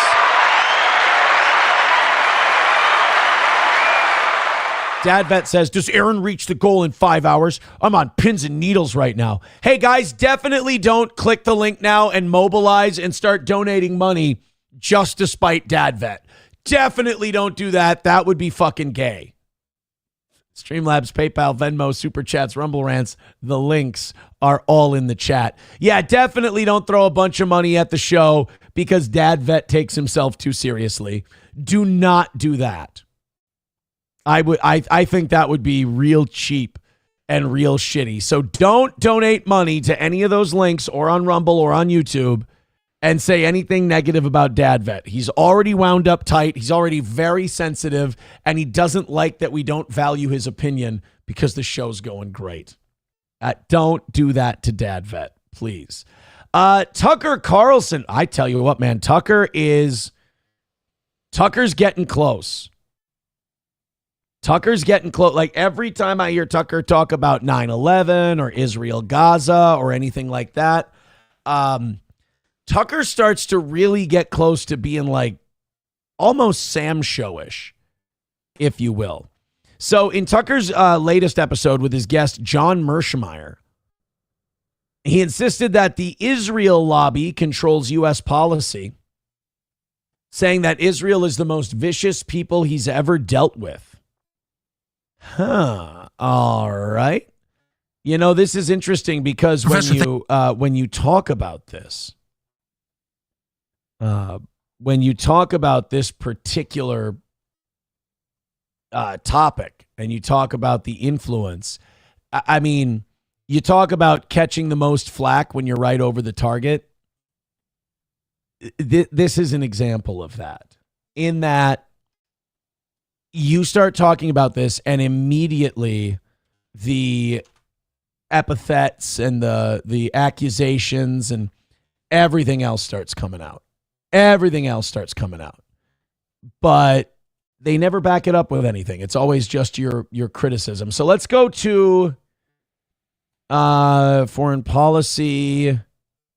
Let's go to 5110 on this interview here that Tucker's doing with John Mearsheimer. Fuck, there we go. Quarter of Israel to want to make sure that the United States has a large military and that it is willing to use that military, and that if need be, it can help Israel if it gets into trouble. I didn't hear any reference to American interests in that description.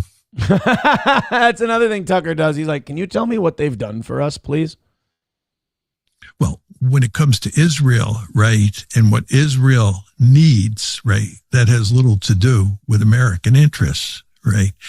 The truth is, any two countries in the world are going to have similar interests plus different interests. Yes. Right. So there's no question that Israel and the United States sometimes have similar interests. Yes. And like what?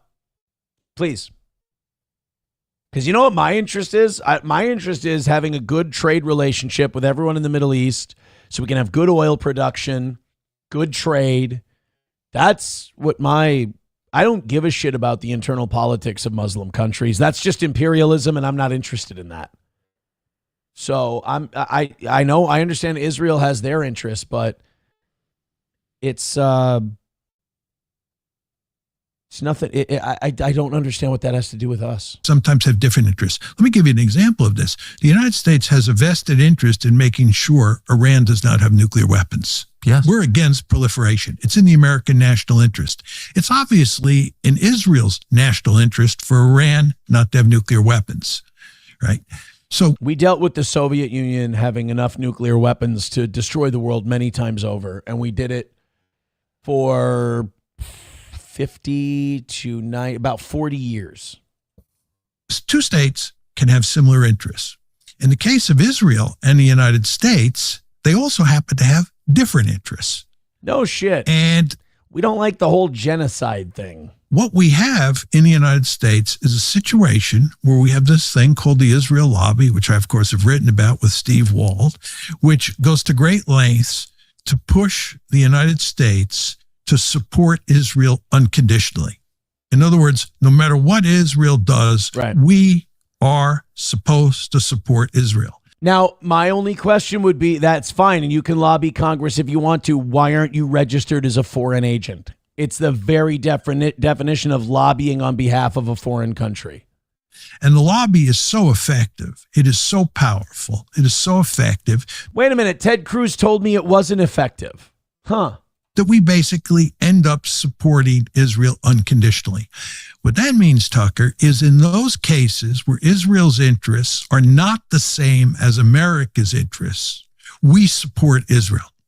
We support Israel's interests, not America's interests, because... Over and against America's interests. Of course. Because the interests clash in those specific instances. Right.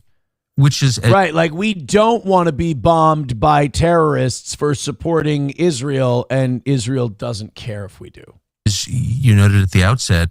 In fact, Israel kind of wants us to get attacked, so then we go after more of their enemies. The nature of like sovereign countries doing business with each other, you're going to agree on some things and disagree on others. Absolutely. But can you think of any moment in the last, say, 40 years where there was that clash between... Here we go. Non-converging interests, where the United States chose its own interests over Israel's interests? No. You know what? I respect that answer a lot. No, I can't either. Not in my. I've been alive for 38 years. I have never seen it. No, I can't. I've seen anytime we even try to tell Israel you shouldn't have bombed that hospital, they have a public fucking freak out about how it's not their fault. Think of it. Anything that fits that description. I mean, one could argue that Israel wanted us to fight against Iran in 2024, that they tried to to bait us into attacking Iran in April and then in July. And as I said before, the Biden administration did not take the bait. Good Can for you them. think conversely of instances where the U.S. government chose the interests of a foreign power over and against its own interests and its people's interests? Besides the Israeli case? Yeah. No, in the case of Israel, we're allied with Israel informally, and they want us to do something that is hurtful to us, does not help our interests at all, but we do it anyway. Can you think of examples of that? Two-state solution is the best example. Every American president since at least Jimmy Carter has pushed forcefully for creating a Palestinian state. We have long believed that the best solution to the Palestinian problem, which is the taproot of so many other problems that we face in the Middle East, is to create two states. All right, then why did Donald Trump just cancel a trade deal with Canada because they said they wanted to create another state? I think I gotta call bullshit on that one. That one doesn't quite check out. I'm sorry.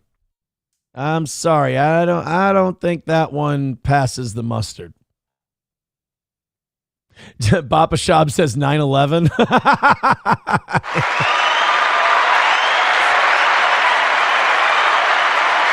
I guess 9/11 was an instance of that happening. Hey guys, 145 away today. We didn't do very well today. This isn't good. Help out a little bit. It's time to show a little pity to the toe. It is beg time.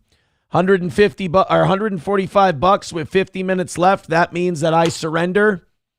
We didn't do it today. We got to take some pity and we got to throw some donations our way and knock it out and call it another win for the toe. I'd really appreciate it. Click one of those links. Someone says you should do a weekly goal with one of those thermometer graphics. We'd never hit a fucking goal ever. Ever. And then it would just fall on Fridays, Thursday, because we don't have a goal Friday.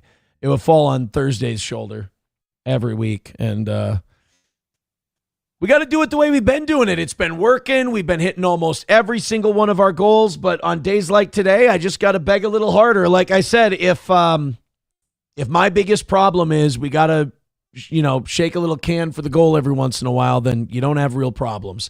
But help us out because I'm going to be mild. I have to be a little more mildly obnoxious about the goal these last 50 minutes. Got to hit it. That's the number we have set to make sure that this thing's running right. So throw us a few bucks. Streamlabs, PayPal, Venmo, Super Chats, Rumble Rants. Absolutely dick on Venmo today. Not very much via Streamlabs or PayPal. So click the links, load up, don't hide. A lot of other people have been throwing in their couple of bucks, and we appreciate that. Join them. We can get this 145 knocked out in no time. Streamlabs, PayPal, Venmo, Super Chats, Rumble Rants. Do it so we can focus on doing a show these last 50 minutes and not rattling the can and telling you to take pity on the toe. But right now, the way it stands, I got to ask you to take pity on the toe. Can't have a miss, especially not on a Thursday. Mark Levin. Oh, yes. I forgot we even had this today. We have a Mark Levin complaint department. He lost his fucking mind over the recognition of a Palestinian state. The idea of a Palestinian state pisses off Mark Levin so much that I think, you know how you guys thought I was going to blow a blood vessel on the show today? I think Mark Levin might actually be dead today. And that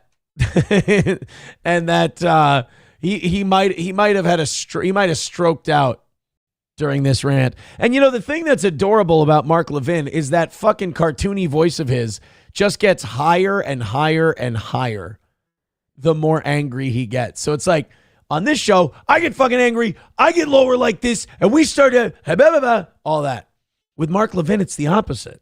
Like the room's filled with helium, and the more he breathes in oxygen to be angry, it just gets angry. And the thing about Israel is that they have all of these countries.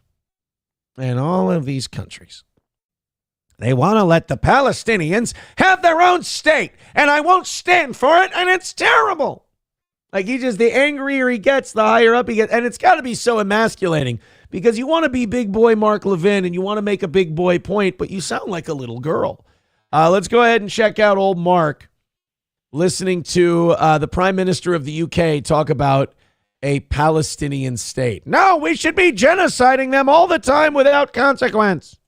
I can confirm the UK will recognise the state of Palestine by the United Nations General Assembly in September unless the Israeli government takes substantive steps to end the appalling situation in Gaza.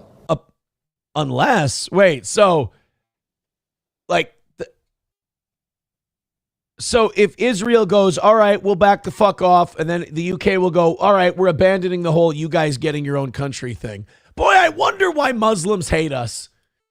Just dangle a carrot. This is where Bapa Shab is right. This is all orchestrated with Israel.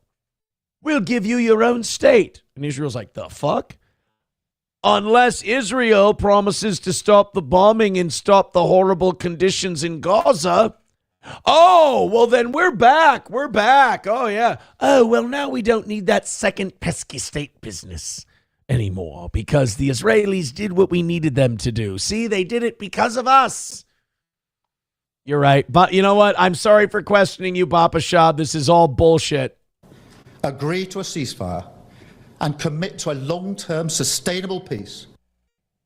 UK Prime Minister Keir Starmer making demands of Israel and he's a piece of shit and I want to see him gone forever. After President Trump met with Starmer in Scotland. Let me tell you something, Monica. I'm so angry that I could have a real man's voice. I'm just trying to think of what Mark Levin's going to say when it comes to this. While we're setting up this bullshit, throw a couple bucks at the toe. Streamlabs, PayPal, Venmo, Super Chats, Rumble Rants, beg, shake, shake, shake. I'm 145 away, and I don't take this kind of L very well, especially when I offered up a 5-hour show yesterday. I do kind of think the goal should be hit for that, so get in there and throw a couple of bucks our way. The new book on power, and it's really good to have you here today. Morning. There's a lot to cover here. Let's start with the UK and France deciding bomb that they're them going both, to threaten nuke Israel them to to the recognize Stone Age. Palestine as a state if they don't make some demands on Gaza. Your thoughts? First of all, can I say I love your show? Am I allowed to do that? Yeah, your show thank is you. Great. All right. Say it twice if you like. All right, now I'm going to tell you why you should shut the fuck up and let me threaten people. You know, it's very interesting to hear the UK Prime Minister talk like that. You know, in February 1945, the RAF, with the support of the United... Don't you fucking dare bring up Holocaust. Don't you the shamelessness of these people to sit there while they're starving Palestinian children and blowing their limbs off to go, you know, the Holocaust was really bad. Well, yeah, you guys apparently learned some lessons from it. Apparently you learned that wiping out people because of their ethnic background, you know what? Kind of fun. States Army Air Corps obliterated Dresden, bombed it into smithereens. Dresden didn't have any military use whatsoever. And now this is going to be Mark Levin making the argument that, see, they did it. Yeah, that was not good.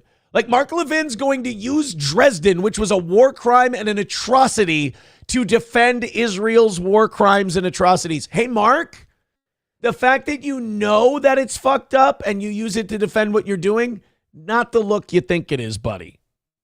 It was sort of the Florence of Germany, and they took it off the map. Anywhere from 50,000 to 250,000 people were obliterated and died. We bombed Tokyo repeatedly. We bombed Berlin repeatedly. Now, you understand, Mark, that those were two sovereign countries that were at war with each other, fighting each other, and that especially in the case of Japan, that sovereign free nation attacked us, another sovereign free nation, and our militaries went to war. All right? But also the firebombing and all that stuff was really, really fucking bad, and we really hope that wouldn't happen again. Because these were population centers. We know well about Hiroshima and Nagasaki. I'm a little sick and tired of these Western Europeans lecturing the state of Israel about how to fight a war. If they just say it, just say goy. Just fuck it. You want to anyway. Just fucking say it, Mark. You're sick of these fucking Christians telling you, the superior race, the better people, what you should be doing. I get it. I understand. By the way, take that fucking lapel pin off. You are not an American above all. Stop it. That's performative as fuck. I'm tired of them telling us how to fight a war. You're not at war, dude. It's a civilian population. You're not, there is no country, there is no military, therefore there is no war. It had their way. Israel already would have surrendered to Hamas, Iran, Hezbollah, and the Houthis. Yeah, and they would have given up all their territory and moved back into the sea. Oh, yeah, the UK and the United States has never had your back. God, you guys are like a fucking alcoholic, abusive mother. Just passive-aggressive whenever you don't get your way. You've never cared about me. These guys don't know how to fight a war. They don't know how to defend their own people. They have open immigration. Their countries have been taken over. Let me explain a few things, if I might. If you a broken clock is right twice a day on that one. Listen to that man there and think about what he's asking Israel to do. It's an impossibility.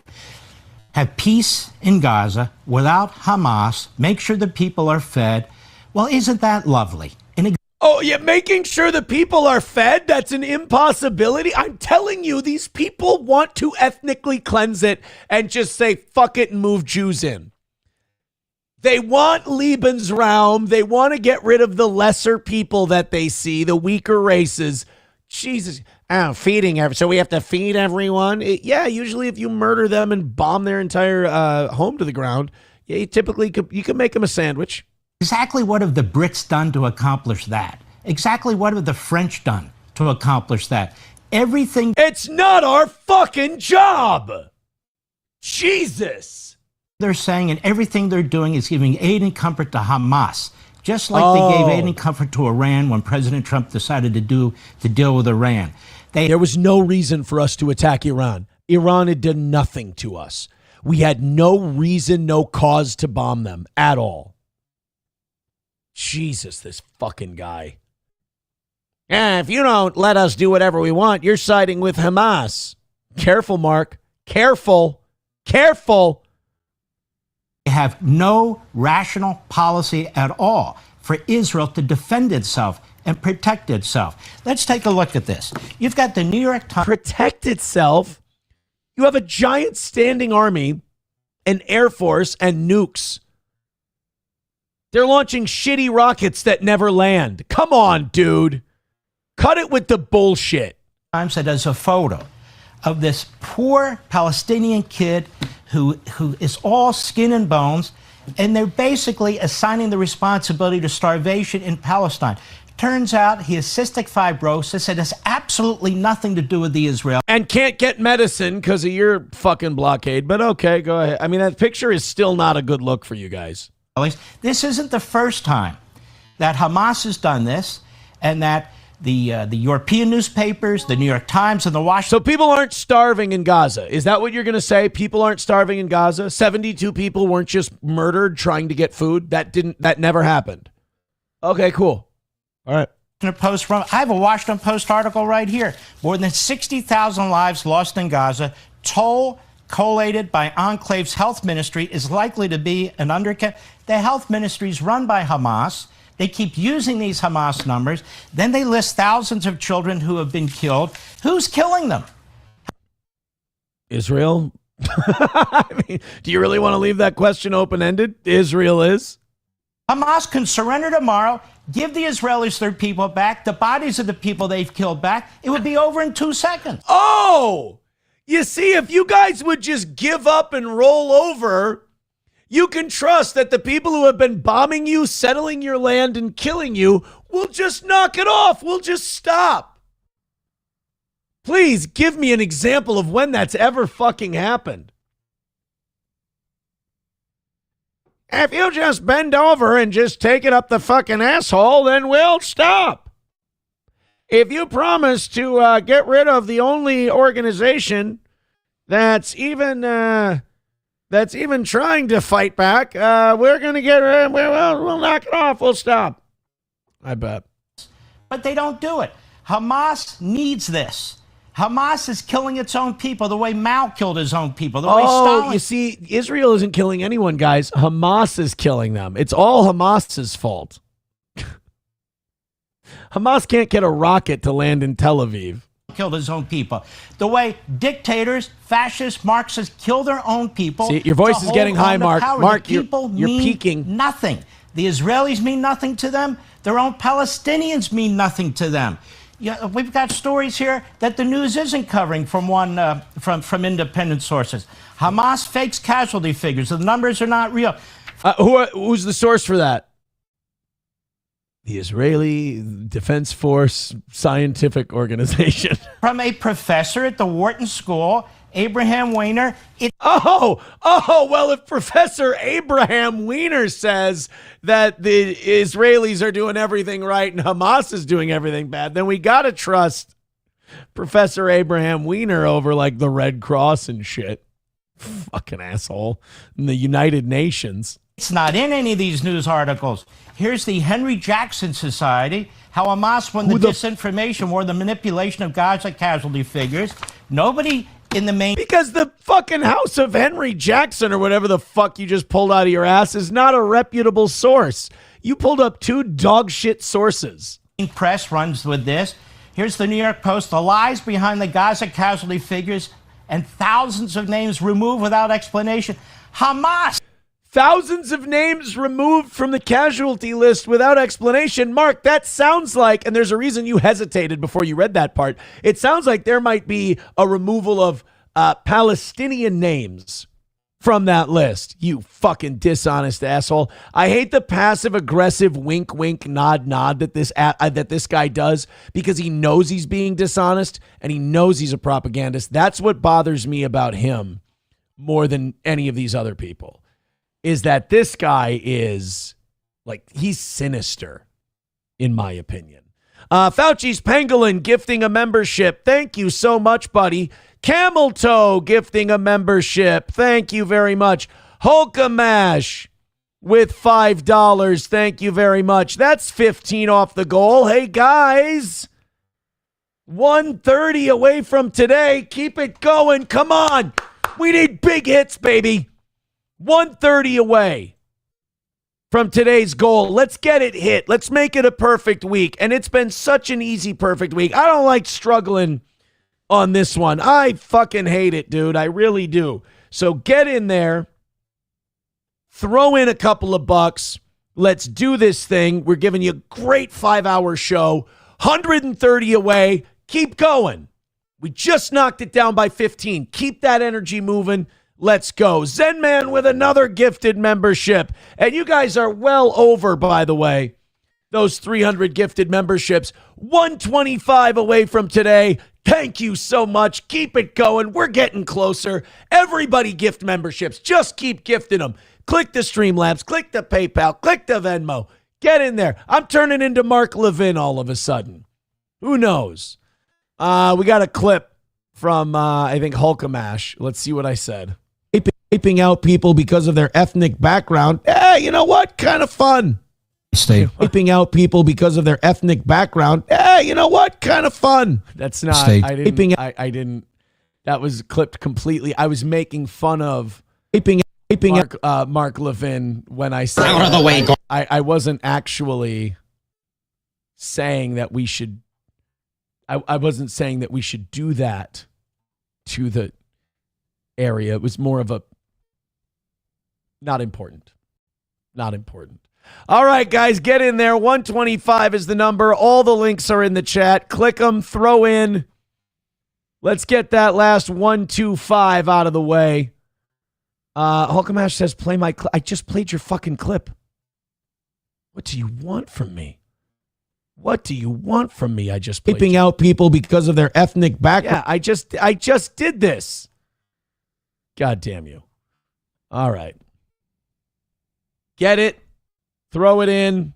125 in the next half hour. Let's go. Even Citizen M wants you guys to get a rally going. Oh, shit, that's going to kill it. All right, go ahead and chip in and let's do it. The incredible Ben Shapiro meme. I've never seen this before. William.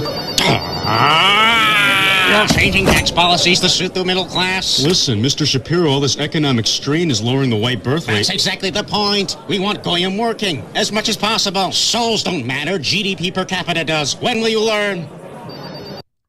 Later. Sit down, Goyim.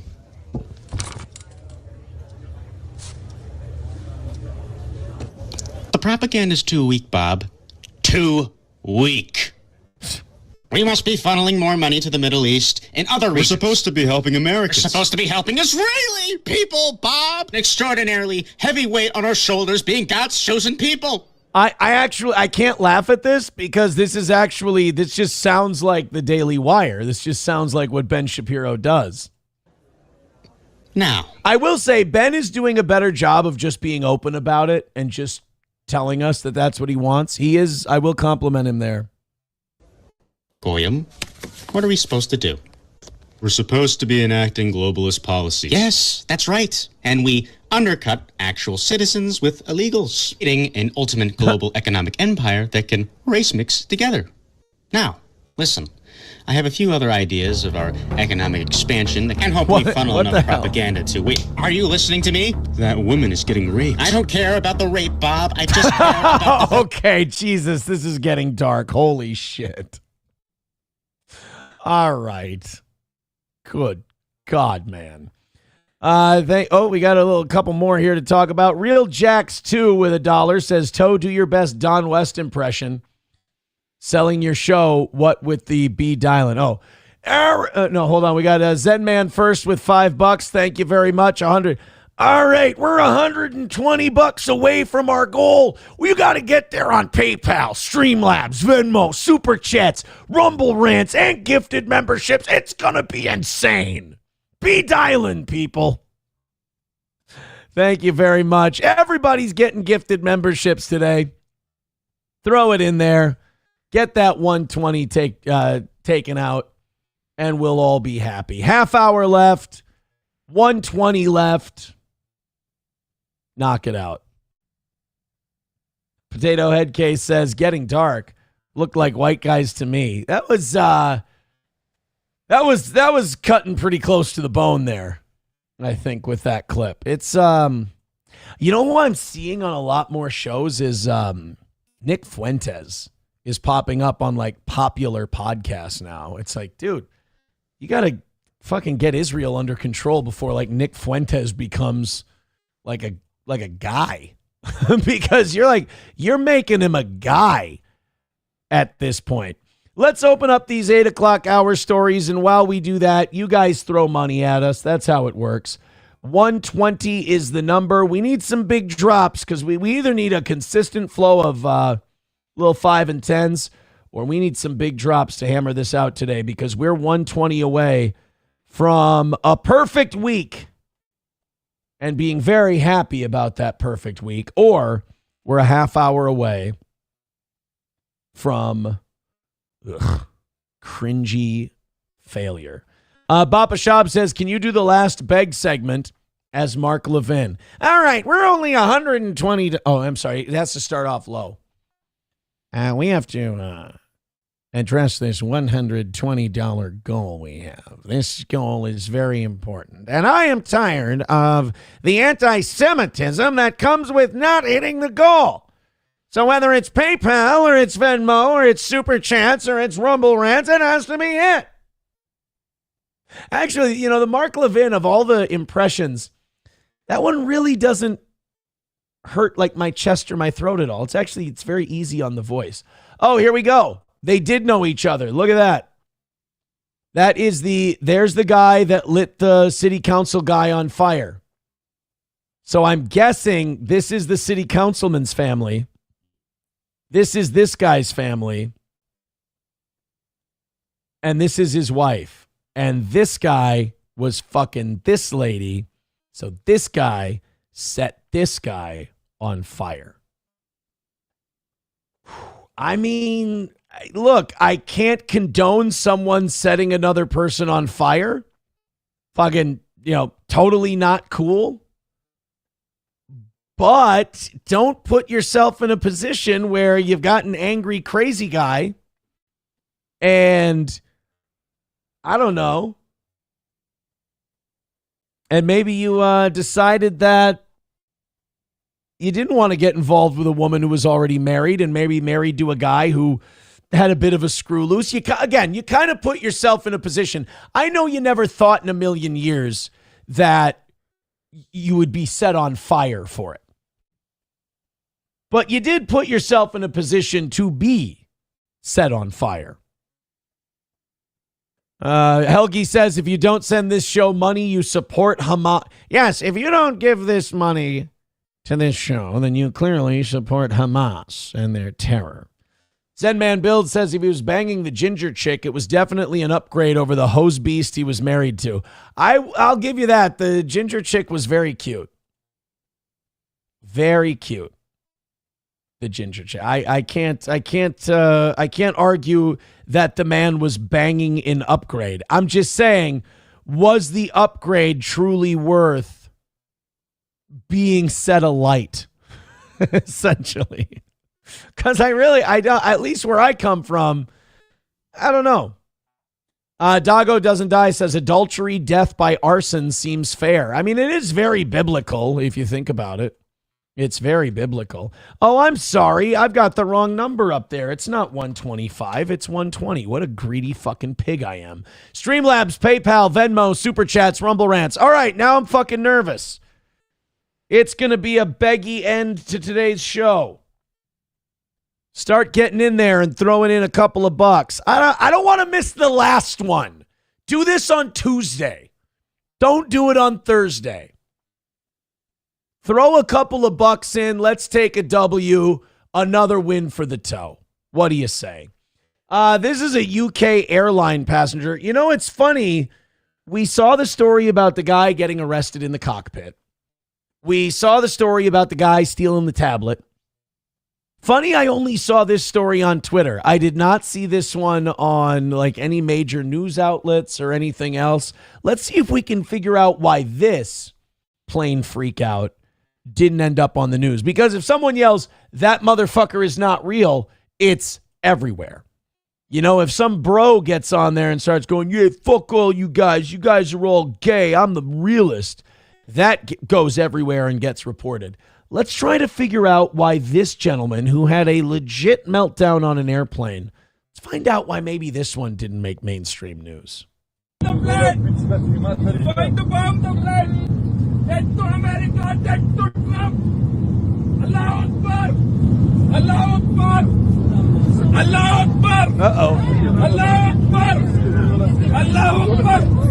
Oh my God.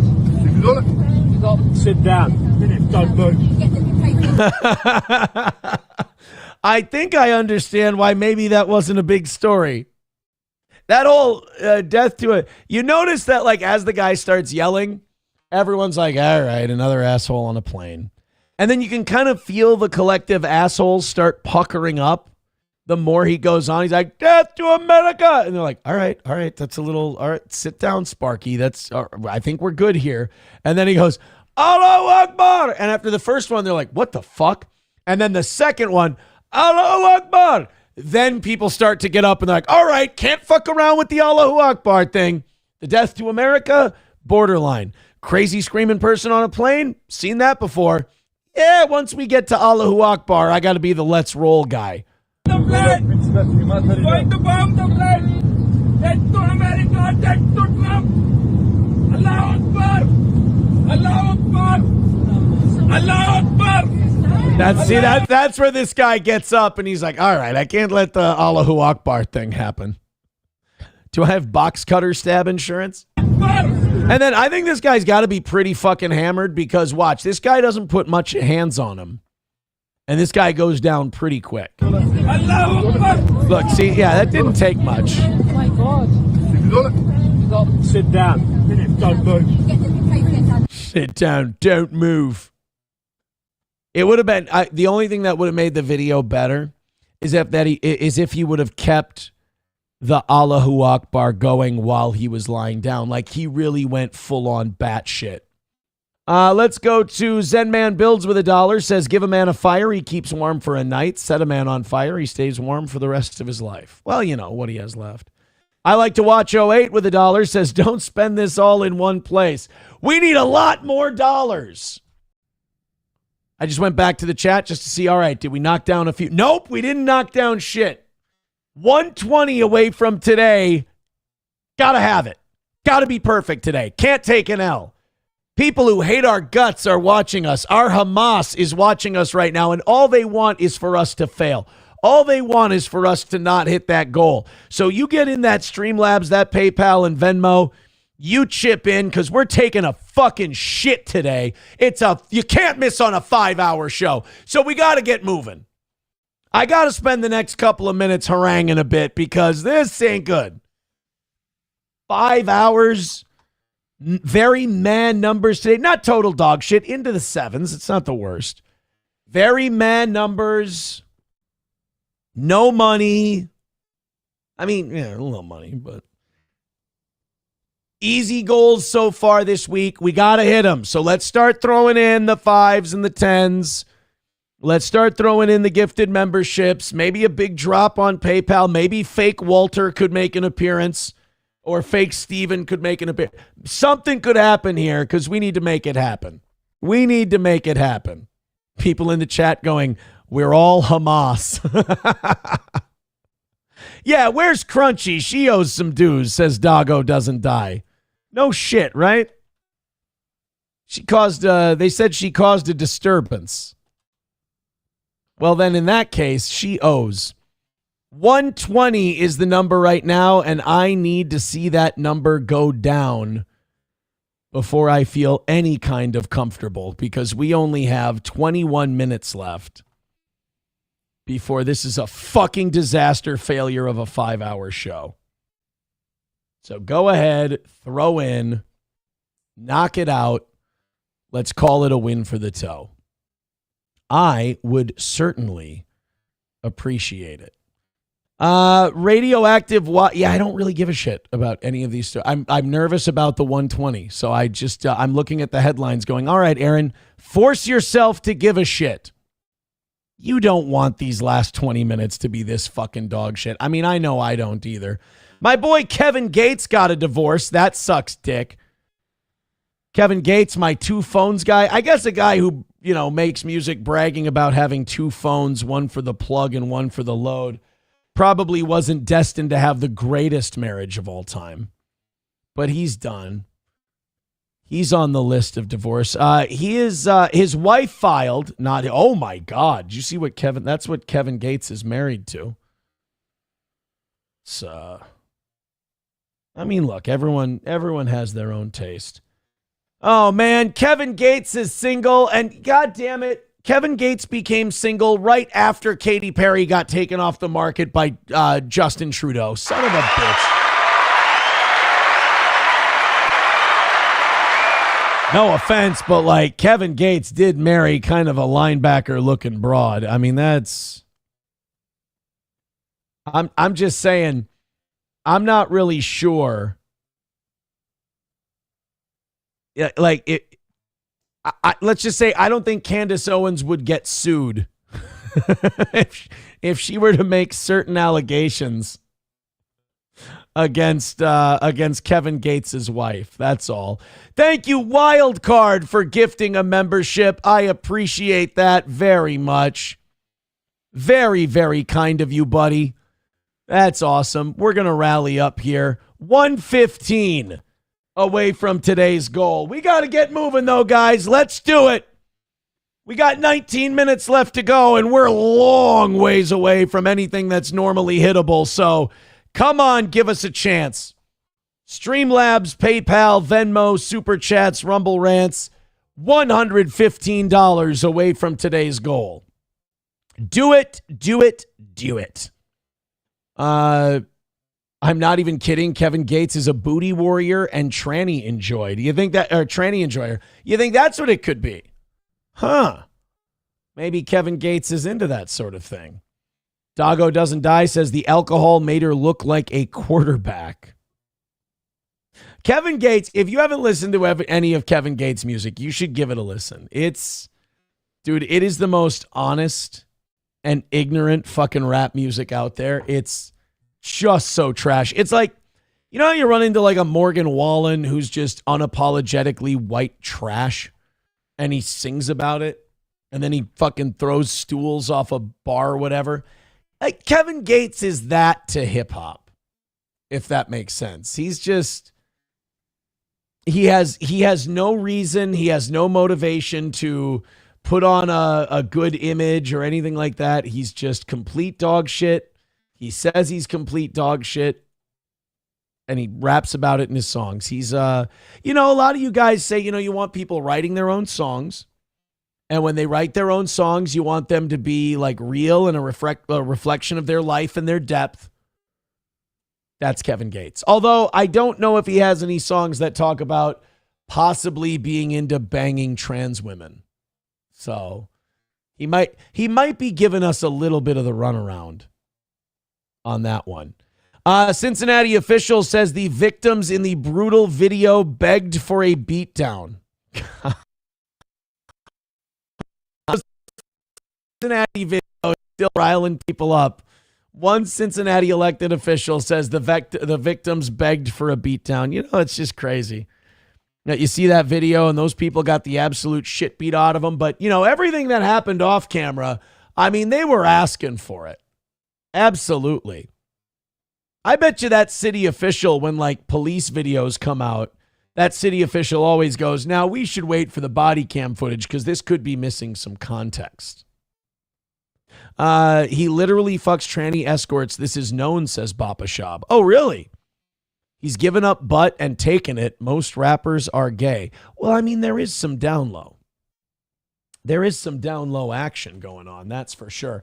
Hey, guys, 115 away. I fucking hate missing Thursday goals when we've been perfect all fucking week. We got to hit the goal now because I have become invested in rattling the can and begging for this one. If I would just let it go and go, you win some, you lose some. I didn't take that tack today. I really thought we were going to stay perfect. So I leaned in. So I'm really humiliating the fucking dog shit out of myself to knock this one out today. So 115 sure would be nice if all of us who claim to love this show so much would throw in a few dollars and knock it out. Streamlabs, PayPal, Venmo, Super Chats, Rumble Rants. Don't worry, I'm not going to do a fucking work stoppage on you, but I think we've earned it.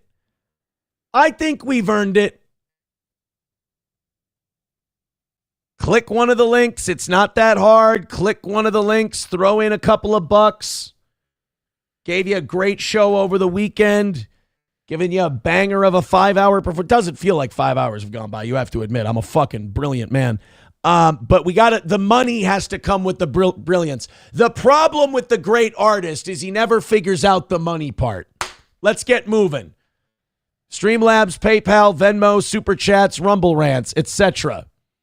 Because your show's going to be really dog shit while I sit here and wonder about it. Oh, fuck. All right, I'll start this one. Hopefully you guys are feeling pity or generosity, whatever. I'm so happy going into today's show, too. I'm like, it's been perfect. They've been hammering it out. It's been easy. I'm giving them 5 hours for how great they've been. Now I'm sitting here at the end going, God, I fucking hate this part of my gig. Oh, God, this is real. I actually had to check on this one to see if even Not the Bee didn't get fucked with. So apparently there's an ad posting for a Sharia law administrator in the UK. Now, it's a full-time job. It's only paying them $23,500 a year. But remember when we used to say, like, boy, with all this immigration and all this stuff, like, they're going to end up with Sharia law. Like, they're going to end up with these Muslim enclaves that have their own legal system and all that. And the UK and the United States was like, that's racist. You guys are awful. How could you say something like that? And now all of a sudden, we literally have a government job posting in the UK for a Sharia law administrator. Unbelievable. Find a job right here. Sharia law administrator, Didsbury, Manchester. Closing date, August 23rd, 2025. Full-time hours, $23,500 a year. So not the most high-paying job in the world. But this is from the council's website. It says, welcome to Manchester Sharia Council. Led by scholars and experts dedicated to providing guidance on matrimonial matters under Sharia law. So this isn't even the city government. This is like an independent organization inside of the Islamic community inside of the UK. Oh, my God. So the thing that we said might happen, that we were all called Islamophobic and conspiracy theorists for, now it's just... As an independent organization, we focus on addressing the unique needs of the Muslim community, emphasizing family life and personal well-being. Manchester Sharia Council is dedicated to delivering an effective, proficient, and professional service, blah, blah, blah, blah, blah. But it's a government-funded job paid for by British taxpayers to promote Sharia law. Wait, so this group takes taxpayer money, takes government money, and then hires people to enforce Sharia law. That's fucking insane. And again, it's not parody, it's not a bit, it's not a gimmick, it is a real fucking deal. Real fucking deal. I'm sorry, I just went back into the chat and nothing, not a goddamn thing. 1:15 away from today. All right, we got 10 minutes left. Can we rally in 10 minutes? A little something, little drop, little Streamlabs, PayPal, Venmo, Super Chats, Rumble Rant, $115 miss. Not okay. Not okay. Can we get a little something that can grease the wheels here? This is good. This is uncomfortable. This is bad. You got to remember, we have psychotic stalkers that are watching right now. If he misses, my life gets better. I mean, it won't. You're still like borderline suicidal, but still, I would like to hit the goal just because it's good for the show. And I've leaned into the beg today because I thought we were going to knock it out. If I would have known that I was going to sit here like a fucking asshole for a half hour and nothing was going to happen, then I would say, why don't you just let this one go? But no. Thanks, M, for the $5. M's creepy. M's a guy also who has serious mental health problems. That's a guy who some of these guys are definitely going to take a swing or a stab or a shot someday. 100%.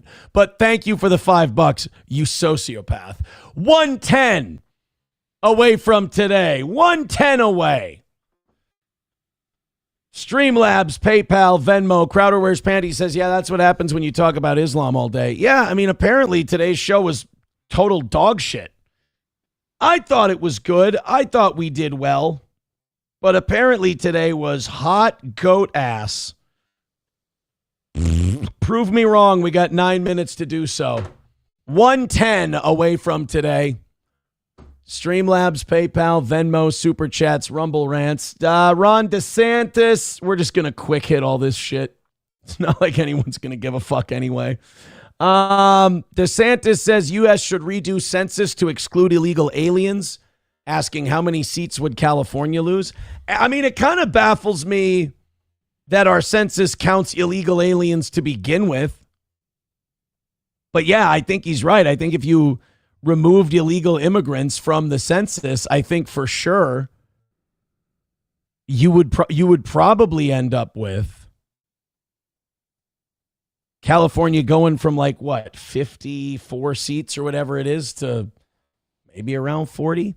Oh, you guys are going to hate this. If you hate this show and you're ready to celebrate, you're going to hate this one because you're going to be paranoid. You're going to be thinking it's me. You're going to be thinking it's fake. I know how you guys go crazy. I know how you guys go nuts. Walter just threw in $90 and said, you called, boss.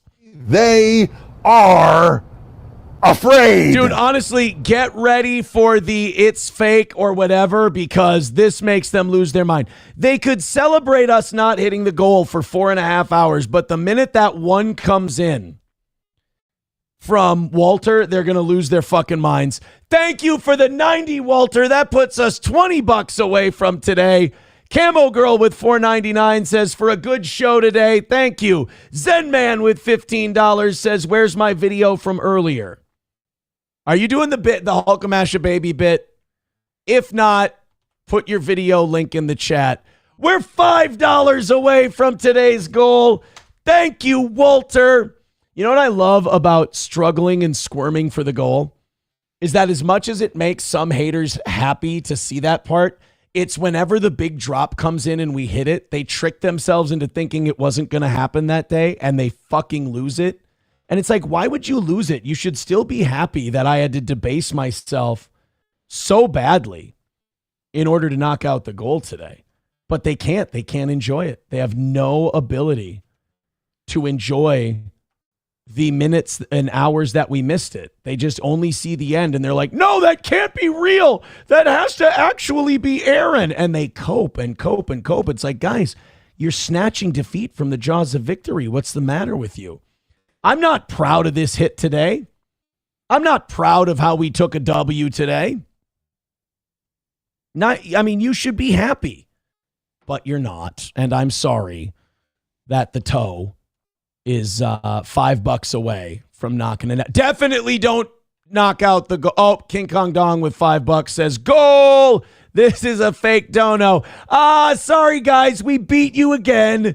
Goal hit, another win for the toe.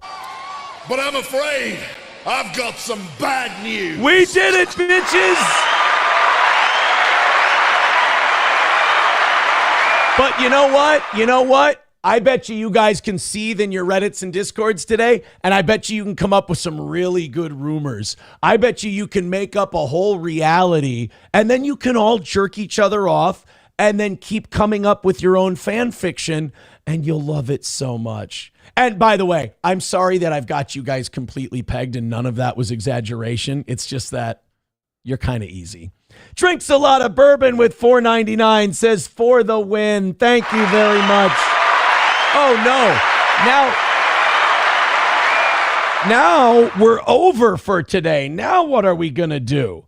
Eric with $5 over on PayPal. Thank you very much, buddy. What does Eric have to say about all of this? He says, this N is clearing the goal. Another win for the toe.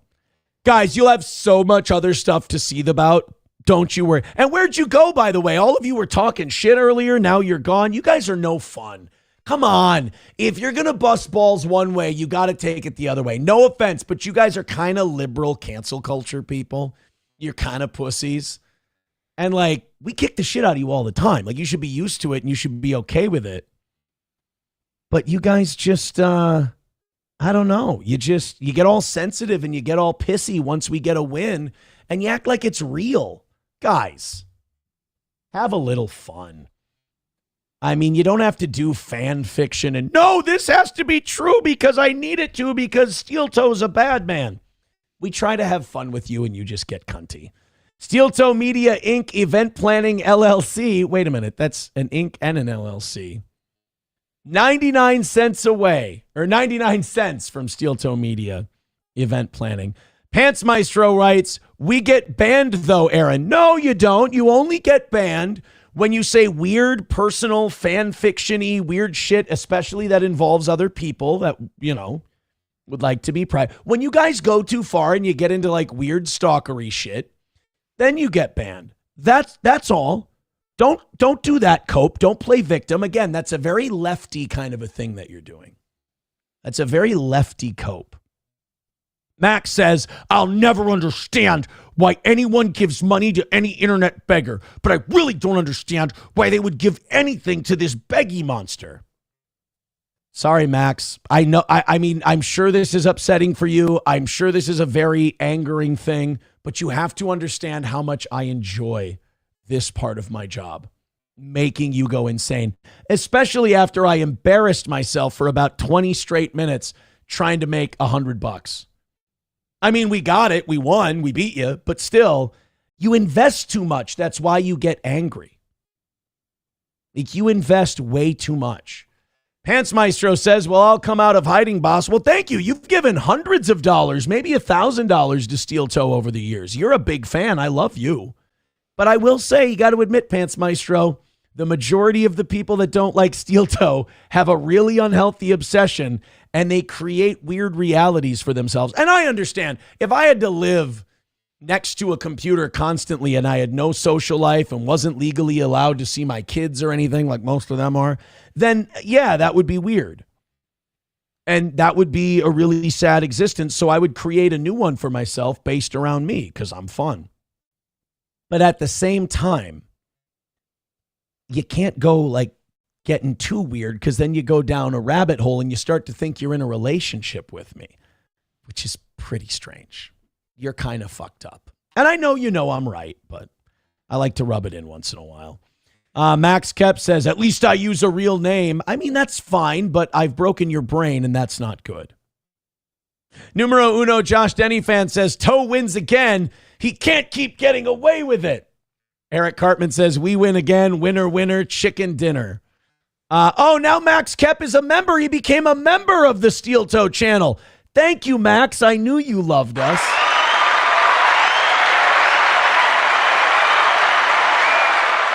I have to say, this has been a lot of fun. This has been a lot of fun. This would have been a really frustrating last 20 minutes. God damn. And I'm also so right that they all just kind of disappear once we get the win. Like, this fucking matters to them. Oh, I can't imagine being a bigger loser. Oh, gay. What did we miss from the... Oh, you know what? You guys knocked out the goal. You deserve a little extra time over the 5 hours. I got to pick up the kids. I got to leave in I got 10 minutes max. But we got... I got one more Israel thing for you today. I want to see Jonah Goldberg blow a gasket over Gaza and yell at the CNN people. That'll be indulge me on this one, and then we'll get out of here for the day. And thank you guys so much for being the best audience there is. Found it significant also because the president was supporting the Israeli-backed humanitarian distribution effort, which has frankly led to a lot of deaths. Jonah, how are you seeing this? Yeah, I'm just going to be a skunk of the garden party on all of this. Imagine that. The Goldberg guy doesn't think anyone's dying in Gaza. I am deeply skeptical of pretty much every actor, mainstream media, including some people at this network. You and I agree on that. UN is a hotbed of deceit and deception and self-dealing. UNRWA and Hamas are deeply in bed with each other. It's not entirely the fact. Why is Shawn Michaels here? I don't understand. I'm glad he got his eye fixed. That UNRWA is entirely run by Hamas, but it is deeply infiltrated by Hamas. Oh, yeah, that's the other cope that the Israelis and the Jews have, is that the UN relief organization is run by Hamas. So when UNRWA says there's starving kids, by the way, this is all an act. This is all a gimmick. Apparently, this isn't real. These people begging for food. The death numbers of Palestinians, the starving Palestinians, that's all fake. And UNRWA is secretly run by Hamas. Hamas is the government of Gaza. And if you read closely the coverage of this, if you read the UN statements about this, all of the responsibilities are on Israel to feed everybody. Bro, look at this. Look at this. This is all destroyed buildings. There is no government there. It's scattered. This is chaos. And I think Israel should do more. Some of these images are legitimately terrible. But we who spend our time in TV should have some more acknowledgement of how badly things can go awry when public policy and foreign policy are governed by images. Can I ask a quick question then, to your point? Yeah, stop caring about the things you see. Stop giving a shit. These aren't the starving Muslims you're looking for. Because Israel does not trust international aid organizations for the reasons you described, their belief that Hamas takes food and resources, which we have seen in the past. Do they bear responsibility for the way the humanitarian food distribution has happened, which has been by an organization that they backed? Yeah, they obviously bear some responsibility. I don't think Israel is a perfect actor in this situation Oh, at thank all. God. Why are you saying everybody is a bad actor? Yeah. But you're bringing in the news, you're bringing in all these people. But- Is there a tipping point where if That is funny. He's like, everybody who's saying the same exact thing and acknowledging the same exact reality, they're all bad and I don't trust any of them. Just me. We can't be the ones lying. It has to be everybody else. famine becomes something to be Hey, Israel, if you go outside and you meet an asshole, you met an asshole. If everyone you met's an asshole, you're an asshole. addressed on its own through moral questions of its own value. Yeah, I mean, on the question of famine, as you had in the setup piece, it says the worst case scenario for famine is proceeding. The same report said there's not, in fact, famine right now. They came short of saying that. It said the worst case scenario is proceeding, meaning if it stays going, if it keeps going this way, you're going to have widespread famine, like Somalia in the 90s, or Somalia now. They're saying that if this scenario continues to play out, we saw a news cycle where I had to comment on stuff about how if in 48 hours Israel didn't do something, 14,000 babies would be killed. Yeah, that would be terrible if a country did this thing where for like 30 or 40 years, they claimed that a country was a year away from getting a nuclear weapon. So then they bombed that country and murdered people and killed people in order to stop them from getting that bomb that for the last 30 years they said they've been a year away from getting. That would be really shitty if someone made up something like that about famine. Die. Turned out that was a complete social media driven hoax. I think a lot of people in the media, a lot of people like Donald Trump, are following these stories based upon the steady stream of images they get on social media and on TV. It doesn't mean all the images are fake. Yeah, the president of the United States doesn't get any briefings or doesn't get any intel on Israel. He just watches TV and then makes his decisions. That's okay. Jonah Goldberg's always been a shill for every fucking neocon war they've pitched since Iraq. So that I got to say, that doesn't surprise me.